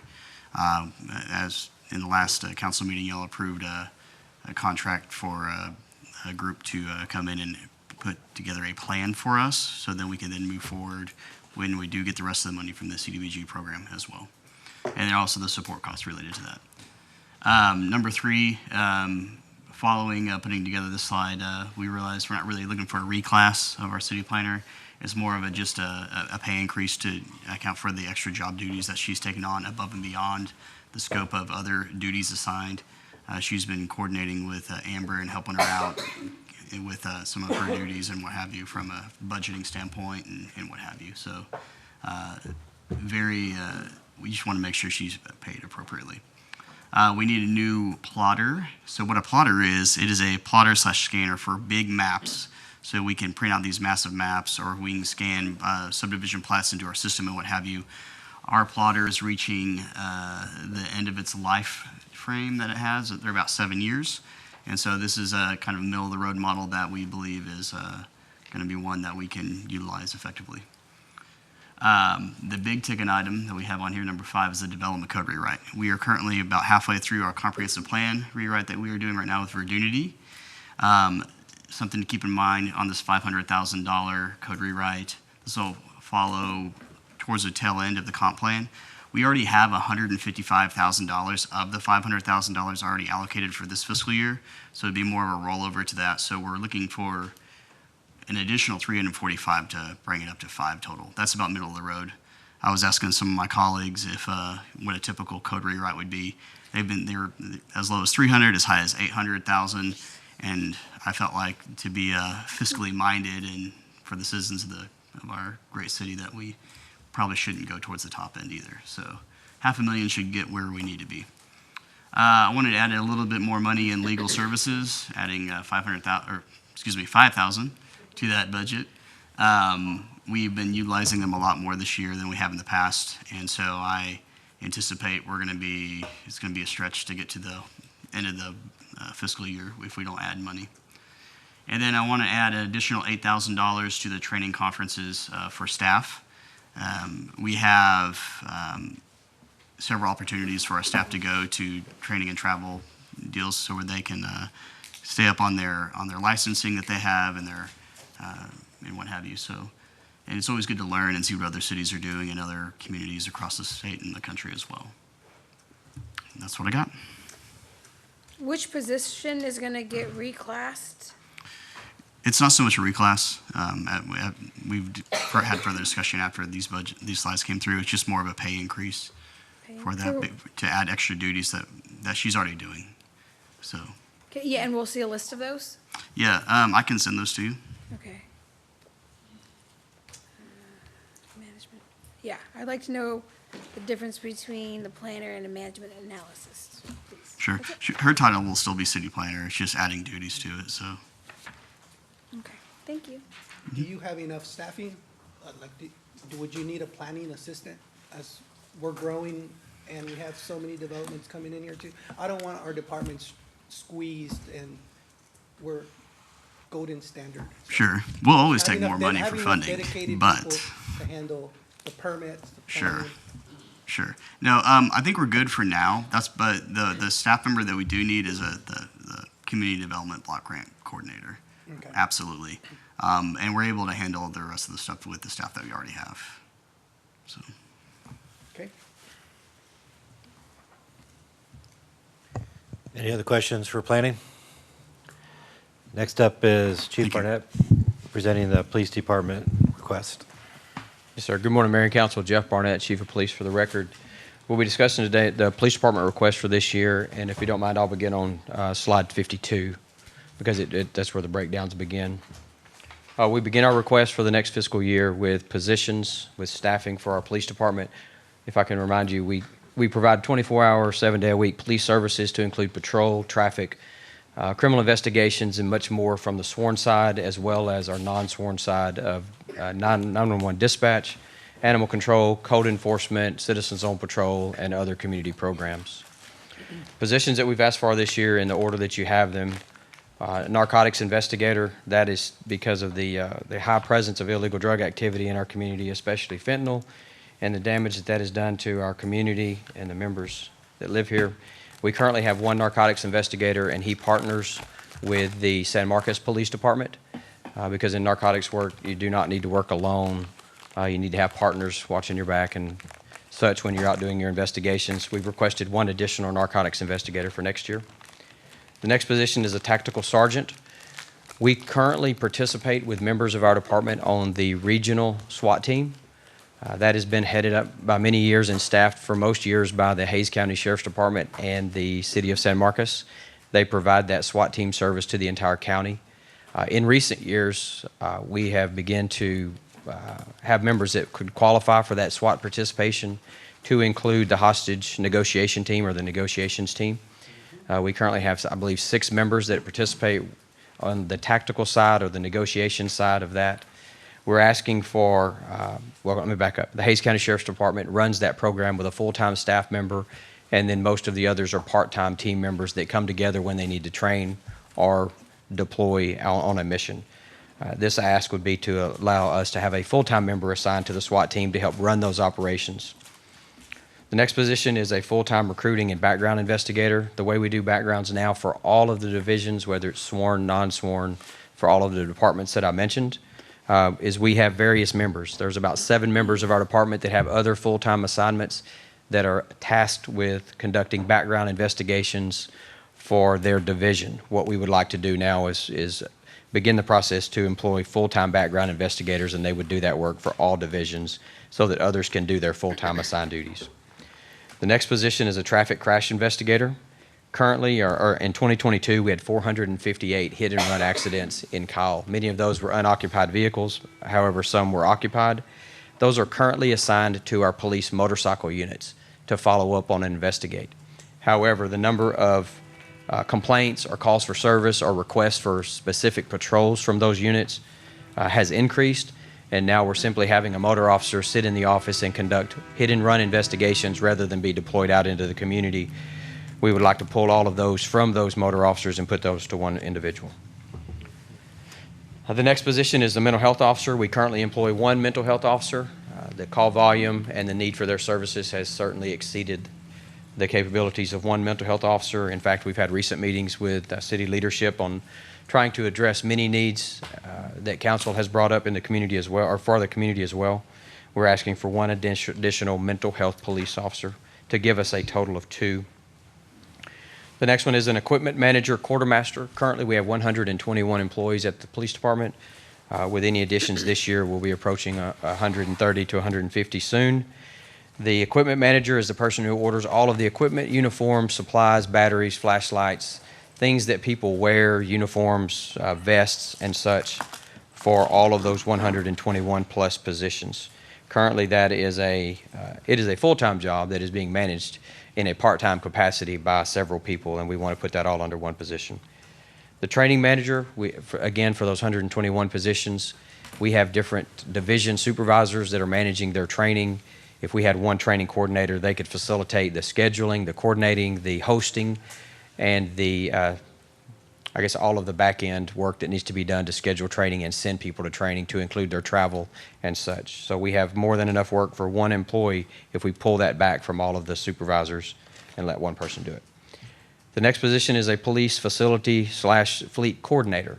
We're approaching 70 vehicles under our operations, and if you can imagine the amount of maintenance that is required for 70 vehicles, to include your daily routine maintenance, tire changes, rotations, oil changes, just the simple fact of registering your car. If any of you have registered your car in the county, you probably had to wait 45 minutes up to 2 hours at our local registration. We have 70 cars to do that with, so when we send our staff, they're having to wait a good amount of time. So we want to bring all that together under one person so that we can keep our cars in good order. The next one is a council-led initiative, and we certainly support it. We think we can do an outstanding job with this position. Council has asked that we share more information, we become more communicative with our citizenry, and make sure that we are sharing the latest information from the police department and all the good things that our men and women are doing. And so we have a public information specialist, social media creator.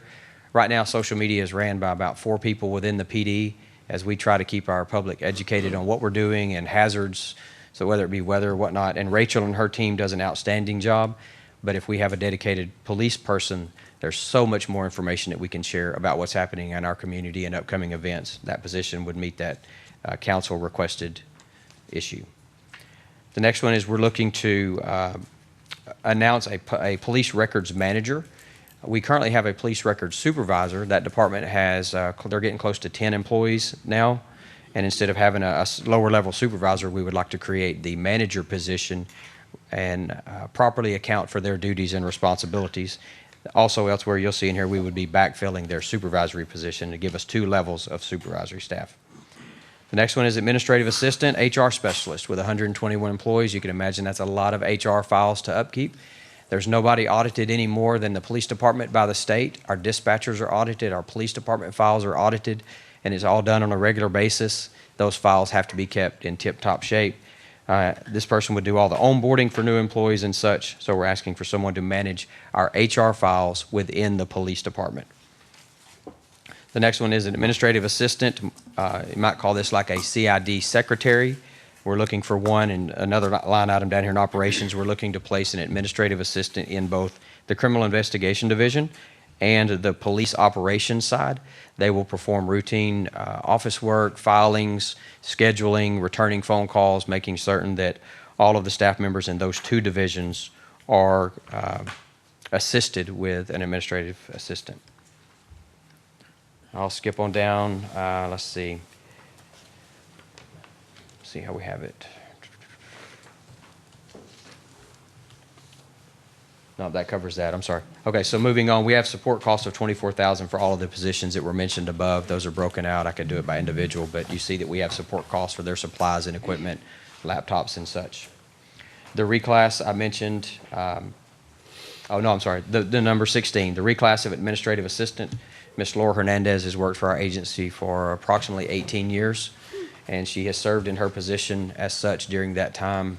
We would like to move her position to the executive assistant level, where she would serve the 3 new commanders, or the 2 new commanders, plus the 3rd existing, and the assistant chief and the chief, and recognize her accordingly for the work that will be expected of her as we move into the new public safety center. We have the reclass of a senior record specialist to crime analyst. She's been a slash person. She's been a record specialist / crime analyst for the last 3 years. And as we grow, we would like to remove some of those record duties from her, place those on the position that I mentioned above, and let her focus on her crime analyst work more to assist CID. She's the one that detectives go to that runs all the background information, gathers support information to help them with their criminal investigations.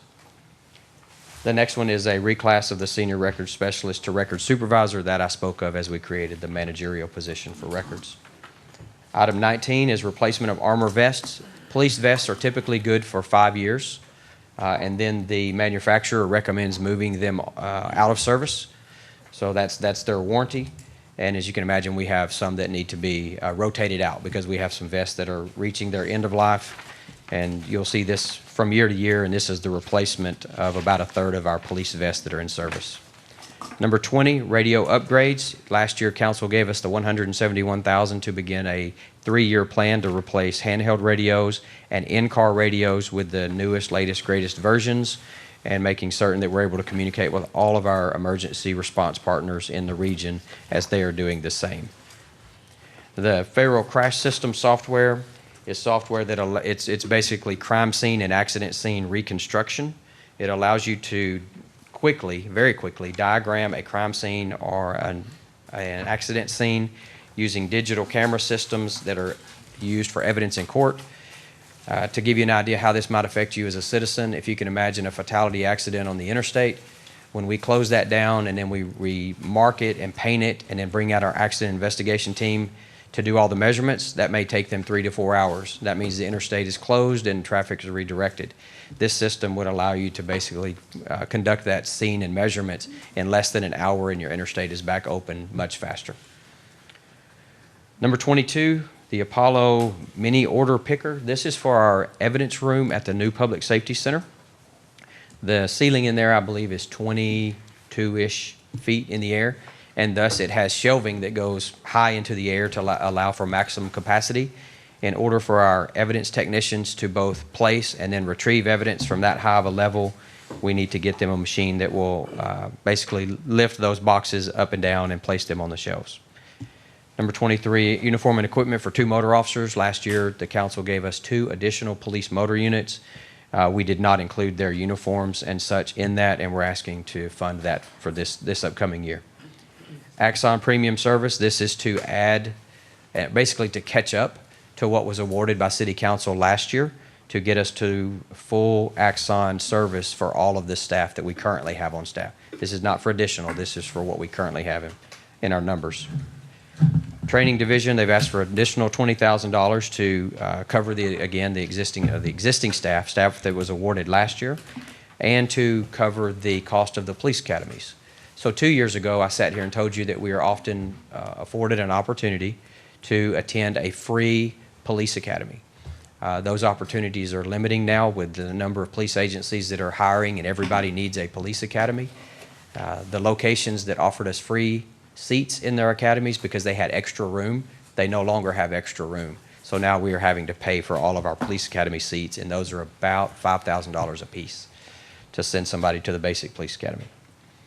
The next item, number 26, is training equipment for SWAT. We currently have $15,000 budgeted. We're asking to increase that to $50,000. And here's the background on that. So again, I mentioned that Hays County and San Marcos have covered for many, many years, actually for decades, SWAT services for the city of Kyle. As we are now a partner member of that regional SWAT team, there's equipment to buy, and the cities of San Marcos and Hays County have just simply asked us to do our share and purchasing equipment that is for the team. Individually, we're responsible for equipping our assigned personnel. This is a pot of money that we can buy equipment that is jointly shared by the joint team. Let's see, I want to make sure I cover a couple other things. $245,000 of this budget request is to cover the meet and confer agreement with the Police Association. This fiscal year will be year 2 of a 3-year agreement, and that covers what the City Council and the association have agreed to in terms of pay and positions. I would be remiss if there's one other topic that I need to bring up. Let's see. I need to make sure that I have a fair conversation about the flock camera system. We currently have in this year's budget $50,000 to allot for any type of ALPR system. Flock is the company that we've been speaking about in recent weeks. We also had that in the previous year. So it is our intention to continue that and ask for that in next year's budget. But I want to make sure that that is something that council is aware of, and if there's anything you need of me for this year, or that I answer any questions, we're certainly prepared to bring forth an item if council chooses, and I just need to make sure that I mention that as well. With that, I will stop and see if there are any questions. Oh, no, there is one more big item. I'm sorry, number 27, it's to cover the training for the 2 motor officers that were approved in last year's budget. There is a request for number 28. I'm sorry because I missed this page. On 28, there's a request to establish an on-call pay system for dispatch when needed.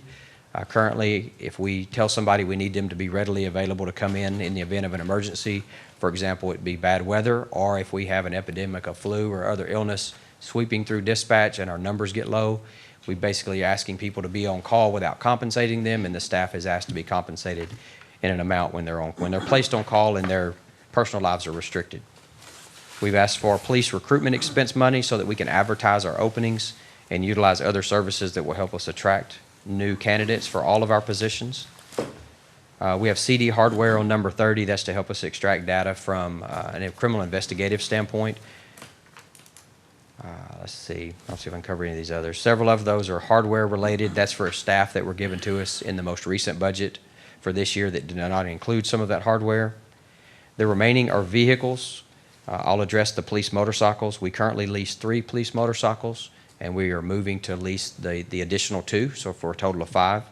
We've been leasing those since approximately 2012 for $390 per unit per month. Harley, for the first time ever, has informed us that they're going to have a slight increase. I think it's going to go to $450 a month per unit for each bike. So we've included some line items to address that, plus the equipment in line item number 37 that would go on the 2 new additional bikes for the 4th and 5th motor units. You'll see line item 38. That is a request for 2 Polaris Ranger Crew model ATVs or UTVs for staff to use at a variety of our events. At some point, we're going to need to have a conversation about what's expected of the police department on the trail system. Certainly, that's not something our patrol cars are going to make their way into and patrol regularly. So if there's an expectation of police officers to randomly or regularly patrol those areas, these 2 types of vehicles would cover that need. They'll also cover a need for searching for suspects, missing children, and any other need to get in an off-road type situation. The next one is a golf cart. That's number 39. There's a request from our PSCE group, which is our Professional Standards and Community Engagement group. That's our Citizens on Patrol. That's our community engagement officers. As they go out to a variety of community events throughout the community throughout the year, they've asked for a smaller golf cart. Not necessarily an all-terrain vehicle, not something you would take down in the woods or searching, but something that would stay on the trail or be used at a community event. Oh, that's cool. The remaining items are vehicles. And what we intend to do, I do have Commander Griffith here if you have any specific questions or want to dive into the weeds of it. But what our intention is to do is to continue the city's lease program for police vehicles. For next year, we plan to replace vehicles that are aging out of the current lease program, meaning that we have to return them based on our lease agreement and the mileage, or to replace vehicles that we own that are out of shelf life and out of use of life for the police department. And then also to answer any questions and to provide options that City Council has requested in regards to a potential take-home vehicle policy for sworn staff. And Commander Griffiths has prepared 3 options for council to consider at the right time whenever you're ready to hear that presentation. And then we're going to continue to lease the vehicles for the positions in which you have already awarded. And should you award any this year that require a vehicle, we would certainly add that as well. The lease vehicle thing is a big discussion, but know that we're asking for those for positions that we have, those that you award, or those that need to be rotated out based on the agreement. And I tried to go as fast as I could on that. Sorry. I know I spoke quickly, but I know you're tired. I'm certainly happy to answer any questions that you may have. Chief, on number 19, didn't we bring an agenda item, like, I would say back in October, about getting the vest replaced? Or there was a new type of vest that that the department was looking at? Is this part of that budget, or is it, I think we're just trying to decide on the type of vest that you guys wanted. It was a different style, because it was more durable. Okay, so is it also with this here, or, I can't remember if we purchased them, or if this was the actual line item that you wanted to bring back? So the officers have now, based on a grant that did not supply enough for our 77 sworn, they have a rifle-rated vest with an outer vest carrier. You may see them, they look a little bit different than officers maybe 10 years ago that had their vest underneath their uniform. They wear them in these external carriers now, and we're trying to make sure that those that are 5 years and older are replaced with the newer style that were not covered under previous grants. Okay, so that was through a grant? It was, Okay, yes, sir. That's right. It was, yes, sir. I have a quick question, Chief. Yes, ma'am. So one is like, from the positions that we wanted to fill last year, did we fill them all up? We did not. So we currently we were awarded 21 positions last year total. We have 13 police openings now. We filled most of all of the other positions, including some of the sworn. And then we've had some openings in dispatch. So we have a few there that were not part of last year's plan. What y'all really gave us were civilian personnel that worked in the administrative side of the PD. And then I think it was 16 sworn staff members, if I remember correctly. We now have 13 openings. I can tell you today, while we've been sitting in here in the dry, we've had a team of staff members out at the Hayes High School, and they were conducting a police testing today in the rain. Oh, I saw. So we offer that test, as you heard earlier, several times a year. We're constantly recruiting. It's a big thing. We recruit. The reason why we're asking for one of the positions here, it's a part-time job for several people, so we're trying to bring it to one person who does that year-round. But yes, we are always in the hiring mode, and we have 13 sworn vacancies today. Okay, and then my next question is, I have like the narcotics investigator, recruiting background investigator, mental health, equipment manager, police facility fleet coordinator. Are these sworn positions? Some are and some are not. So the narcotics investigator, the mental health officer, and the background investigator, and then the tactical sergeant, those 4 are sworn. I think all of the others primarily were non-sworn positions, like the fleet manager, the quartermaster. Look, I'll glance on my list. The equipment could be. The equipment and all that can be can be managed by civilian. We have the training manager position as a civilian position as well. There's a benefit to civilian personnel twofold, can sometimes be salary depending on which of these positions we're talking about. And then second to that, we can actually hire those quicker. Right now with the competition in law enforcement hiring across the country, and definitely across our region, because every agency around us has multiple openings. Austin is probably in the hundreds of openings. And the heavy recruiting and all of the sign-on bonuses and all the things that make that tough. I think hiring some of these as civilian personnel would suit us better because we can get them employed faster and the pay rate may be more suitable. So I'm asking because there are some positions that, and I know that we need them all, but I would really like to see the mental health officer hired as quickly as possible. Yeah. Do they need to pass the police testing like everybody else, the physical testing? They do if we go that route. So in a meeting that we had this week with Mr. Hendrix and others, we talked with our mental health officer about what are the options? What are things that other agencies are doing to be creative and to still serve the needs?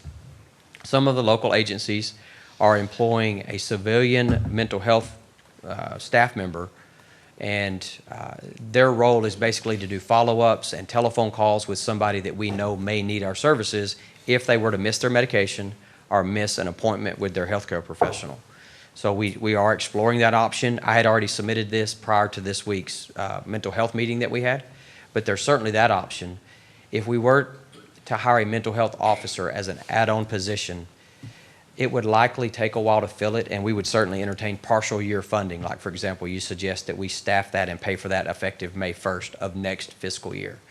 Things to allow us to get some of these positions hired. The reason why is because we need to hire the individual, which is a process in and of itself.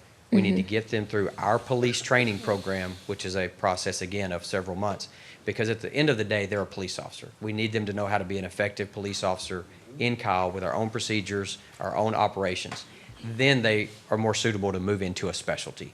So that it will take a while. What I'm asking for is not something that we would, if you award it on October the 1st, we would not have them in place for many, many months. That's what I'm thinking, if there is any other route that we can go so we can get this positions filled as quickly as possible. A civilian route would perhaps give us an additional FTE that would suit us quicker. I know that we have follow-up meetings that Mr. Hendrix has scheduled for us to make certain that we're exploring all the options. But a civilian staff member employed in the PD, right beside the current mental health officer, could provide some additional assistance based on the job that they're asked to do. Okay, thank you. Yes, ma'am. If I may, Chief, you currently have vacant sworn positions that you need to fill. Could you dedicate one of those positions to a mental health position? We could, yes. That would speed up that process? We could. It would certainly take away with what we asked for last year to get that person to start with. Yeah, but you're not going to get all those this year anyway. Yeah.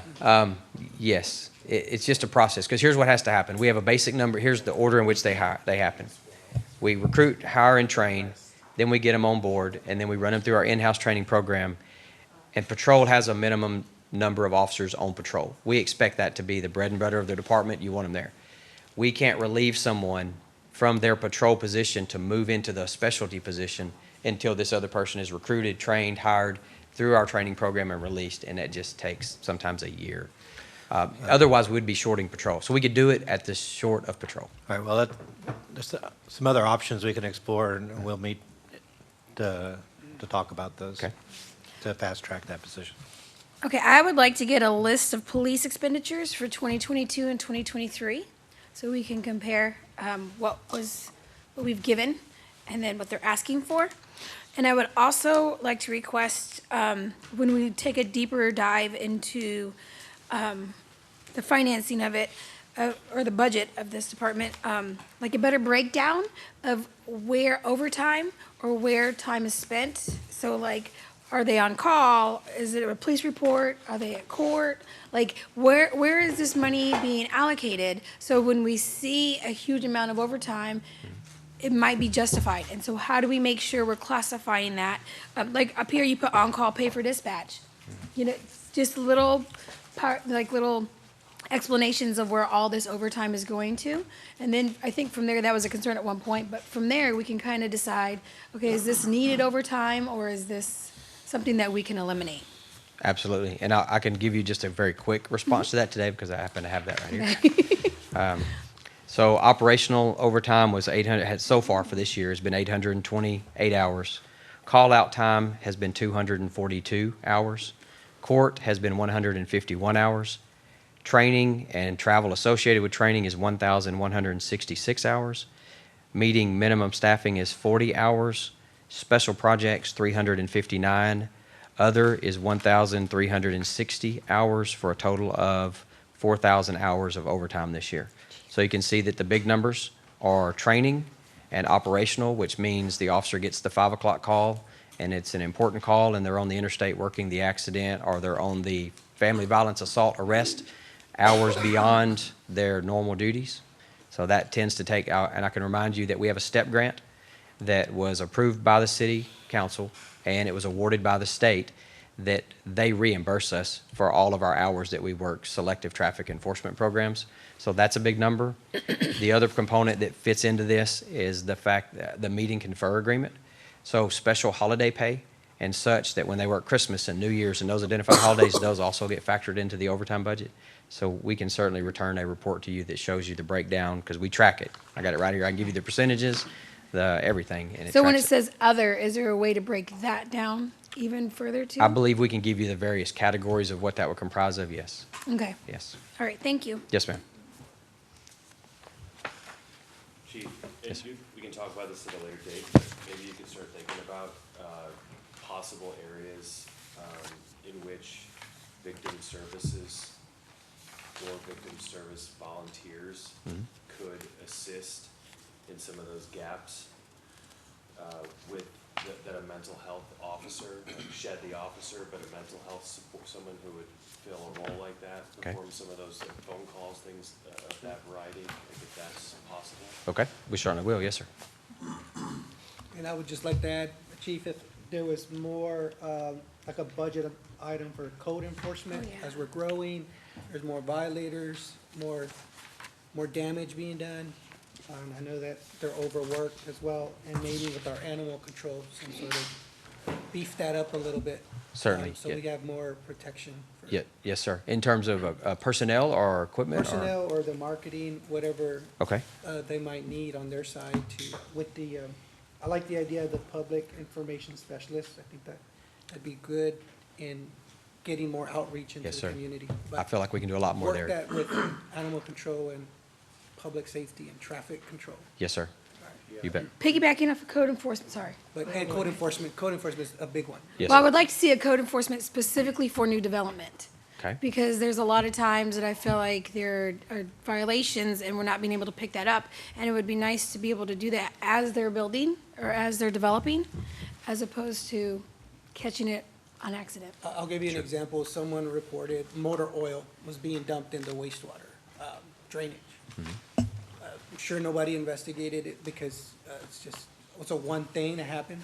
And so maybe we had code enforcement could look into that and Sure. find the person for doing. Yeah, we would certainly want to investigate that and partner with Kathy. I think Kathy may have left, but we would certainly partner with Kathy on that as well. So that would be very important to us, yes. Yeah, I actually want to piggyback on that too and just say that I really agree with that statement because we have so much new development going on. And I know, and Kathy has mentioned to me before that she doesn't have the resources to go. And oftentimes the construction sites in new development, just they tear up the roads. They've got trash and dirt and debris that get left in the roads. And those are all, violations. But there's no ability for us to go out and be proactive to inspect these sites. And I think that's something we should definitely be budgeting for because the development obviously isn't really going to slow down over the next 5-10 years. But we definitely allow our developments or our developers and builders to get away with tearing up our infrastructure when we could do something about it, being proactive. That would be a good use of resources. And then the other thing I wanted to say on the overtime, just to clarify some of the things that maybe I've said in the past, I in no way believe that our overtime is inappropriate or too high. You said something in your statement that we track that in the budget. That's the issue, the statement that I have an issue with as it pertains to this workshop because we really haven't tracked it. It's been a policy from a previous administration to not properly budget for overtime and because you have so much savings and unfilled positions. So you never exceed your budget, but it's not something where we can see how much overtime that we are projecting in the documents that we are voting on. And so there are two ways to go about making the budget more transparent as it relates to how much money we are spending. One is to just budget for the overtime based on historical data. You'll be able to get very close to it and put that number in there by increasing your budget overall by adding the overtime. The other is if you know that there are positions that you're not going to be able to fill in a fiscal year, but you want to because it takes so much lead time to develop officers and get them hired, you could create those FTEs, but not fund them in the budget and allow for that savings to be reflected in the overtime budget, knowing that the next year they will be funded. It's a commitment to the position, but it's a more transparent way. It's not as transparent as the first way, which is to go ahead and fund the positions and fund the overtime, but it's either of those two scenarios are more transparent than just than just not budgeting for overtime and taking those out of savings from a completely different function of your department. So Yes, sir. I I completely would agree. advocate, and I'm asking us to consider properly noting that in the budget. Yes, sir.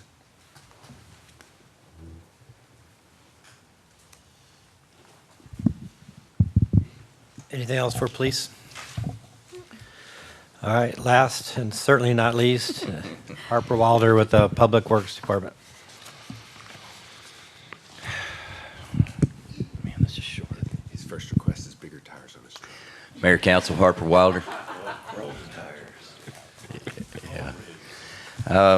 Going to our first request is the 5 positions. The first two, 1, 2, 7, 8, and 9 will be all related, and that's our in-house mechanic that we were requesting. This has come to y'all before in the past, and we're just bringing it back again. But this is an in-house mechanic that will be doing our heavy equipment there at Public Works and try to get something back to us on a more timely manner as well as a cost savings. So we had a fleet shop manager as the first position, fleet mechanic. These aren't in any kind of priority system. None of what we're presenting to y'all has been called yet. A fleet shop manager, the fleet mechanic, which is basically his assistant, works along with him and under him. The next one is the instrumentation technician. This is the SCADA, another SCADA employee to help out Vinny and them. Any questions on anything I say, please let me know. I'm just running through. Water production operator. This is somebody that's going to be out there taking care of the well sites, the ground storages, any of the chlorine devices that are at many of the sites. And 5 is a wastewater plant operator. It's just another operator due to the plant expansions that we've currently completed and about to undergo again. And 6 is the support cost for those 5 new positions. 7, 8, and 9 are all part of that first one, the fleet shop manager and the fleet mechanic. So all these are tied together. And number 7 is a 4-post vehicle lift. That's just a lift to lift the vehicles up in the air so that they can do routine oil changes, things of that nature. Number 8, tire changer and wheel balancer, typical at any kind of mechanic shop that repairs flats and balances your wheels. Number 9, tools and equipment. That's all the wrenches, whatnot that they'll need to perform the work. Number 10 is heaters for Public Works. The bays, the outdoor bays, we don't have heat out there. So we asked for this in the past and it got reduced down. We weren't able to find anything sufficient. And where this is important, we keep the jet machines, the sewer jet machines and whatnot inside the bays when it gets cold so that they don't freeze. Because if the tanks on those freeze, then we're unable to perform any methods of unstopping the wastewater when we have stoppages below a certain temperature. Number 11, Public Works yard expansion. This is something that we've been trying to do for a while now. Extend our fence, make an outside perimeter fence going around the back, and then extend our yard out. We have far surpassed what we're doing right now, and we need another 2 or 3 lanes internal to our Public Works, as well as extend our parking lot, our employee parking lot. So this is just a little house cleaning with us. 12 is a fueling station. We talked in the past about putting some kind of fuel station for emergency use or everyday use over there at Public Works. It never seems to fail when something happens and everybody makes a run for all the fuel. It's very difficult to get fuel, and we put ourselves in a bad spot not being able to handle emergency situations without the fuel. So this is just something that we've looked at to put something out there at Public Works, and it would be an above ground, not a below ground, so there'd be a containment basin and whatnot involved in that emergency shutoffs. Number 13 is a patch truck. This is something that Scott Egbert and our street division asked for already previously. We're just bringing it back to you. An additional patch truck to replace our original patch truck's a 2010 model. This thing's used almost daily basis, so that's It's definitely seen some life there. Number 14, the concrete truck. As much as our staff and especially our street maintenance crew does the concrete work, having our own concrete truck would save time and be more efficient. And this is something that both the construction as well as the maintenance foremans were agreeing on, looking at something that we could do to have our own. 15 is a paver. This is a larger paving machine. When we talked in the past, we got the smaller paver. That paver's been very useful. Our staff is growing and adapting and continuing to improve. So they're now looking at the larger paver machine and utilizing that smaller paver now for their minor projects. 16 is a backhoe, 2 of them. These are just replacing older backhoes that go in the shop. You know, some of those backhoes, are $15,000 for repairs, which is a big chunk out of a backhoe cost. So this is trying to get rid of some old dilapidated backhoes. Number 17, street sweeper. Our street sweeper went to ES&T. So anytime that we do things out in the roadway, whether it's a crossing, a road crossing, or road work that there's dust and debris and everything on the roadway, we have to contact ES&T with Chance, and they're real good about trying to help us out and whatnot. But they have their own agendas and their own schedules as well. So at some point, it'd be nice to have our own street sweeper back there at Public Works to handle everything ourselves, not have to rely on another group. 18 is a back truck. This will be budgeted out of the drainage department and utilized by Bo and the drainage foreman and his crew to clean out all the drainage ways that we have, the culverts. So those culvert pipes, they would go through and clean out all the culvert pipes using the back truck, which is very non-invasive. It'll remove all the debris and material without having to use a backhoe or something of that nature to dig it up. 19, portable electronic message boards. We just had to rent message boards again recently for Kohler's and County Road 158 when we put those new stop signs out. We do not have our own electronic message boards, so this is just putting it out there in an attempt to get our own to where we don't have to rent them anymore. Number 20, striping and street signs. This is increased, and this is just basically a line item increase. We were just showing any kind of increase. 21, BFD, that's your variable frequency drive. So if you have a pump that's going to turn on, what a VFD does, it allows it to be a controlled startup, so it doesn't just hammer it immediately when it comes on. It provides power to it and then slowly ramps up slowly, and it preserves the life of the motor. So they're asking for, Tim is asking for a backup one, I believe, something that we'll have. So if something fails, they can put it in automatically. The months that it's taken to receive, we're starting to see in Public Works an issue not only there, but in transformers. Somebody was saying was over a year out. So things are getting interesting on how we're going to play some of these things in the future to start maybe warehousing things ahead of time so that we'll have it, so that we don't put ourselves in the situation to have an emergency and have to wait 6 months to a year for something to get us back online. Well, number 3, electrical, and well 3 is the one on Stagecoach, electrical and chlorine building improvements. This is also Tim Sanford, division manager. Well, I'm sorry, it's Derek Turley. He's the division manager over operations now. But this is to increase the, appropriately sized chlorine feed room, associated equipment. The current building is undersized and is creating a safety hazard due to the inability to properly house all the necessary components. Upgrades to the electrical service and associated electrical control cabinets. The existing electrical rack needs to be replaced due to rotten wood supports. Existing cabinets are beyond their useful life. Corrosion that is affecting integrity of this equipment. Now, the thing that Tim wanted to point out was that we were looking at taking this out of the money that goes to to the elevated, the storage tank, the water storage tank rehab, because we're up to speed, I believe, on each of those now. We've made a full rotation, and so he was looking at doing something like that, and that's money that's already coming to us. So just a thought. Number 24 is a tractor. It's a mowing tractor. There's 80-something acres out there at the wastewater treatment plant.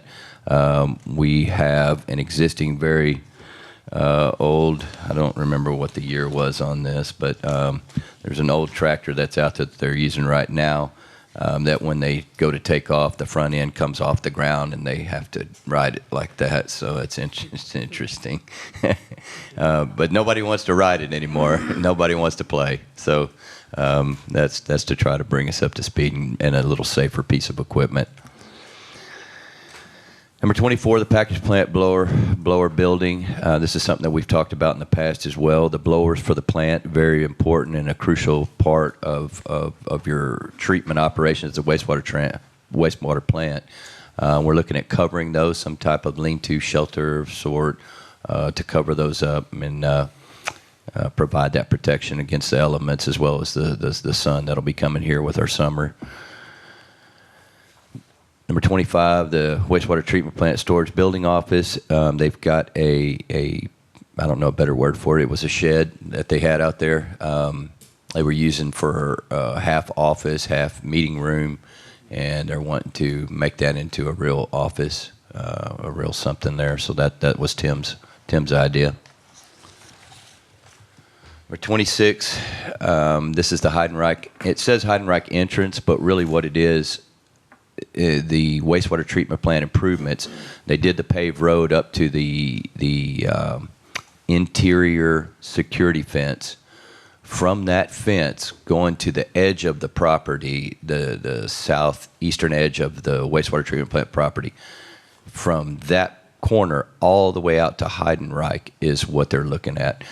We're looking at paving, doing that internally, and I think Tim was identifying this to try to let everybody know it, as well as to put it on the radar so that Scott would have funding to do it whenever, if our in-house can do it. Number 27, generators for 8 water and wastewater pump stations and lift stations. This is something that was brought to us after the flooding that council asked, and we came up with, here's what we need, how many places, what the cost was. It was then asked if we could get a grant to try to help out with that, and that has been an ongoing interesting thing. I don't know if Will's still here, but Will, the other Will.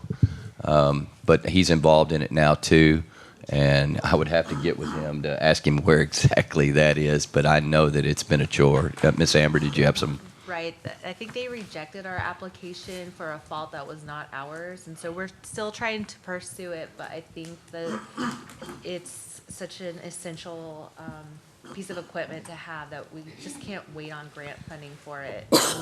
We can identify other projects for grant funding that is not as critical as this. And we put this back on here so that if it was council's decision to buy these, and if the grant doesn't work out and we wish to purchase, then here it is. We have everything available.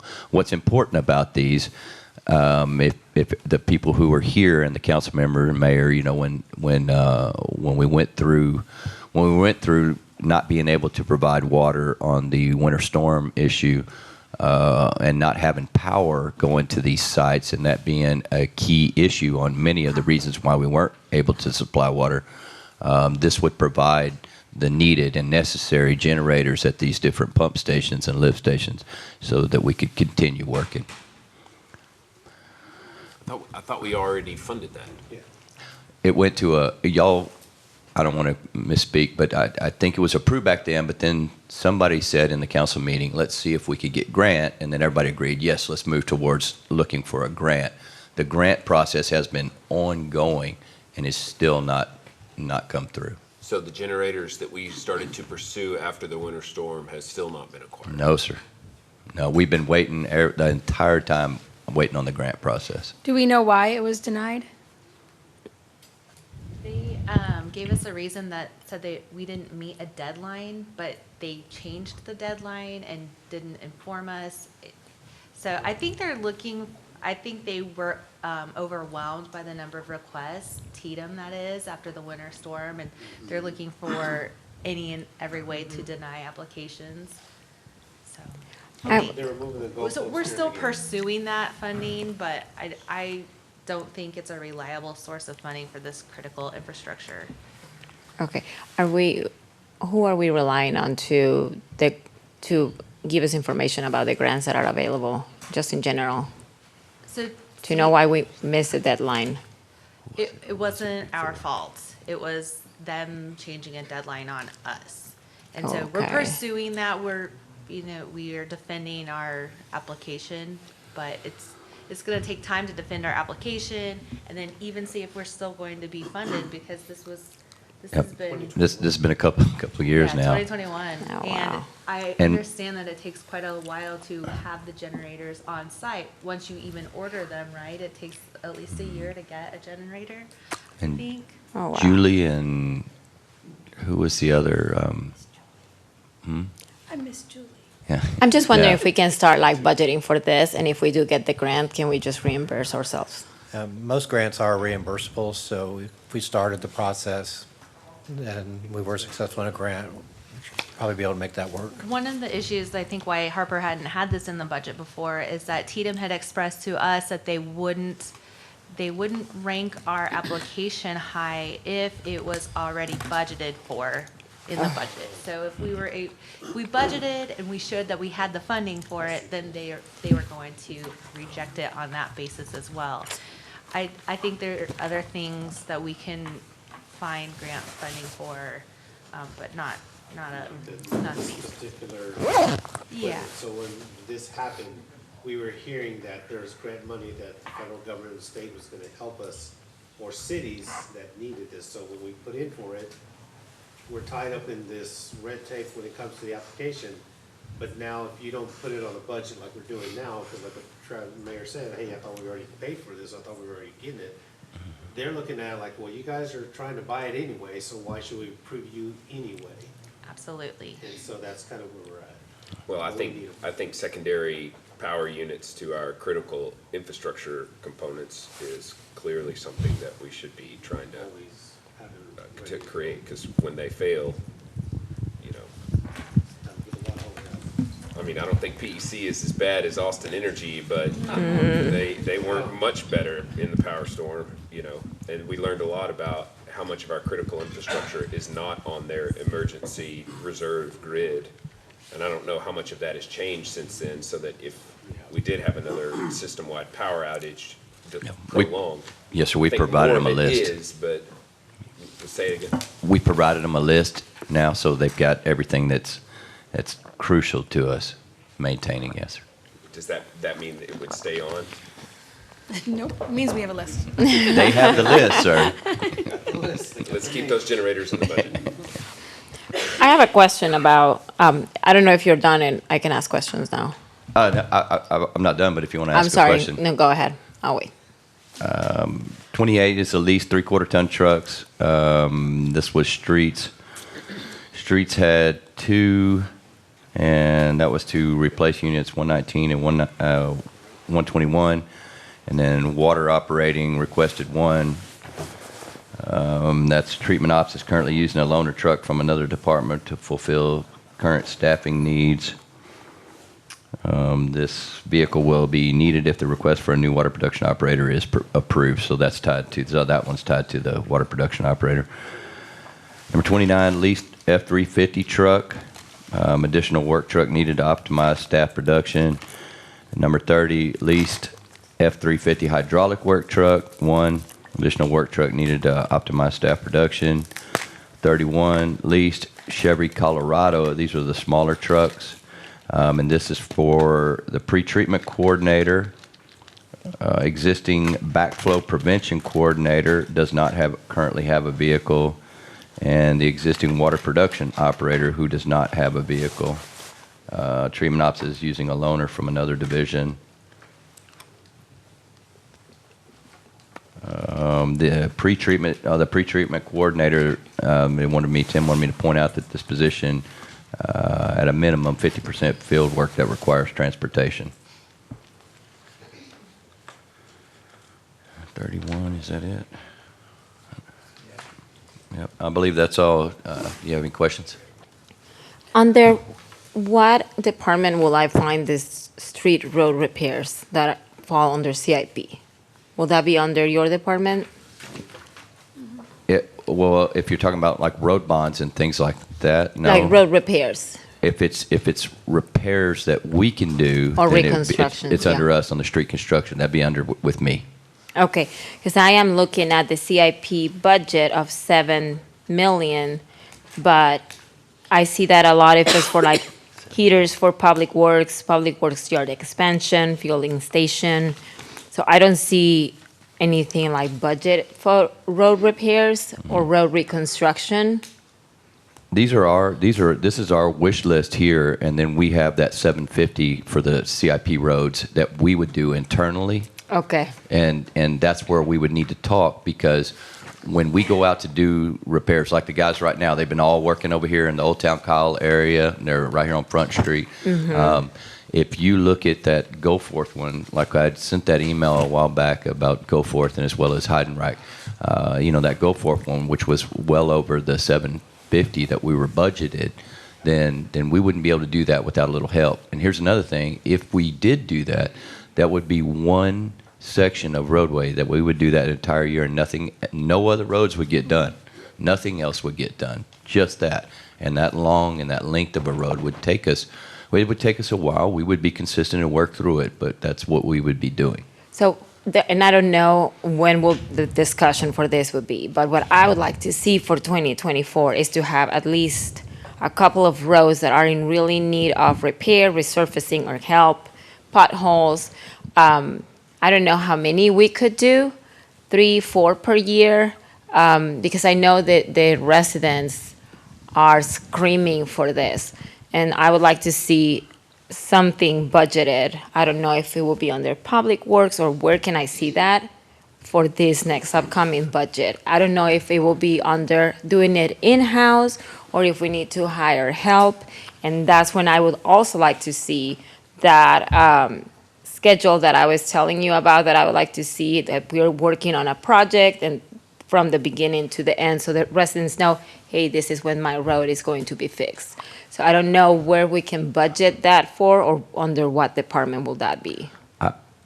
I would make a suggestion. That email that I sent about the 2 roads, those 2 roads that you and Mr. Tobias and Councilmember Flores-Kale talked about with Goforth Road and with Heidenreich, those are 2 roads that are in dire need. Yes, I would agree with that very much. There's costs that we already gave for the in-house costs. So if council chose to, then you could take that 750 that we have, that we are allotted, and look at how much do we want to bump this? Do we want to bump this to get one of those roads done this next budget, and then look at the following road the following year? Do we want to try to tackle 2 roads? Can we do all that in one budget year? Those are things that y'all could ask. Yeah, I want to know how we can budget for that for next year. I don't know if it will be under Public Works or road repairs. That has to be something different, but. You have the amount. You have our internal amount, what it's going to cost. Yeah. So we get 750. So if that cost is underneath that, then and that's what you would like, the council as a whole would like us to do, that's what we'll do. And some sort of repair that it's not going to be, like within a year and a half, we're going to have holes again. Something really well done. To just briefly counter on that, the Goforth Bunton is what we were talking in Heidenreich was there.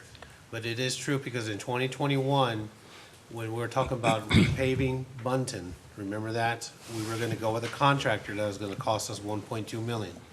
But we ended up going ahead and doing it in-house. And we had the new equipment that came in, and we did it for under like $400,000. And we did all of Bunton to where it was right by the roundabout. Yes, sir. So maybe what I'm trying to understand from Danielle is she sees your budget here of 7.4 as far as all the equipment and the maintenance and all that. Is this going to be separate from the actual work and materials to the work that can be done? Because I think there's a budget of under 700,000. 750. 750. Yep. Should we start looking at increasing that That's what I was now trying to say a second maybe ago. instead of 750, we need to increase it now to maybe almost 2 million, you know, in time. Besides the road bond money. It's like, is it time now to where we say, okay, 750 has been like this whole time, but now, should we now start looking at it that all these roads now on the internally, you know, Third Street over there by Plum Creek, possibly roundabouts and all that stuff, should we start looking at that, and we can talk more about it during the workshop? Yes, sir. Is it time for us to start raising the ceiling on that? Well, I was just gonna say that I think it has to be in harmony, because there's three components to streets construction. There's the workforce, there's the equipment, and then there's the materials. And if the workforce isn't sufficient, it doesn't matter what equipment you have or materials, they can't put it in the ground. And if you have a great workforce, but not enough equipment and too much, you see what I'm saying? Like, all of those things have to go. So that really just the question is are you in harmony, or is there a situation where you have the workforce, we've got a new paver maybe, and those things that are coming on board, but the materials budget, they could get through more than that in a year, and therefore we need to increase it? Or would, you know, those things have to all be synced up in order for the monies that we allocate to be efficiently used. Yes, sir. I think it's something that if council said, look, we want to look at Goforth, we want to look at Bunt Goforth, we want to do this from the roundabout to BB Road. Harper, what's the cost? Hey, here's the cost. How long do you think it's going to take? What, you know, is this going to tax your manpower, whatnot? Are you going to need additional funds? If that's the one that you want, then I can go back and talk to Jesse and Scott, and we can sit down and say, hey, realistically, including bad weather, that we're supposed to get additional rain this year and whatnot, what are we looking at? And then how does that impact the rest of the city, the rest of, because if we use that budget, that 750, and that's all we have, then there's, like I said before, there's nothing else being done. Go ahead. Well, I see it as like the streets construction is like a Roomba, you're like just like an anteater. You're just. Yeah. That's the way. So it doesn't matter what road it is. Yeah, that's. I want them working and putting material in the Yeah. ground, I don't care where it is. Right. So how much material, material, can you put in the ground, working 12 months out of the year? Because that's the expectation. It's 12 months out of the year. You're putting material into the ground. You're rehabilitating roads. Is $750? Are you going to run out of $750,000 before the end of the year? Probably. And if you are, we need to In increase a the budget. blank. And you're right. More than likely, we're going to exceed that on these larger roadways. Another thing that comes into play is what is the base? What are we working with? Are we on the east side? Are we on the west side? Are we talking about rock, or are we 20 foot of black clay that we're on top of? So, Limestone versus black dirt. Yeah, farm. and you don't know until you start getting in there and tearing this apart, and you find out, holy cow, we're in a full, this is full depth repair we're going to be doing all through here. And that's something I would like to see, at least a couple of very critical roads. What will it take to do the repair?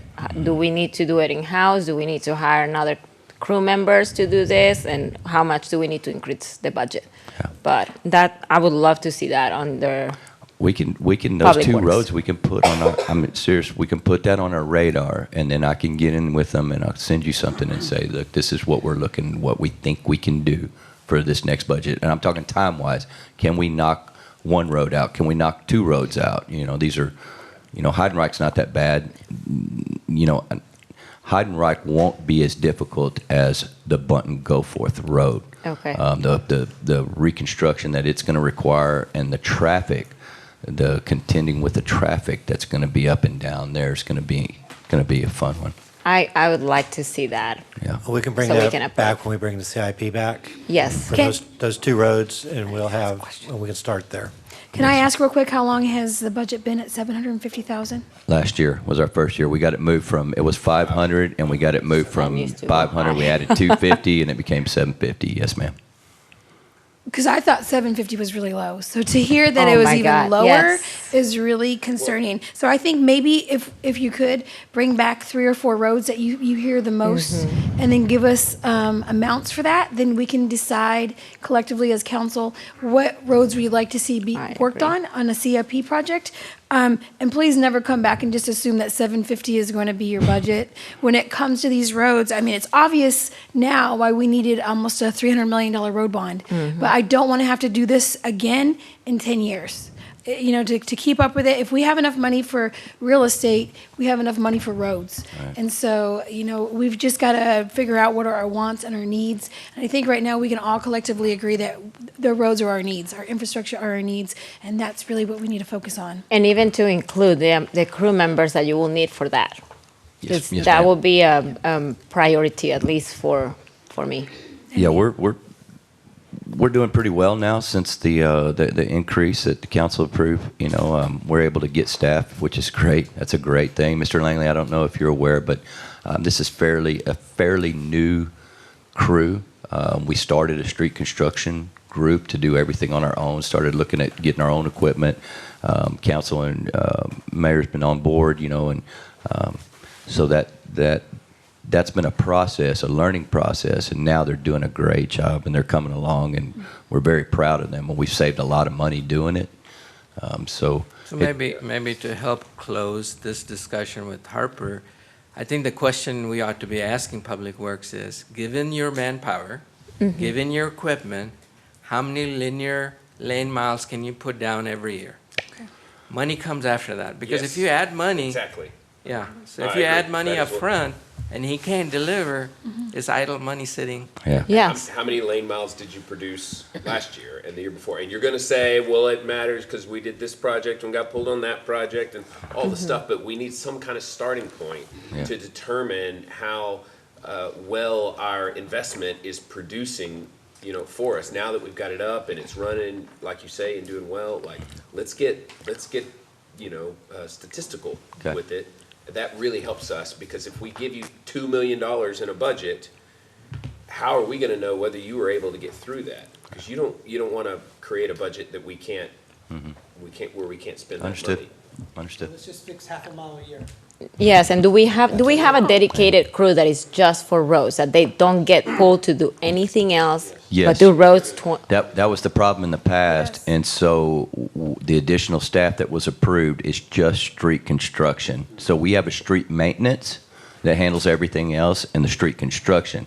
What the mayor was talking about, if we have to go, we need to go over here and chip seal or pave something over here, or a parking lot, whatever. If we have to go do that real quick and get pulled off stuff, and it's not something. It can be important things. It can be things that we really need to do. Unfortunately, it pulls them off of what they're already doing in the project that they're on. So that's what was hard about when we try to say, okay, we're going to do this much in this much time. But if you're pulled off these projects on a semi-regular deal, then yeah, it's difficult. It's difficult for me to give you something. I don't want to tell you something that's wrong.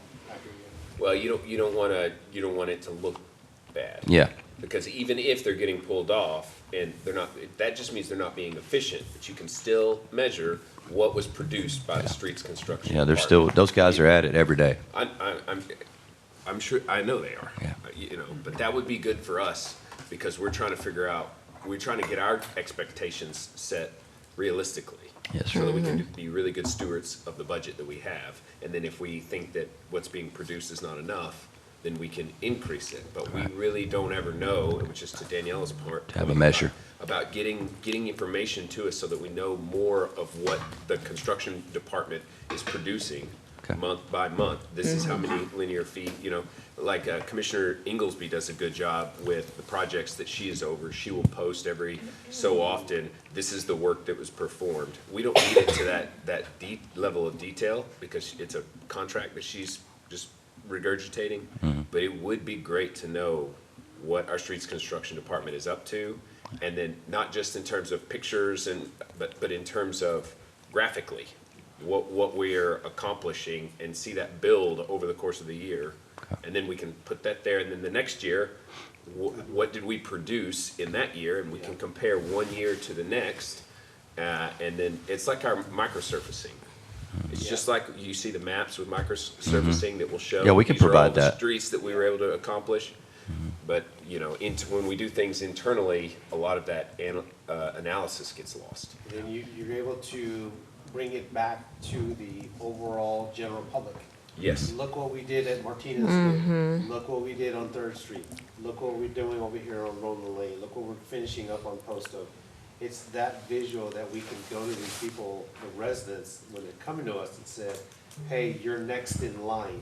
You know, I know the roads are bad, but like I'm telling the people, like with Leon and say I'm getting updates on DC and BB, now the thing is at February 2024, I can at least give them timelines instead of them seeing cones all year long. They can know their progress. And what we discussed at the beginning is like at least for them to go to the city of South page and have roads and repair and see that timeline. And like, I know my road comes next and this is where they are right now fixing this road. It gives them information. So it's less frustration that we have to deal with, you know, Yes, ma'am. from our residents. Thank you. Yes, ma'am. And to your point, we do have the cartograph. Mm-hmm. The cartograph system, and it will generate that kind of information. I know that Harper already has that information and he can feed it to you, but this cartograph software will be phasing it in so you can have those statistics that you need to make those kind of budgetary decisions and prioritization.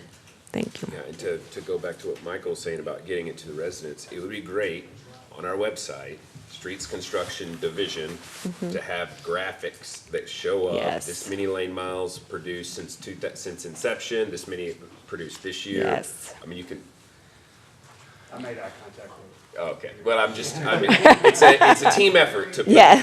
but the team effort is what's required in order to get the information to the public so that we have an easier job, Relaying the relaying to the message. community what it is that we're up to. And that actually makes your job easier because then we're not having to come to you on a consistent basis, asking for you to compile information. It's just a system that's in place. Yeah, the other thing I would say about that is, I don't know if we've done a pavement condition analysis of the streets. It's ongoing, it's happening, And so getting that information back, you can actually calculate what do you need to keep the pavement at a certain level, and we can tell you from a more precise, number, what do we need to budget to keep us where we are, and what do we have to do to raise that level of performance? And I think all of that with the communication of it and good metrics, we can come back to you with a good plan. So it's good feedback, and yeah, it's like the question is, we know we're doing these projects, but year over year, are our streets conditions improving? Right. Or are they deteriorating and we don't have any information to be able to make that determination? And then if whatever the answer is, we need to be able to demonstrate it graphically. Right. And then take that information and make it public. Yep. I've done those exact things in the past, so I look forward to doing that here. It'd be great. And Harper, I did not see a line item for training your guys. Maybe get them more certification, more, so that they can learn more about wastewater operations or maybe. Training's in our operating budget, sir. It's in your operating? Yes, sir. budget? Yep. Thank you. Yes, sir. Anything else for Public Works? All right, so in the interest of time, we're going to go to slide number 83. We'll be bringing back the CIP, and you can review the revenue projections in the slide deck that I resent to you guys this morning. I'd like to go ahead, and if it's okay with council, to excuse the rest of the staff that's been here for so long and been so prepared and patient. I want to thank them for their preparation for the information that they've given to council this morning, and thank them for being here this morning, and enjoy the rest of your weekend. Stay safe and stay dry. Thank you. Thank you, staff. Have a good weekend. At this point, I'm going to turn it over to Mr. Langley to go over our next steps. Well, first of all, thank you all for your time today. I know it's been a long day, a lot of information. It's been very educational for me just to hear about some of the needs. And I have noted which directors were asked if they needed more people. Only Will and Marco, I think, were those two directors. So everybody else, the council seemed satisfied. You have plenty of folks. Victoria, sorry, I missed one. But we'll come back to you with a lot of discussion about the CIP and try to give you some framework to help you prioritize those projects for us. I think that's the biggest piece that we have to come back to you on. Certainly heard some of the themes that came out of the discussion today, and we'll bring that back to you. But anything else that you guys wanted to put out there for us? before we wrap up. I don't think there's much left in terms of information. Yeah. Do CIPs have to be put in before the budget is finalized, or can they come in after the budget? You can certainly always do them after, but it's nice to know something else is going to have to give. There's only so much money and so much capacity, so we need to know what your prioritization is going forward. I'd like to have that all done as part of the budget process if possible.